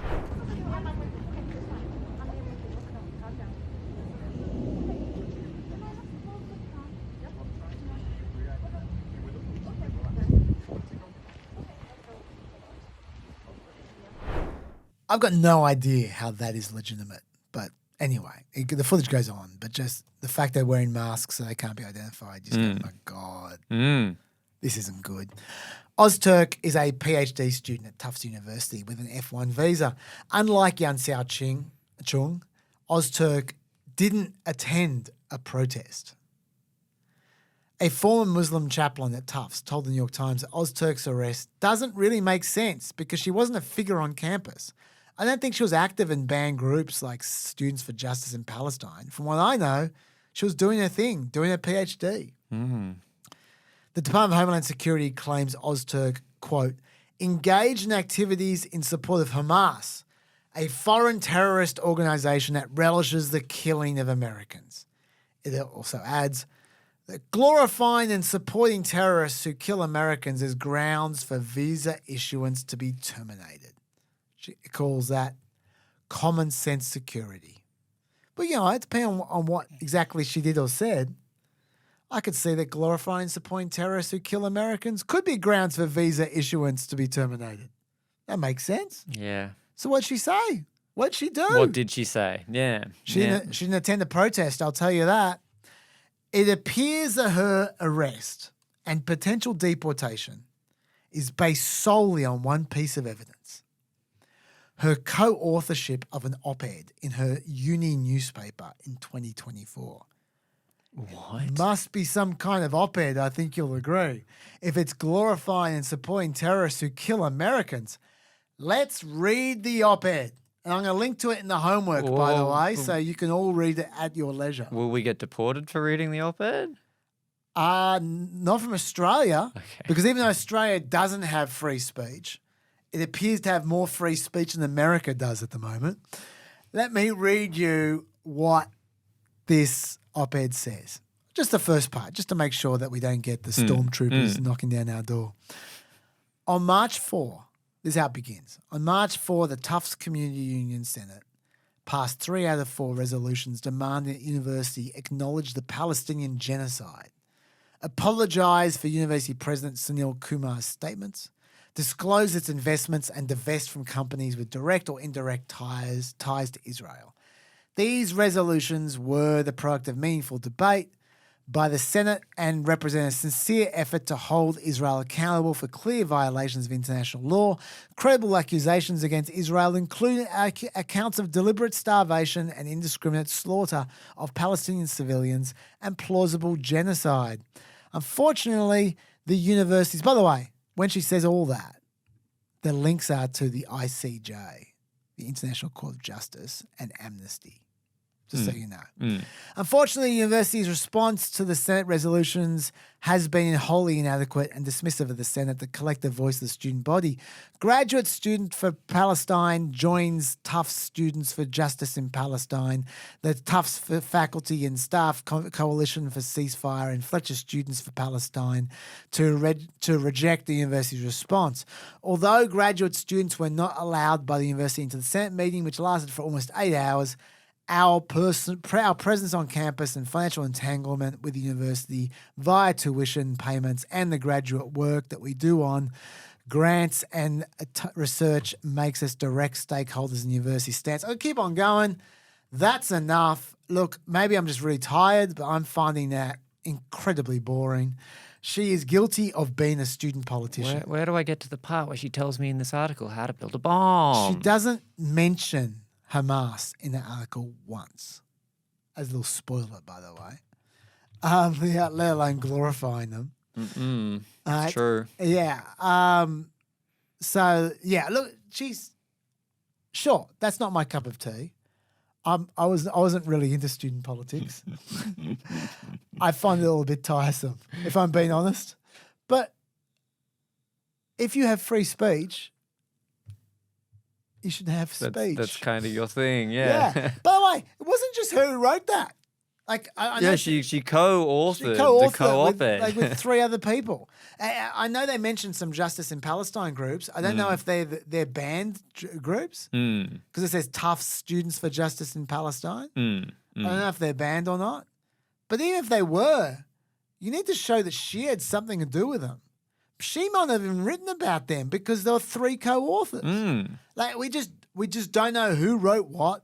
There's no glorifying of Hamas there. It's just standard issue, leftist, anti-Zionist,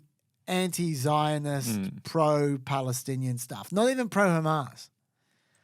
And yes, it is dreary. But that's it. That's it. That's the grounds for deportation.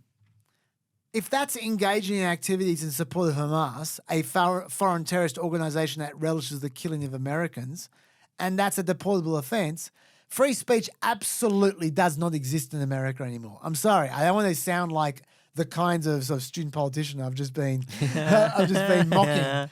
But that I'm lost for words. It's probably a good thing I should move to America. That's where people who are lost for words need to go, because if they say anything that the president doesn't bloody like, they can get deported, it seems. That's appalling. It's very much not comedy is legal now. No, it's not. It's not. By the way, that there was enough for our old mate's Canary mission to say that Oztürk took part in, quote, anti-Israel activism, citing that opinion piece as its sole piece of evidence. Great. So maybe that's where the administration got from. But like I'm becoming more and more convinced the administration is just trawling Canary Mission. Wow. To deport people. Canary Mission are activists. What's Rubio got to say about all this? Terry, a Turkish student in Boston was detained and handcuffed on the street by plainclothes agents. A year ago, she wrote an opinion piece about the Gaza war. Could you help us understand what the specific action she took led to her visa being revoked? Yeah, and what was your State Department's role in that process? We revoked her visa. It's an F1 visa, I believe. We revoked it, and here's why. And I'll say it again. I said it everywhere. Let me be abundantly clear, okay? If you go apply for a visa right now, anywhere in the world, let me just send this message out. If you apply for a visa to enter the United States and be a student, and you tell us that the reason why you're coming to the United States is not just because you want to write op-eds, but because you want to participate in movements that are involved in doing things like vandalizing universities, harassing students, taking over buildings, creating a ruckus, we're not going to give you a visa. If you lie to us and get a visa and then enter the United States and with that visa participate in that sort of activity, we're going to take away your visa. And once you've lost your visa, you're no longer legally in the United States, and we have a right, like every country in the world has a right, to remove you from our country. So it's just that simple. I think it's crazy. I think it's stupid for any country in the world to welcome people into their country that are going to go to your universities as visitors. They're visitors. And say, I'm going to your universities to start a riot. I'm going to your universities to take over a library and harass people. I don't care what movement you're involved in. Why would any country in the world allow people to come and disrupt? Now, we gave you a visa to come and study and get a degree, not to become a social activist that tears up our university campuses. So let's just quote him again. You want to participate in movements that are involved in doing things like vandalizing universities, harassing students, taking over buildings, creating ruckus. He's talking about the people who he is rejecting, like Oztürk apparently. Yeah. She did none of that. She didn't start a riot like Marco Rubio suggested she did. She wrote an op-ed. She wrote an op-ed. A fourth of an op-ed. She co-wrote an op-ed. She co-wrote an incredibly boring op-ed that I bet no one who's trying to deport her has read all the way through. I must admit, I haven't read it all the way through. It's very hard going, Whoa. especially when you're tired. We command F'd and found out that Hamas is not mentioned. Yeah, look, I did skim for Hamas references, but there wasn't there. Look, I issue the Oztürk challenge to all of you peppers. See if you can get to the bottom of that op-ed. But you shouldn't get deported for writing a boring op-ed. I'm sorry. To me, this is right up there for the most authoritarian action conducted by this administration so far. It's probably on a par with some of those law firm executive orders. Although they might have surpassed even these things with one of the executive orders I'm going to talk about in the next PEP. So in the last couple of days, they're just ramping it up. Remember, they are using the law here that Trump's sister in 1996 ruled was unconstitutionally vague. The law grants the Secretary of State unrestrained power, she said, authorising a heretofore unknown scope of executive enforcement power vis-a-vis the individual with utterly no standards provided to the Secretary of State or to the legal aliens subject to its provisions. The statute provides absolutely no notice to aliens as to what is required of them and represents a breathtaking departure from well-established legislative precedent, which commands deportation based on adjudications of defined impermissible conduct by the alien in the United States. I really hope the Supreme Court deals with this. It is a blatant attack on the First Amendment. It's changing America, in my view, from a country of laws to a country run by the discretion of one man. And if you don't believe me, listen to Seb Gorka, because he agrees that it is. The only difference between me and Seb Gorka is he thinks that's a good thing. And there is one person, according to the Constitution, according to the statutes of the nation, who has the right to decide who can be in America, who are the aliens, who are the foreigners who are allowed into the nation, and who we keep out. That individual is the Commander-in-Chief, and that man is Donald Trump. No. There's a thing called the law, Sebastian Gorka. I know you pass yourself as a doctor when you're not a doctor, but I would prefer you to pass yourself as a doctor than to pass yourself as a lawyer because you don't understand the law. Finally, to finish off this section, I never thought it would end. I'm going to put this article in the homework as well. This is a extremely sobering article by Masha Gessen about why America is now a police state. It sounds hyperbolic. It's worth reading the article. Let me give you a quote. The citizens of such a state live with a feeling of being constantly watched. They live with a sense of random danger. Anyone, a passerby, the man behind you in line at the deli, the woman who lives down the hall, your building super, your own student, your child's teacher, can be a plainclothes agent or a self-appointed enforcer. People live in growing isolation and with a feeling of low-level dread. And these are the defining conditions of living in a secret police state. People lose the ability to plan for the future because they feel they have no control over their lives and they try to make themselves invisible. They move through the world without looking for fear of seeing too much. Masha Gessen came from Russia. She knows a bit about what she's talking about. If you think that's overwrought and hyperbolic, read the whole piece. See what you think. It's in the homework, so just look in the blurbs. That's the end of the deportation section. Now, do you have some ticker to do a couple of quick updates, or? Yeah, let's go. Let's go. Come on. Okay, I can do this. I can do this. These are me fast. I can do you, and you can do this. Can you do this? I don't know. if I fall asleep during one of them, just wake me up. All right, okay. No, I'm just going to do the outro. That would be a low note to end, but yeah, sure. All right.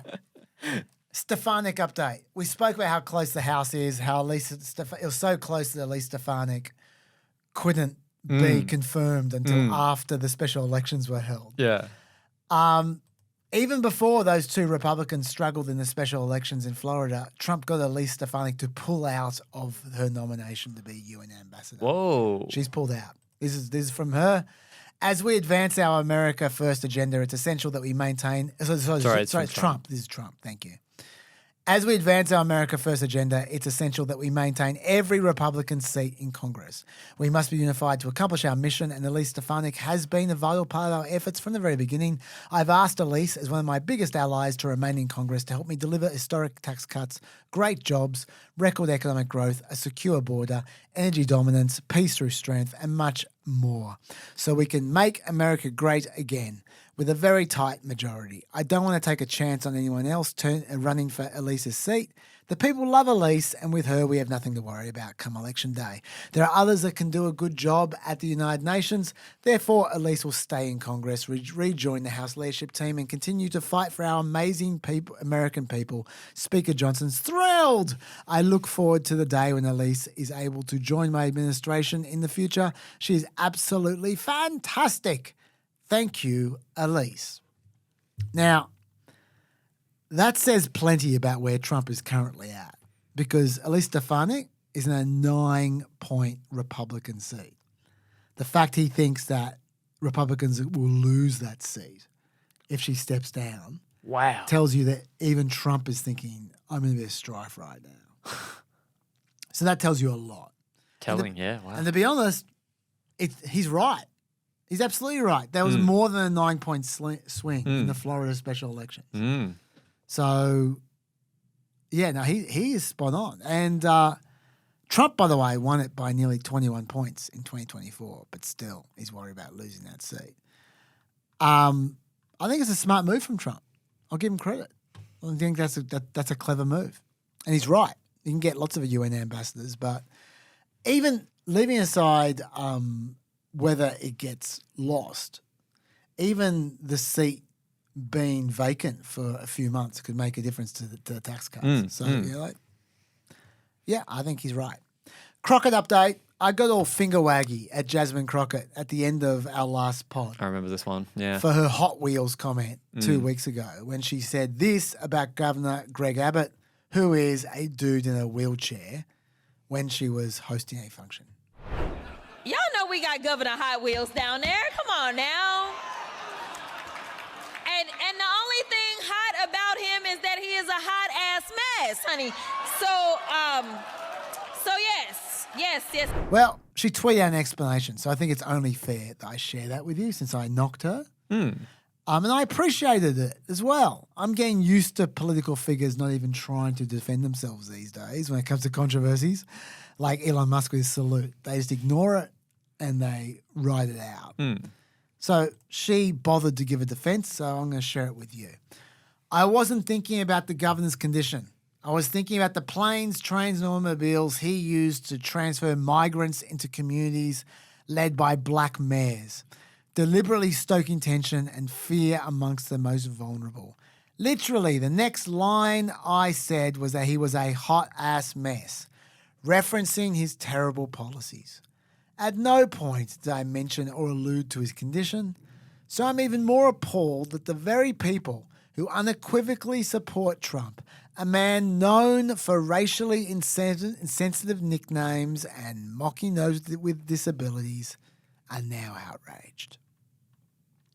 Thank you, Representative Crockett, for trying to explain yourself. I don't believe you, but thank you for trying. Yeah, I've made some bad jokes in my time, and I knew I was making them. Yeah. Look, I still think she needs to watch out how she's drifting. I think she's drifting in a poor direction. But Good apology. yeah, look, Thank you for apology. thank you for respecting your constituents enough to try to spin them. There's a certain respect there. Gee.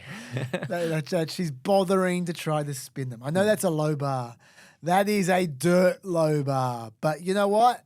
We've been digging tunnels for some time recently. So I'll take the dirt low bar. Thank you very much, Jasmine Crockett, for at least trying, even though I think you're lying, and I still think that's a terrible comment. Ukraine update. I told you about the administration cutting funding for an initiative that documented alleged Russian war crimes in Ukraine, kidnapping kids, that kind of stuff. They've reversed themselves, the administration. They're giving the observatory authorization and funding for 6 more weeks. Why 6 weeks? So they can complete the transfer of all the information they've collected to the European Union's law enforcement agency, Europol. So that they can do the rest of the work. Yeah, Sure. remember we were saying, where's it going to go? Where's this info going to go? And that would have been terrible. Well, credit where it's due. The administration's reversed themselves. They are undoing that. They are allowing that information to go to Europol. Now, I would say that's the least they could do. I would say they should continue to fund it, but at least they did the least they could do. And I'll give them credit for that. Once again, dirt low bars that we are we're not playing limbo anymore. To clear this bar, we are rolling over this bar to clear it. But nevertheless, we are clearing it. So thank you, Trump administration, for reversing yourself on that. AP update. A court, remember how the AP was banned from White House press conferences because they kept on calling the Gulf of Mexico, Gulf of America. Sorry, the Gulf of America, the Gulf of Mexico, they kept calling it. I got it wrong just then. Yeah. Whoa. That's the go. Well, see, you should replace the AP. A court's ruled Trump can't be booting the AP out of White House briefings. District Court Judge McFadden, who, by the way, if you've read about this anywhere, you might not have read, he's a Trump appointee. It's funny how if he was a Biden appointee, he'd be right at the top there, Biden appointee, or if he was an Obama appointee. But no, this guy's a Trump appointee. He said, this injunction does not limit the various permissible reasons the government may have for excluding journalists from limited access events. It does not mandate that all eligible journalists, or indeed any journalist at all, be given access to the president or non-public government spaces. It does not prohibit government officials from freely choosing which journalists to sit down with for interviews or which ones questions they answer. And it certainly doesn't prevent senior officials from publicly expressing their own views. No. The court simply holds under the First Amendment, if the government opens its doors to some journalists, be it to the Oval Office, the East Room, or elsewhere, it cannot then shut those doors to other journalists because of their viewpoints. The Constitution requires no less. That was a good ruling in my view, an obvious ruling in my view, and a predictable ruling in my view. And in fact, I did predict it. So good. Now, it might get appealed. There's still a few days before the window of appeal is over. They haven't appealed it yet. So we'll see. Maybe they'll just go, Trump judge, we give up. I mean, they should give up. They're not going to win this case.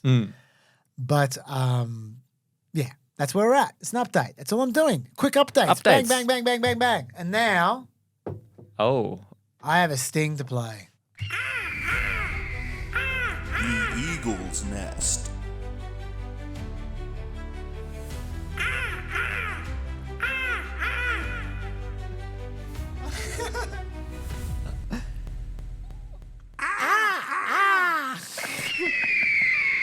So good. Definitely my favorite sting. Adam Schiff, the man with a big head and a small neck, according to Donald Trump. You think I pick on politicians because of their physical characteristics? You should see Trump. Oh my God, we should see Trump. Oh my God, you should look at his orange skin. No, the way he goes on about Adam Schiff, every time he mentions Adam Schiff, it's his small neck, his big head. Playing stings for Chaz is like giving him red cordial. So, suddenly it's just that every single eagle cry was like heroin. Anyway, Adam Schiff, Shifty Schiff, has put a hold on Eagle Ed Martin Jr.'s nomination as the DC U.S. Attorney. Oh. Breaking! I'm placing a hold on President Trump's nominee for U.S. Attorney in D.C. For the past few weeks, Ed Martin has been a one-man wrecking ball, threatening opponents, firing public servants, and using his office to chill free speech. His nomination must be blocked. That's breaking. I'll tell you what's breaking. My heart. We want Eagle Ed Martin Jr. to succeed, go from strength to strength. What a beaut. This world is too beautiful for you, Eagle Ed Martin Jr. It's like Vincent, that Don McLean song. There's no way. No, I know that song. You know that one? Yeah. Oh my God! I can't believe that. That's amazing. I didn't even play it to you. There's a bit of a standoff over his nomination, actually, as it turns out. Because normally a U.S. attorney wouldn't actually face a full Senate Judiciary Committee confirmation hearing, even though I fantasized about one a few weeks back. Normally the U.S. attorney wouldn't get one in order to be confirmed. They just confirm, they'd have to take a vote to confirm 10 of them at once, that kind of thing. The Democrats, though, have demanded a full confirmation hearing for the Eagle. Whoa. The Judiciary Committee Dems, he's special. They wrote in a joint letter, Mr. Martin is a nominee whose objectionable record merits heightened security by this committee. No one embodies Donald Trump's personal weaponization of the Justice Department more than Ed Martin. That's about as much of a hell no as you can get. Yes. So far, the Judiciary Committee's Republicans are not conceding. So it's a bit of a standoff. Should be noted that Martin's 120-day temporary appointment ends on May 20. If he's not confirmed by May 20, federal judges in the U.S. District Court in D.C. will name a successor themselves until one is being confirmed. So the Eagle days may be running short before the Eagle is replaced potentially by an Eagle boy.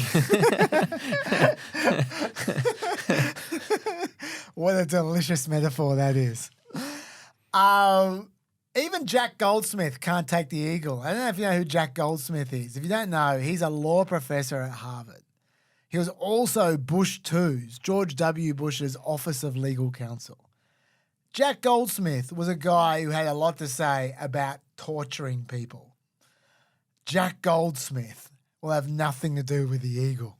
Whoa. And I can tell you, he's still a Republican. I can assure you of that. He said, I cannot think of any U.S. attorney nominee in my lifetime who embodies Justice Robert Jackson's worries about federal prosecutors more and who is more likely to abuse federal prosecutorial power than Edward Martin. And this wolf comes as a wolf. Martin has wielded prosecutorial power recklessly and openly while serving in a temporary role during his Senate audition period. His actions will surely grow much more menacing if he's confirmed. Well written there, Jack Goldsmith. And you're right. But that's what we love about him, just how menacing he promises to be. Oh, the Eagle. That's the end of the Eagle section, but let's just play this one more time because I love it. The Eagles next.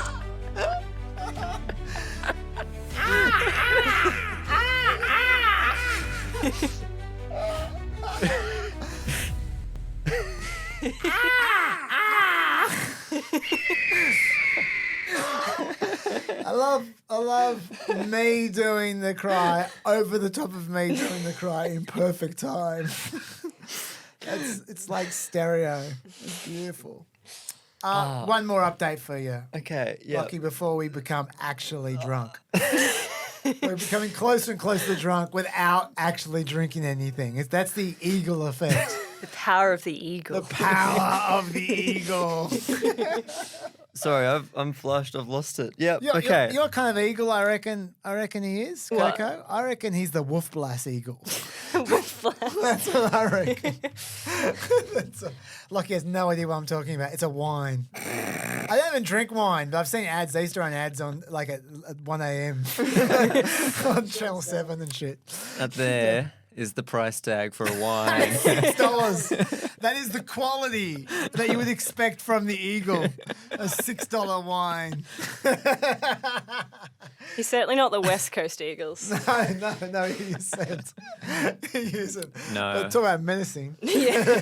I mean, they're on the bottom of the ladder. They're not doing too good. No, that's true. R.I.P. They're on the bottom of every ladder. What am I doing? The Eagle supporters, they love the Eagles. I shouldn't be getting them offside because Dave's already gotten the entire city of Melbourne offside. Yeah, my boyfriend's a West Coast supporter, so. Really? And he lives in Melbourne. He's really going to hate us.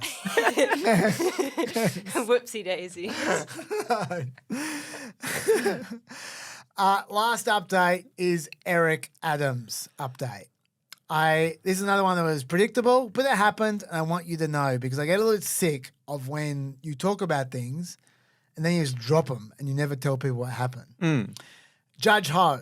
We talked about Judge Ho quite a lot and about how he was facing a situation where Eric Adams, the government wanted to drop the charges against him, but without prejudice. And what that meant was they were going to have, without prejudice means they can bring back the charges at any point in time. And we're going to have a situation where what the government wanted to do was drop these really obvious corruption charges, but have them hanging over his head. So if he didn't do what they wanted, then they could just bring back the corruption charges. And what they wanted was for him to crack down immigration. Judge Ho had many options there. He could have just forced them to hold the trial or hold the trial without them, which would have been a bit of a mess. Or he could have just said, no, I'm not letting you dismiss them. Just, hold the trial when you want to hold the trial. Or he could have let them get their way, or he could have dismissed the charges completely. He chose to dismiss the charges completely with prejudice, which means the charges are gone. They're never coming back. They can't blackmail Eric Adams with these charges anymore. Ho wrote that the dismissal without prejudice, leaving the charges hanging over his head, quote, would create the unavoidable perception that the mayor's freedom depends on his ability to carry out the immigration enforcement priorities of the administration, and that he might be more beholden to the demands of the federal government than to the wishes of his own constituents. No shit, Sherlock. For those who are anxious to see Adams go to jail for corruption, though, and I was one of them, I must admit, Ho made a great point. If he hadn't dismissed the charges, the DOJ weren't going to be prosecuting them anytime soon. Like, even if he forced them to prosecute them, they would have put it off a bit. And after 70 more days, they would have had to dismiss the case because of New York's speedy trial laws. You can't leave trials going indefinitely. So he said, quote, while the court could deny the motion, allow 70 days to pass and then dismiss the case on Speedy Trial Act grounds, it's hard to see what good that would accomplish. I agree with you, Judge Ho. Pragmatic. Yep. Now, I did, the Eagle did give me a second win, but man, this is getting stupid. So let's end the hourglass. The hourglass is asking for a break. It's that sand is burning up. It wants some wolf blast. That's what it wants. It needs a look. We're just going way too far. So let's just draw a line there. There'll be more. We got another bloody podcast on Monday night anyway with Jared Monshine from US Study Center. I'll throw in some updates. I'll throw in some correspondence there, and then we're going to be recording another one with Dave on Thursday, which is going to come out on Friday. So there's plenty of opportunity. Don't worry. You guys will get filled in. We are sorry we had a week off. Yeah. It'll never happen again. We are paying the penalty. But yeah, at some point in time, we may or may not be going to the ABC as well. So at which point in time, those podcasts will be 3 hours long. But Anyway, I hope you enjoyed possibly the last 5-hour podcast that we produced, at least for a while. Thank you very much, Lockie. Thank you very much, Chaz. And thank you very much, the Coco Box. Oh, thank you guys for having me. Fantastic performance. Can you apologise in your own time, not now on air, but when you go back to Melbourne, and should you go to Perth at some point in time, can you apologise to all of them on our behalf? I'll do my best. I'll try and reach out to the community. Thank you very much, Coco. No problem. And we'll see you guys on Tuesday afternoon, I'm guessing, Lockie. Until then, stay peppy.